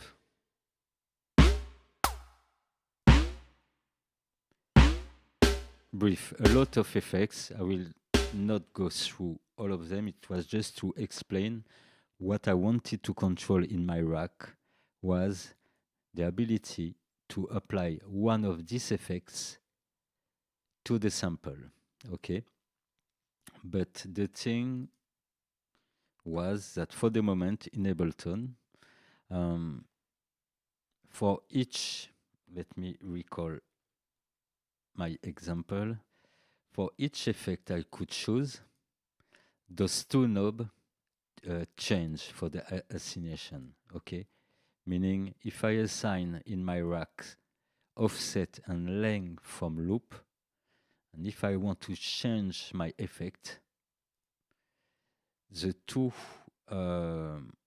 parameters of my first effect will be still linked to the macros, okay, to the shortcut. So let's go back on my rack. So what I did, I take each of the effects. So this effect selection is set by my effect type. You can see it change. Okay.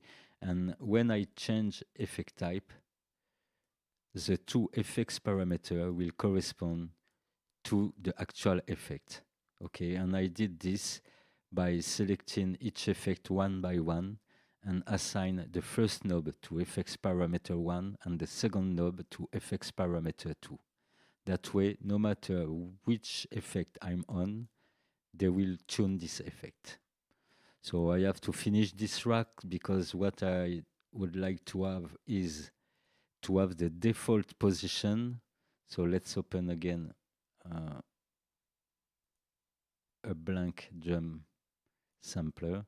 Okay, so for each effect, there's a default position for which can be different. As you see, they move. So I just have to prepare this automation to have a base. I will do it for one example, and you'll see. So with this, we can do what? We can, let's go to draw a pattern by hand.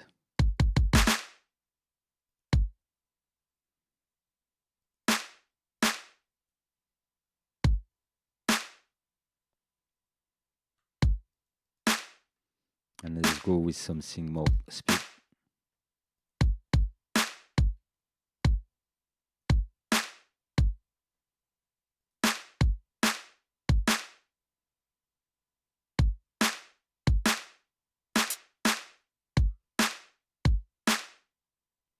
No, this was a great place. Okay.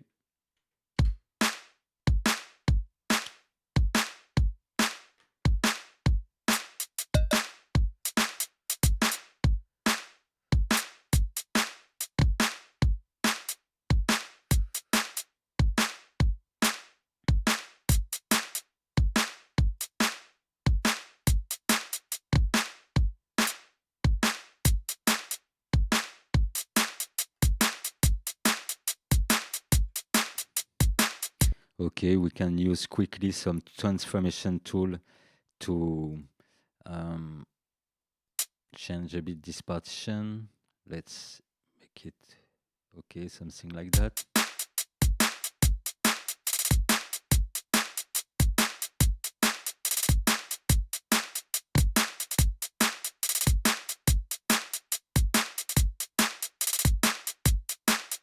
Okay, this is how we will do to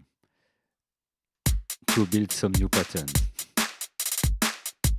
We can now duplicate this to have it twice and modify the last snare.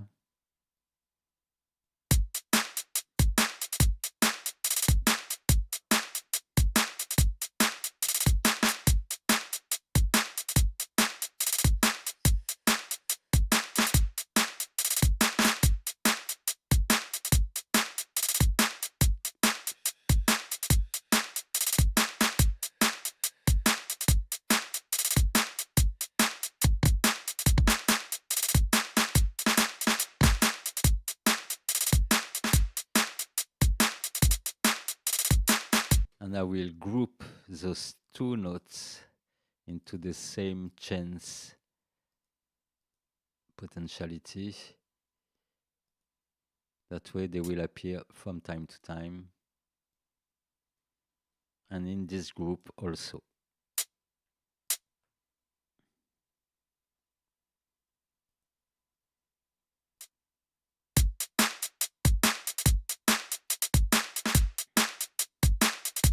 And we can up the tempo. Where can I capture scene? Does it come like that? No. Perhaps here. no again. So let's find this. Send tempo and time signature. So now we will bring it up.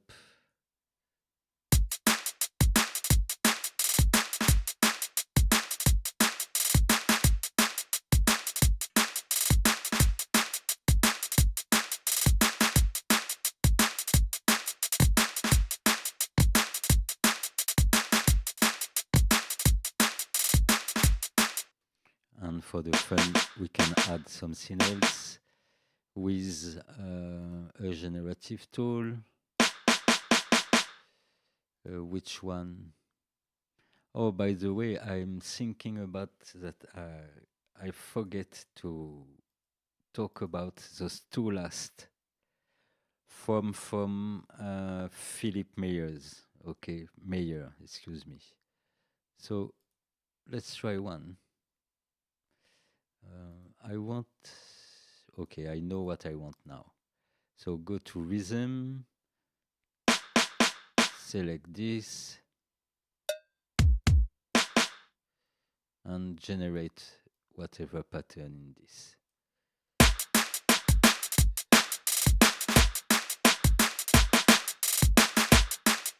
Okay, step duration 16.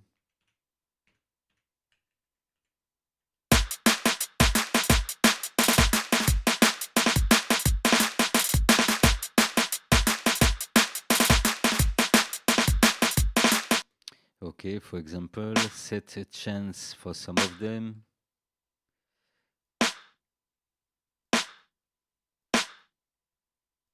Not that one.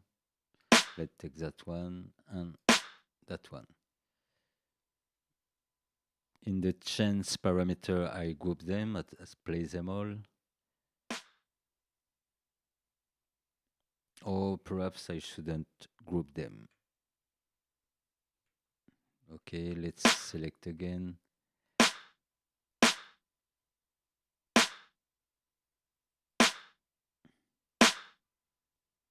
Okay, that way they will have their own chance flow.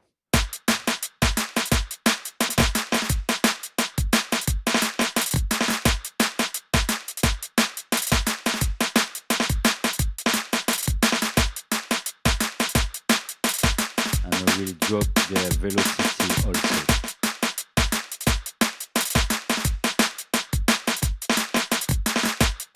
And to make it audible, we will remove all those who happen on the kicks.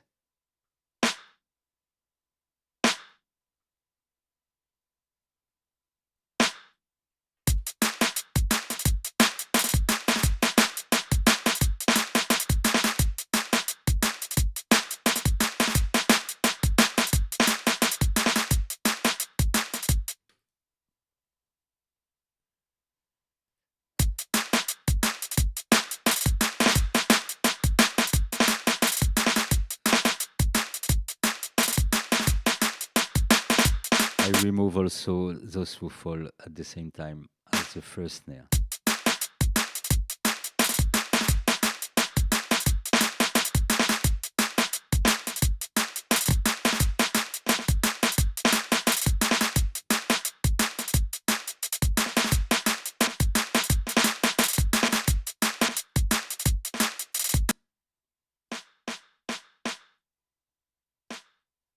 And we will randomize the chance for them.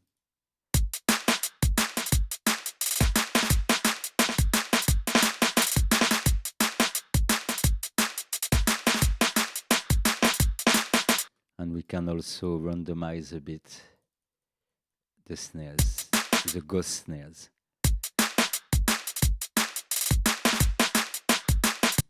Okay, so now I have my pattern. Let's build a bass quickly and to have something to listen.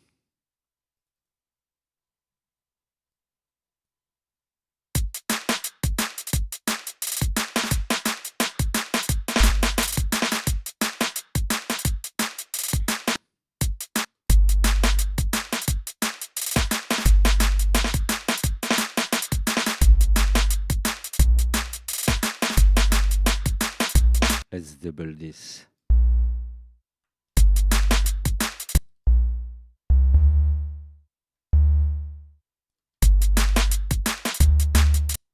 Okay. Dun, dun, dun, dun, dun, dun.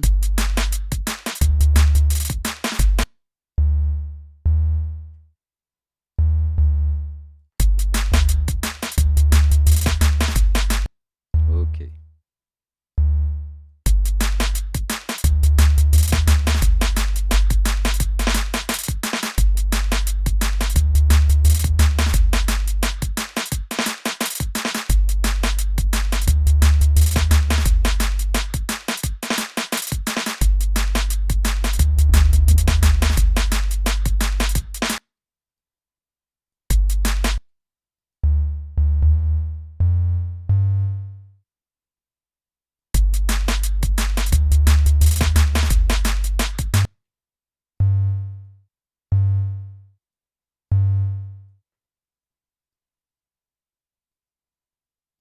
Okay, and let's apply another tips we see tonight.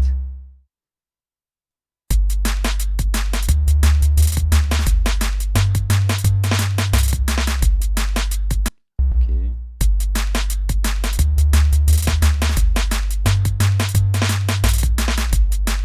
And we will apply with the glissando already open, a glissando in between those two notes.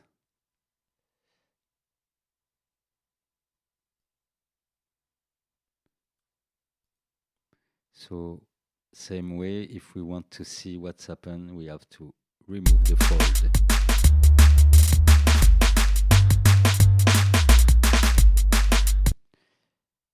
Okay, so let's shape this as I wish, and we can add another pitching up here.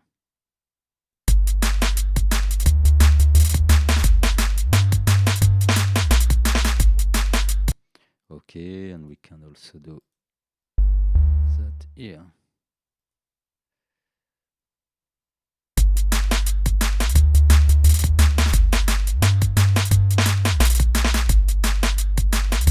Okay, let's remove a bit of all this.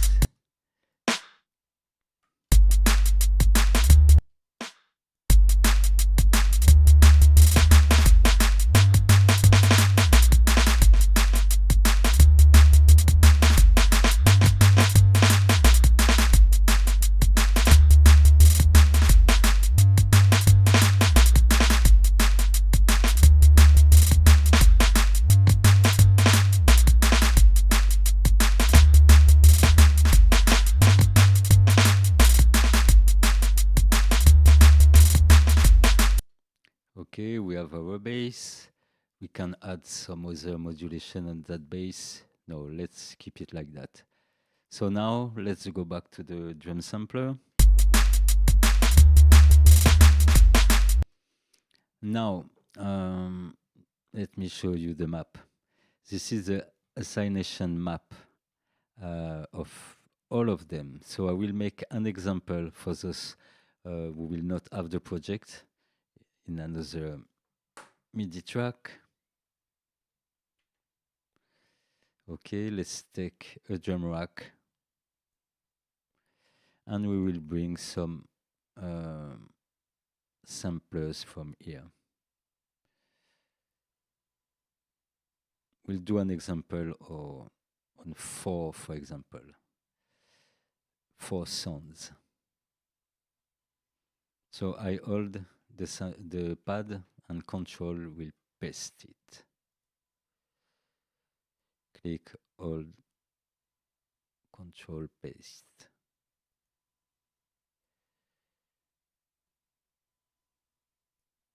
Okay. So now we will build the rack. Let's say just like this, it's okay. We have our samples. So the method is simple. You choose the first one, the kick, for example, up, and what parameter you want in your drum rack. So let's say we want the transposition.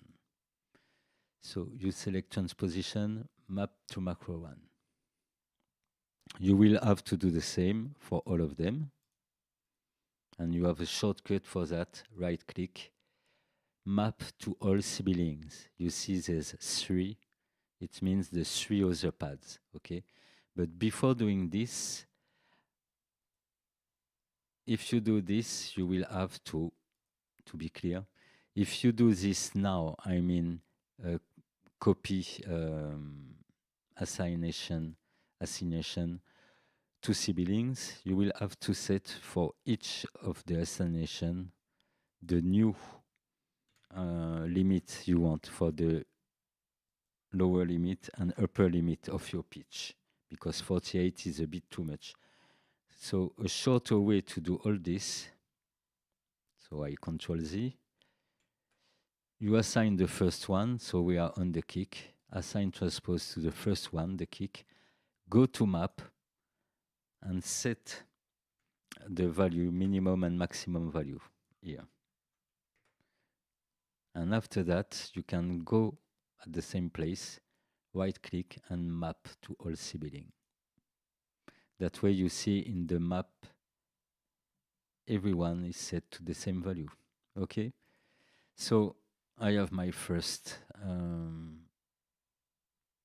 let's build a quick beat in this. Mute the other one.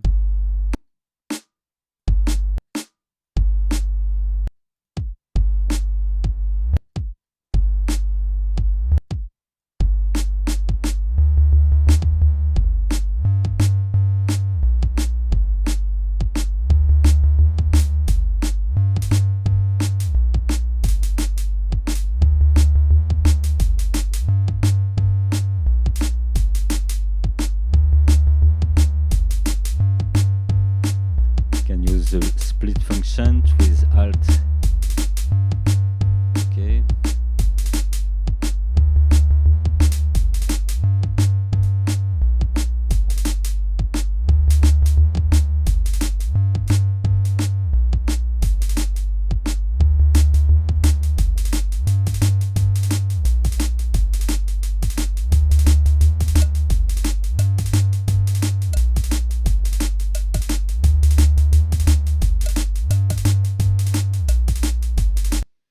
Okay, so we have our example. Now I can transpose everyone at the same time.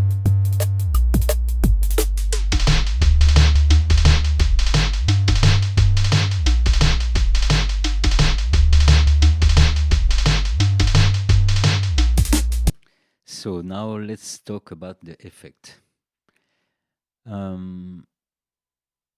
Same way, I will assign the effect types here to the macro 2. As I will use all of them, I don't have to calibrate the minimum and the maximum to this, and we can't set it, by the way. There's a way to do it, but not for tonight. Okay, so this is my effect type. It works on the first pad. For it to work on the other pad also, I right click, map to all siblings. Okay, so now we can change each of the parameter. Now we got to set the parameter. So let's set factor 1 and grain 2.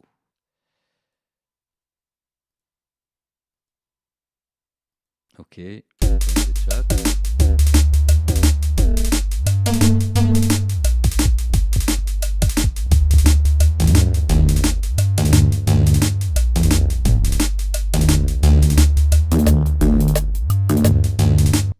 So you get the idea. But what is happening? Let me verify that. Okay, I map all this also to the other factor and grain parameter from the other pads. Okay. Yes, that's more obvious.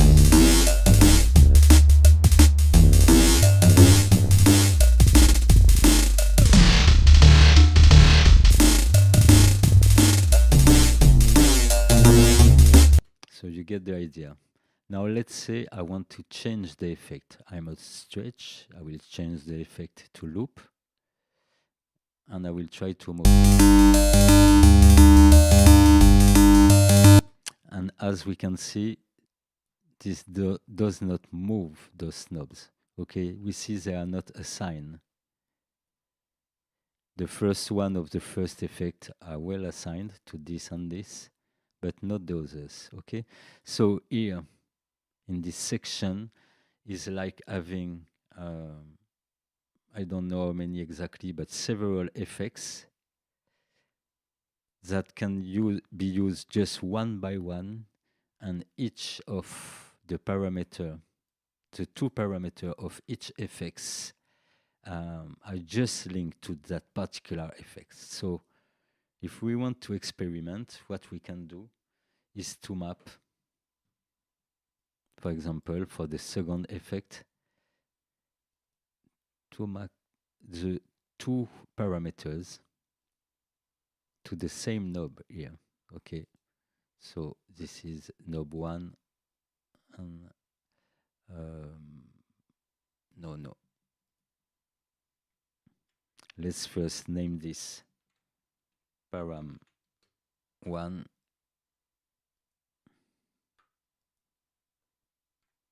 and parameter 2.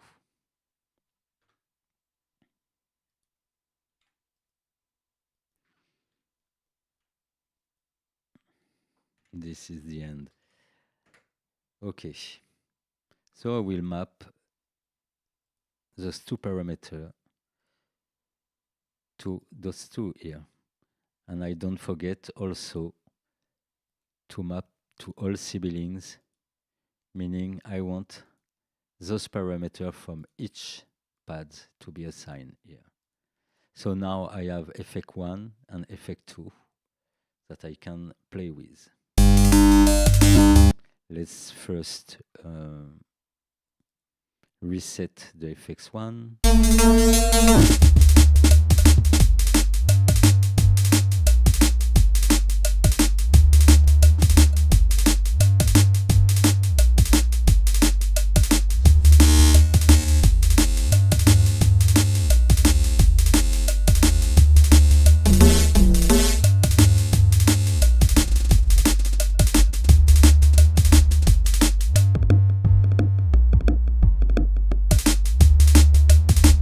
Okay, so you understand, to build this rack, you will have to go through each effect. Let's do this a third time. So I go on the third effect. I will assign first parameter to parameter 1 of my rack, drum rack. Parameter 2 to parameter 2, and then map this to all siblings. Okay, so this is every shortcut to have to simplify what will happening here, because you see this, without the map to all siblings, it would take twice or thrice the time for doing this. So I will not continue on this one, but this was to explain what is happening in my rack.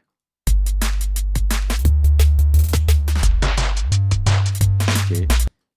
Whatever effect I select, they are all assigned to the 16 pads here. Okay.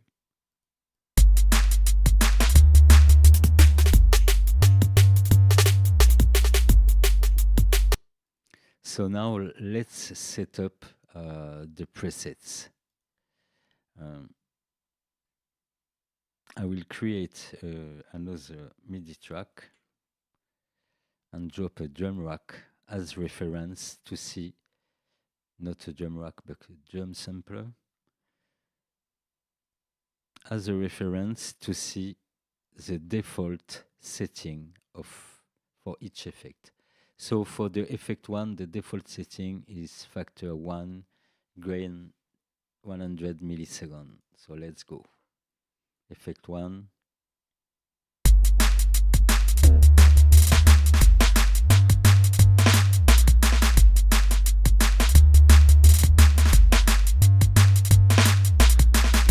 And 100, so I have to move this one And I read here until I reach 100, something like that.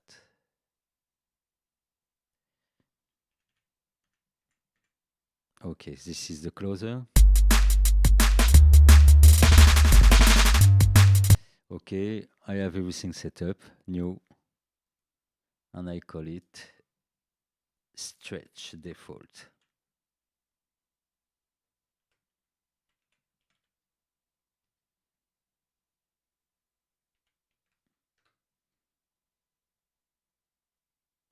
It missed one letter, I guess. Yes, a T somewhere.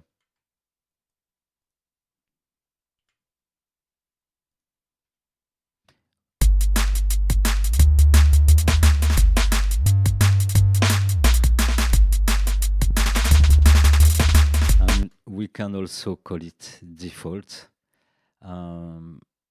Let's set another and call it default like this. Because even for the pitch, we are at the default state. Okay, our two first presets.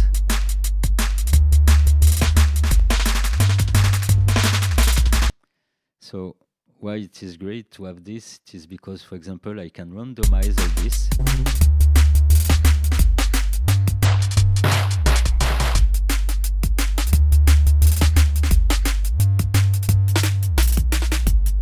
And if I want to come back to the default state, I click here.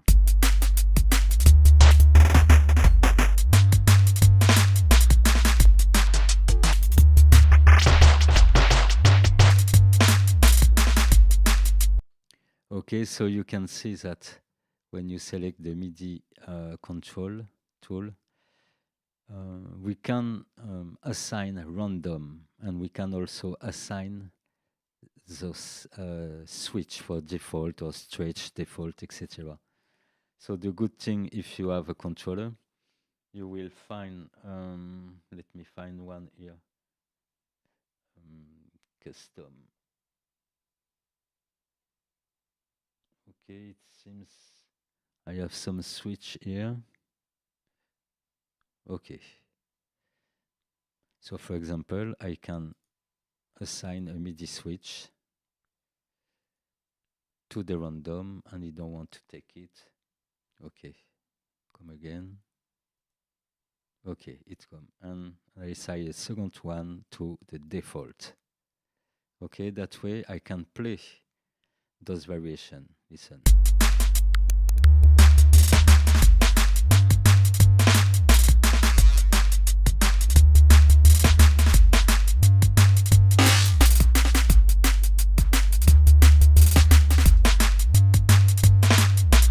Okay, so let's go further in the craziness of this.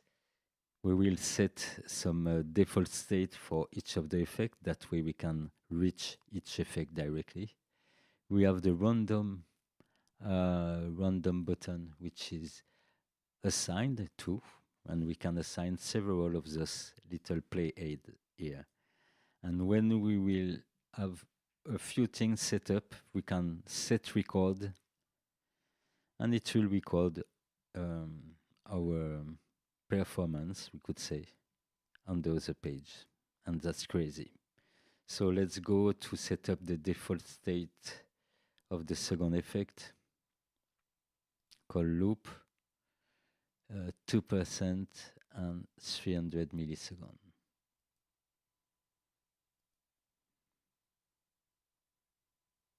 So I set up the second effect. Here it's 2%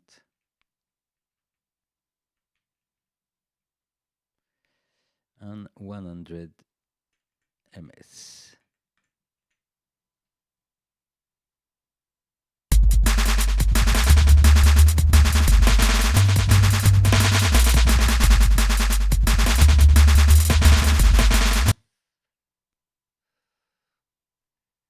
$300 here, okay.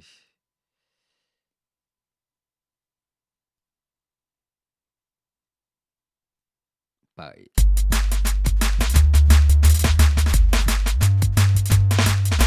And I will save it as the loop effect.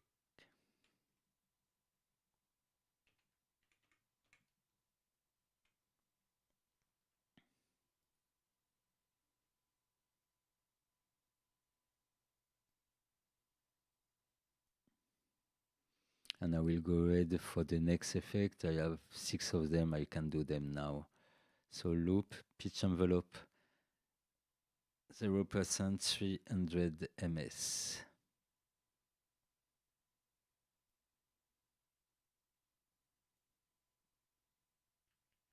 So we can add exactly 0. Let's take this one and 300. I'm reading here. Okay.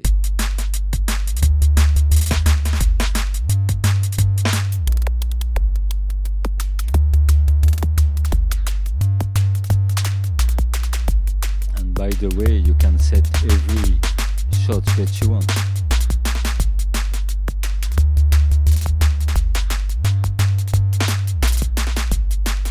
I will set it like this, save, pitch envelope.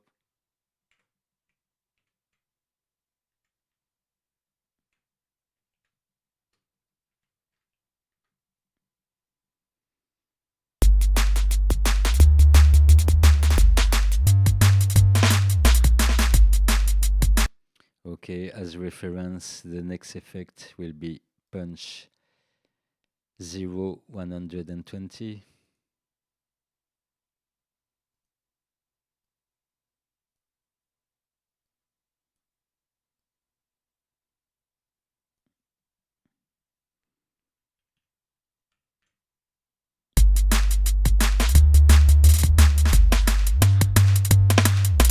A kind of compression.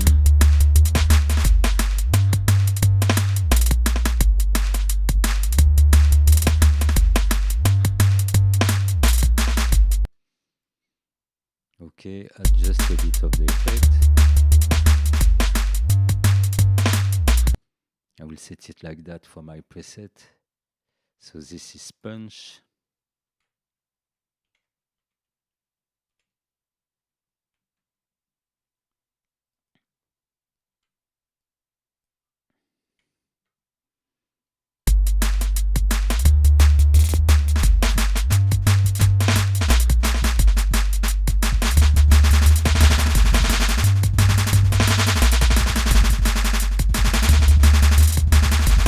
And I will override this one like this.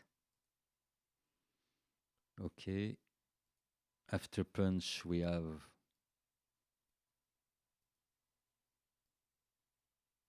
(8-bit), great one.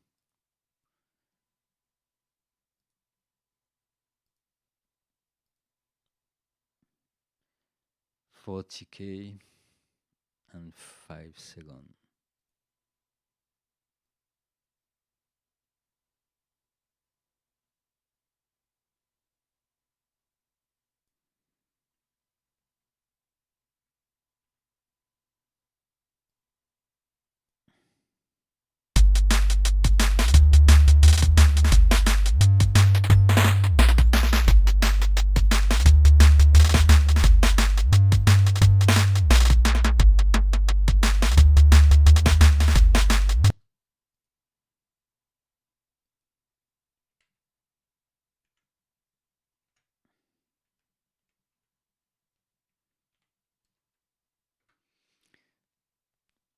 So 8-bit effects is okay.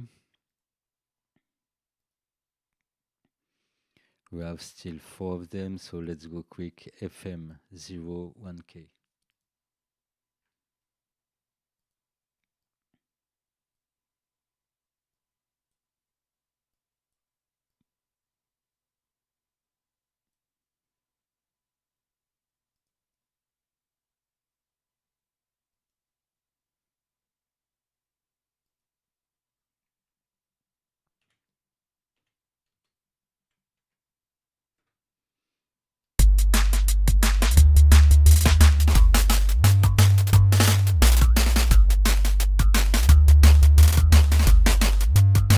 I will save it like this.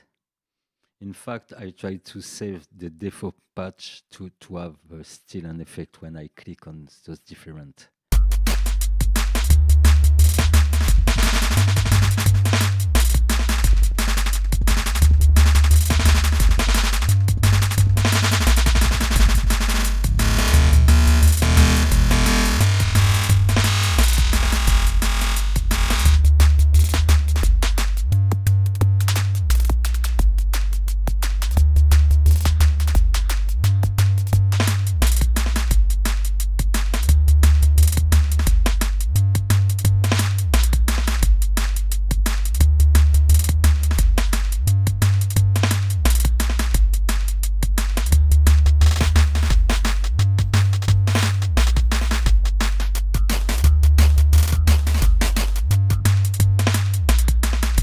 Okay, that's okay for all this.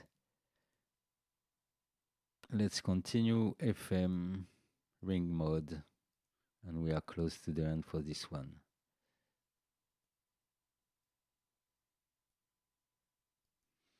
Reference 1K and 0.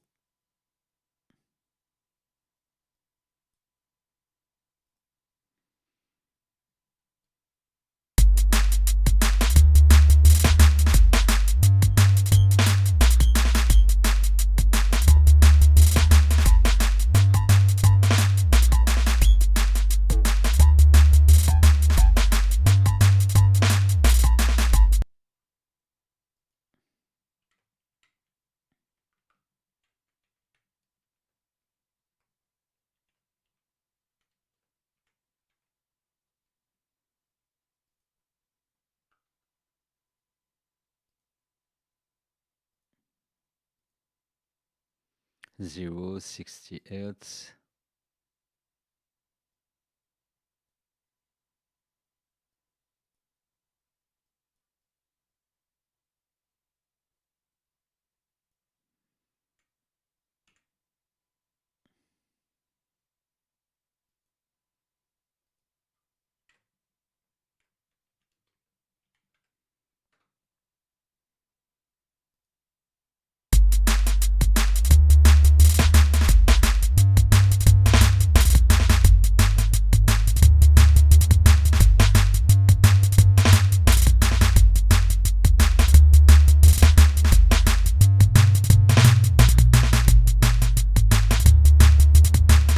Okay, something like that.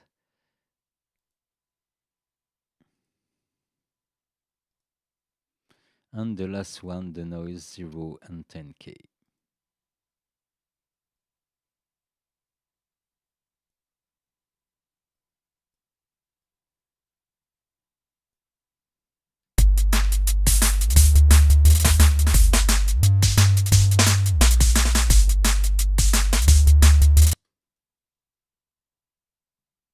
So everything is mapped.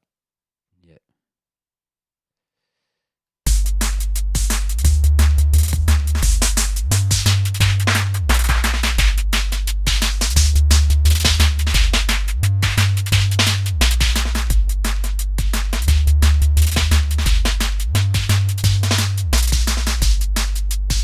Okay, now soon to be done.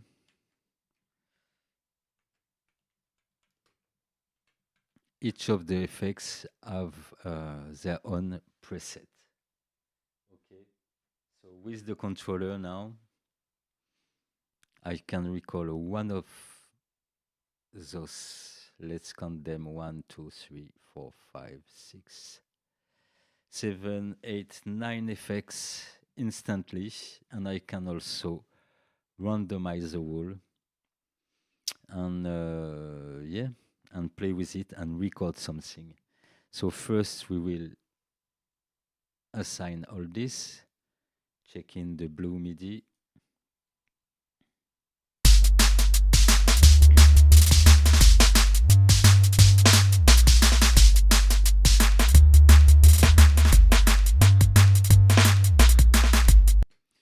So all this for this track is to have some variation in the timbre of the drums, but to be able to play it on an instrument, like you play it instead of clicking with the mouse or writing, we can play it and quantize our triggering, etc.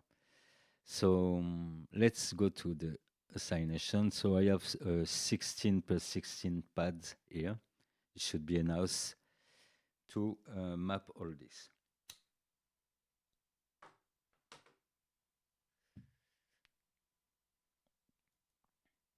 So I will map the default.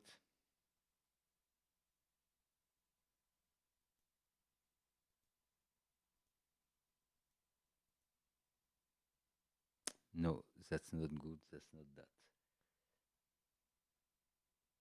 Okay.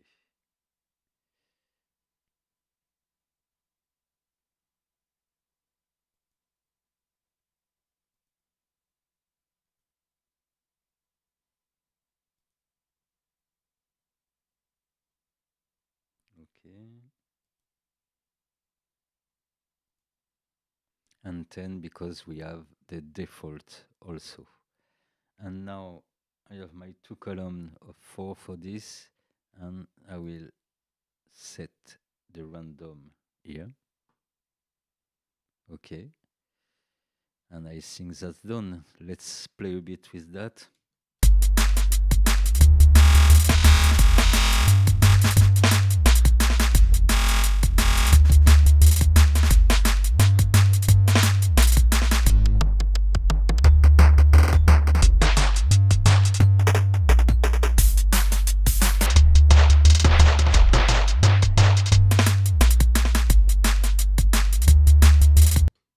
Okay, let's see just for the vibe if there's a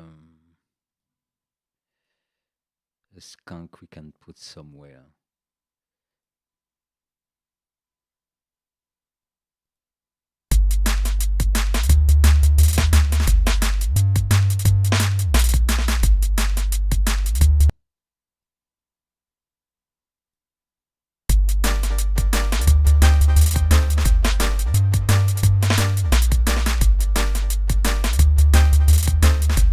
And we will simplify this pattern also. That's an house like that. Okay.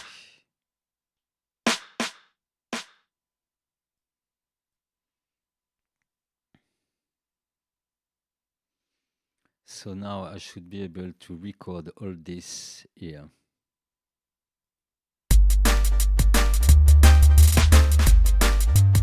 So what I can do is to take my drum part.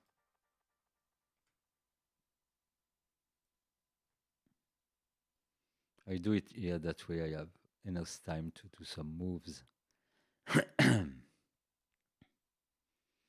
Okay, now we have to find where to click to record the automation.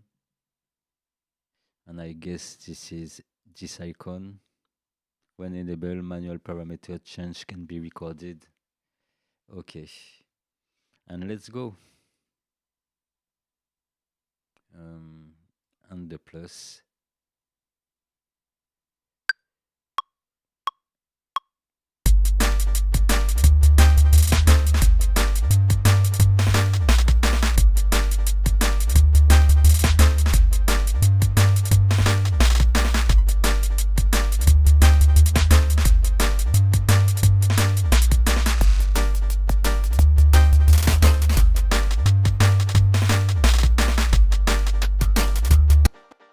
So okay, I have to set it on the right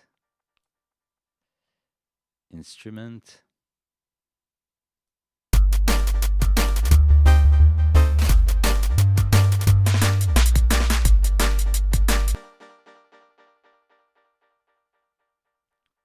So okay, let's record that.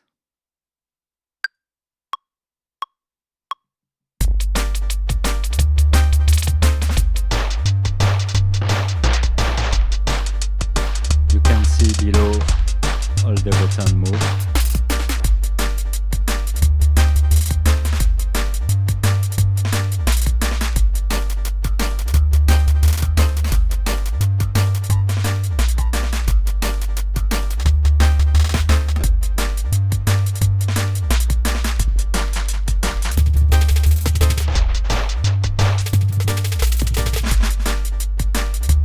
And you can always come back to the default.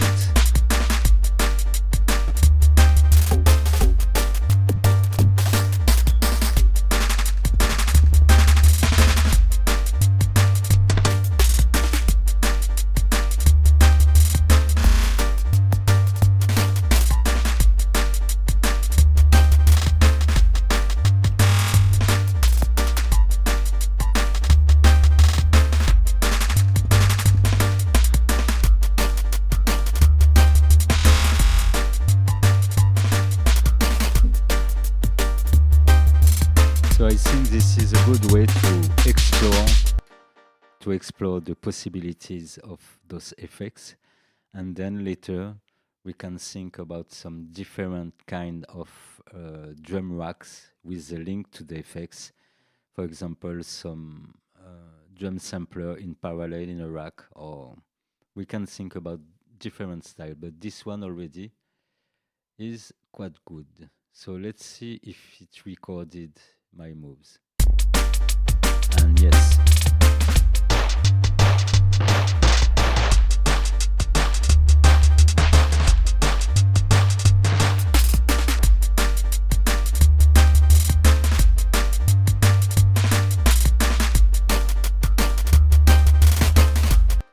So you get that idea too, and we can follow the example by doing the same on the bass line.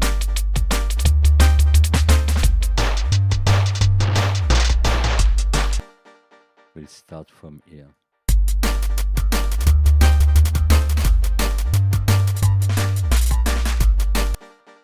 So quickly we group that into a rack, and we will choose something to do with this bass. So for example, to move that drive,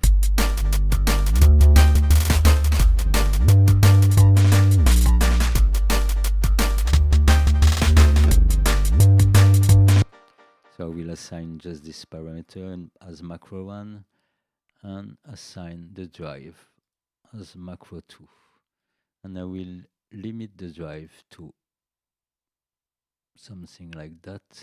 Okay, and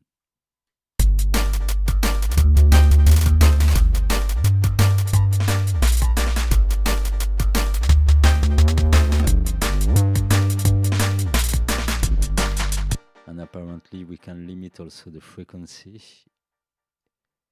to something up like that.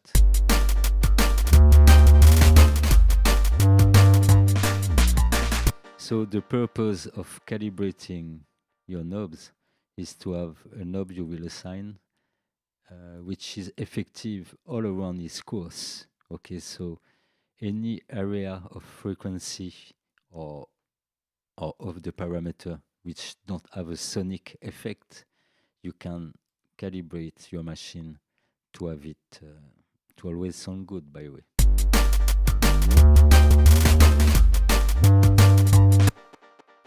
Okay. What could we add else? A reverb.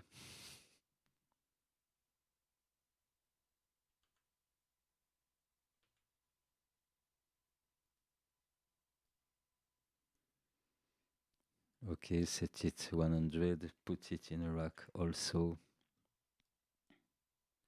And in this rack we add a chain for the dry. And now we will work on that reverb. If you want to be free to add reverb on a bass, add an EQ, pre-reverb. You can do it in the reverb also, but yes, that way it's clear. Okay, and you remove some frequency around 120, it's okay. Even more if you need. And let's see like this. Now let's tune the reverb.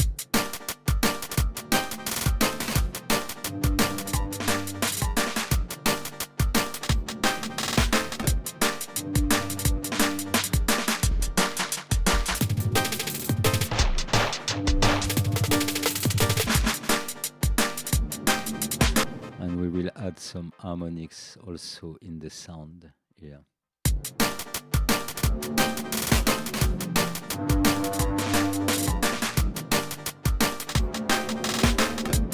And we can go also straight to the sampler.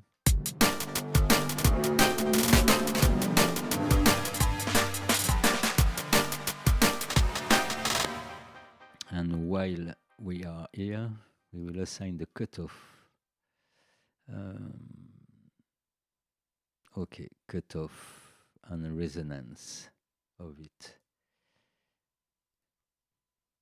We are just preparing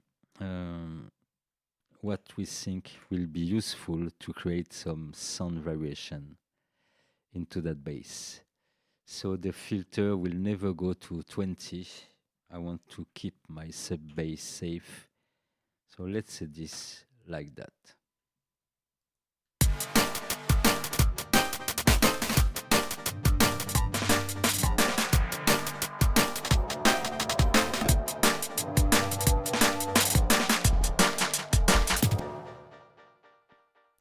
Okay, and from there we can, yes, I prefer this technique. So to send occasionally the bass into the reverb, we will add a utility in front of the verb chain, excuse me. Okay, and assign the gain in front of it to a macro.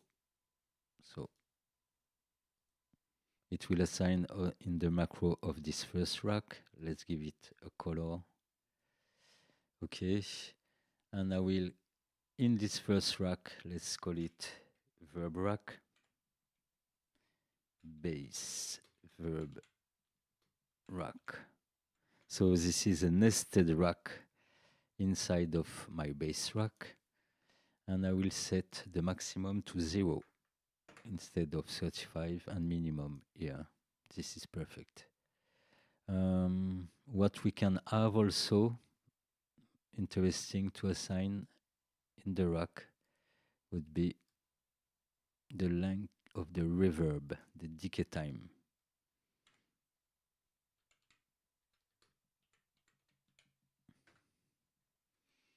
Give it another color. Okay, here it's verb send.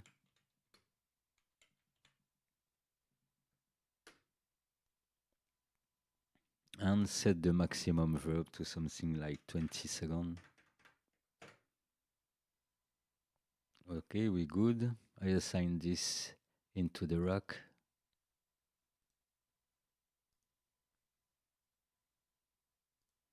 So when you have a nested rack, it's better to calibrate it in the first rack you set. That way, when you will link it to the end, let's put our reverb before the saturator. Okay. You get it, it will be already calibrated. Yeah. So set in blue for my reverb. Okay, default state, like this, no drive. Frequency, keep it here. And I have two knobs that I will assign to the saturator.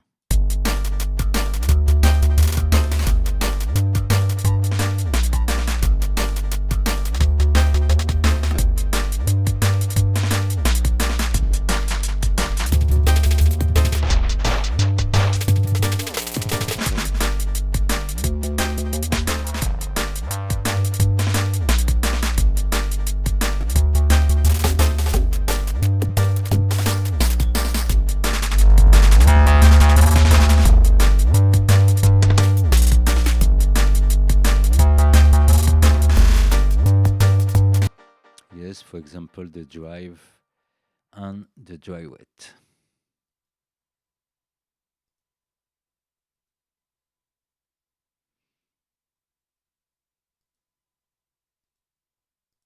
Red hot, okay, and this, I will also calibrate this.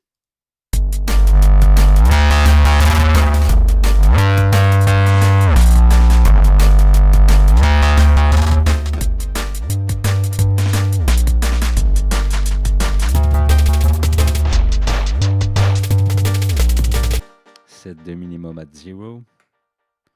Okay. Plus 18 maximum, that's okay. And for the dry wet, we will set also the maximum to something like 75, not more.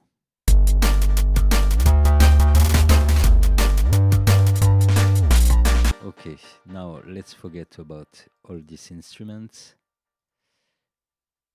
We close all that.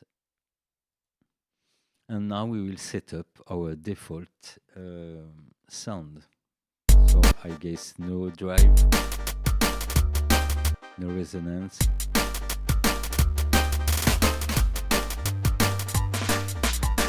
And filter full open.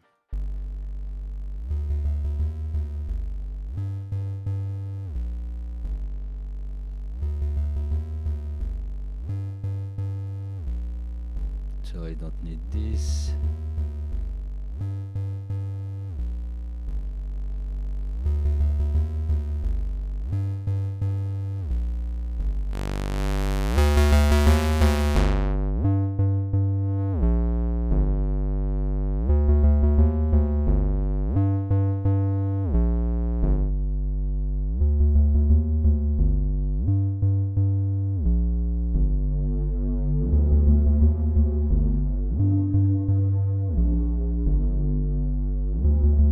Okay.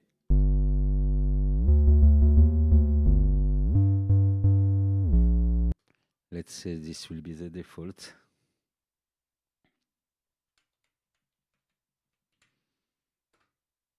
Okay, and I will not re-explain how to set some presets because I just did it earlier with the drum rack, and we will just assign the default preset and the random on two other knob.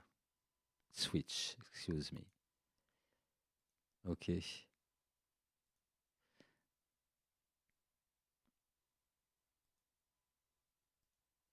And this is how, while playing, we will do some variation into that bass line. So let's try it with the craziness of that bass and some skank also. We record. I can unmute this. Okay.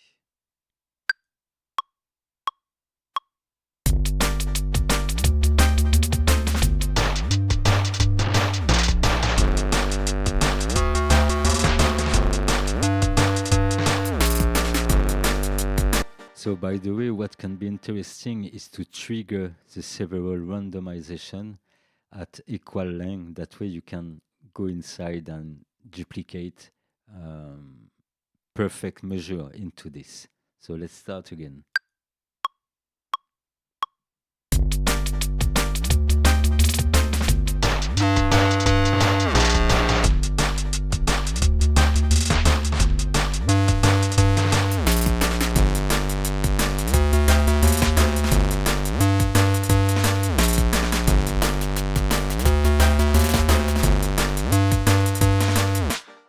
So I'm just seeing something. I can, in fact, record what is the change into the bass and at the same time the change into the drums.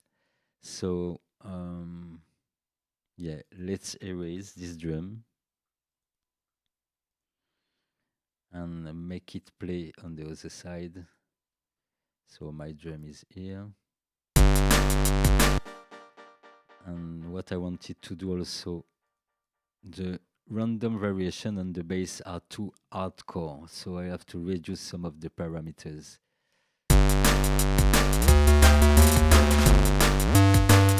So I guess my filter, it's my filter which open too much. So let's calibrate this filter. For example, until 4. Okay, let's go back and try to automate the two instruments at the same time.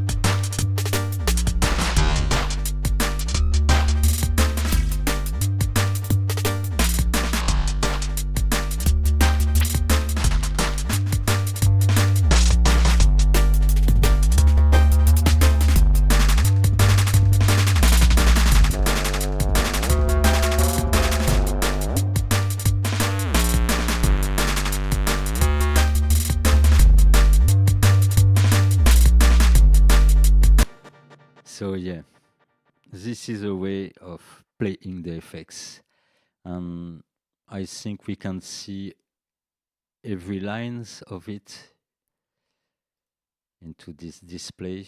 I have to be into this good drum rack. Okay. So in case you do some mistakes or you want to repeat something you get on the fly, this is how you will do it for the drum and for the bass also. Okay, 5 hours, I think that's great. For those who missed the start, you can check this tutorial a bit later. And I would continue, but yes, I will keep a bit for the next time. And we will continue on the discovering of Ableton 12.1 possibilities. Some of them news are from the 11, Ableton 11, but yeah, that's really crazy, whatever we can do with it. So you can always go check and subscribe to my Shieldrum Record Patreon. You can subscribe for free or by giving something and get some rewards. For example, for tonight, everyone from level 3 and above will get the full project of tonight in this shape. And for level 1 and 2, they will receive some instrument of this, just the instrument. They will have to do more work. And yeah, that's pretty crazy.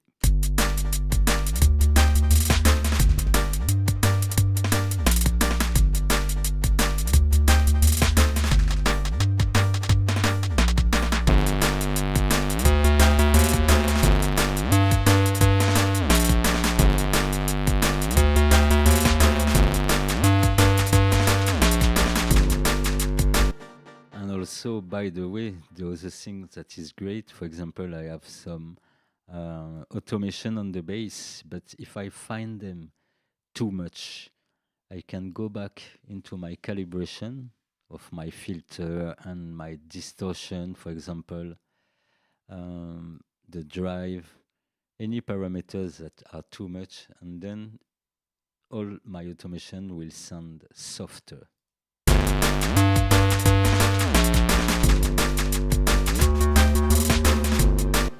And another thing we can do also, if we want now some progressive move between one point and the other, for example, this one, we just have to remove some dots and everything of this will appear progressively if we want.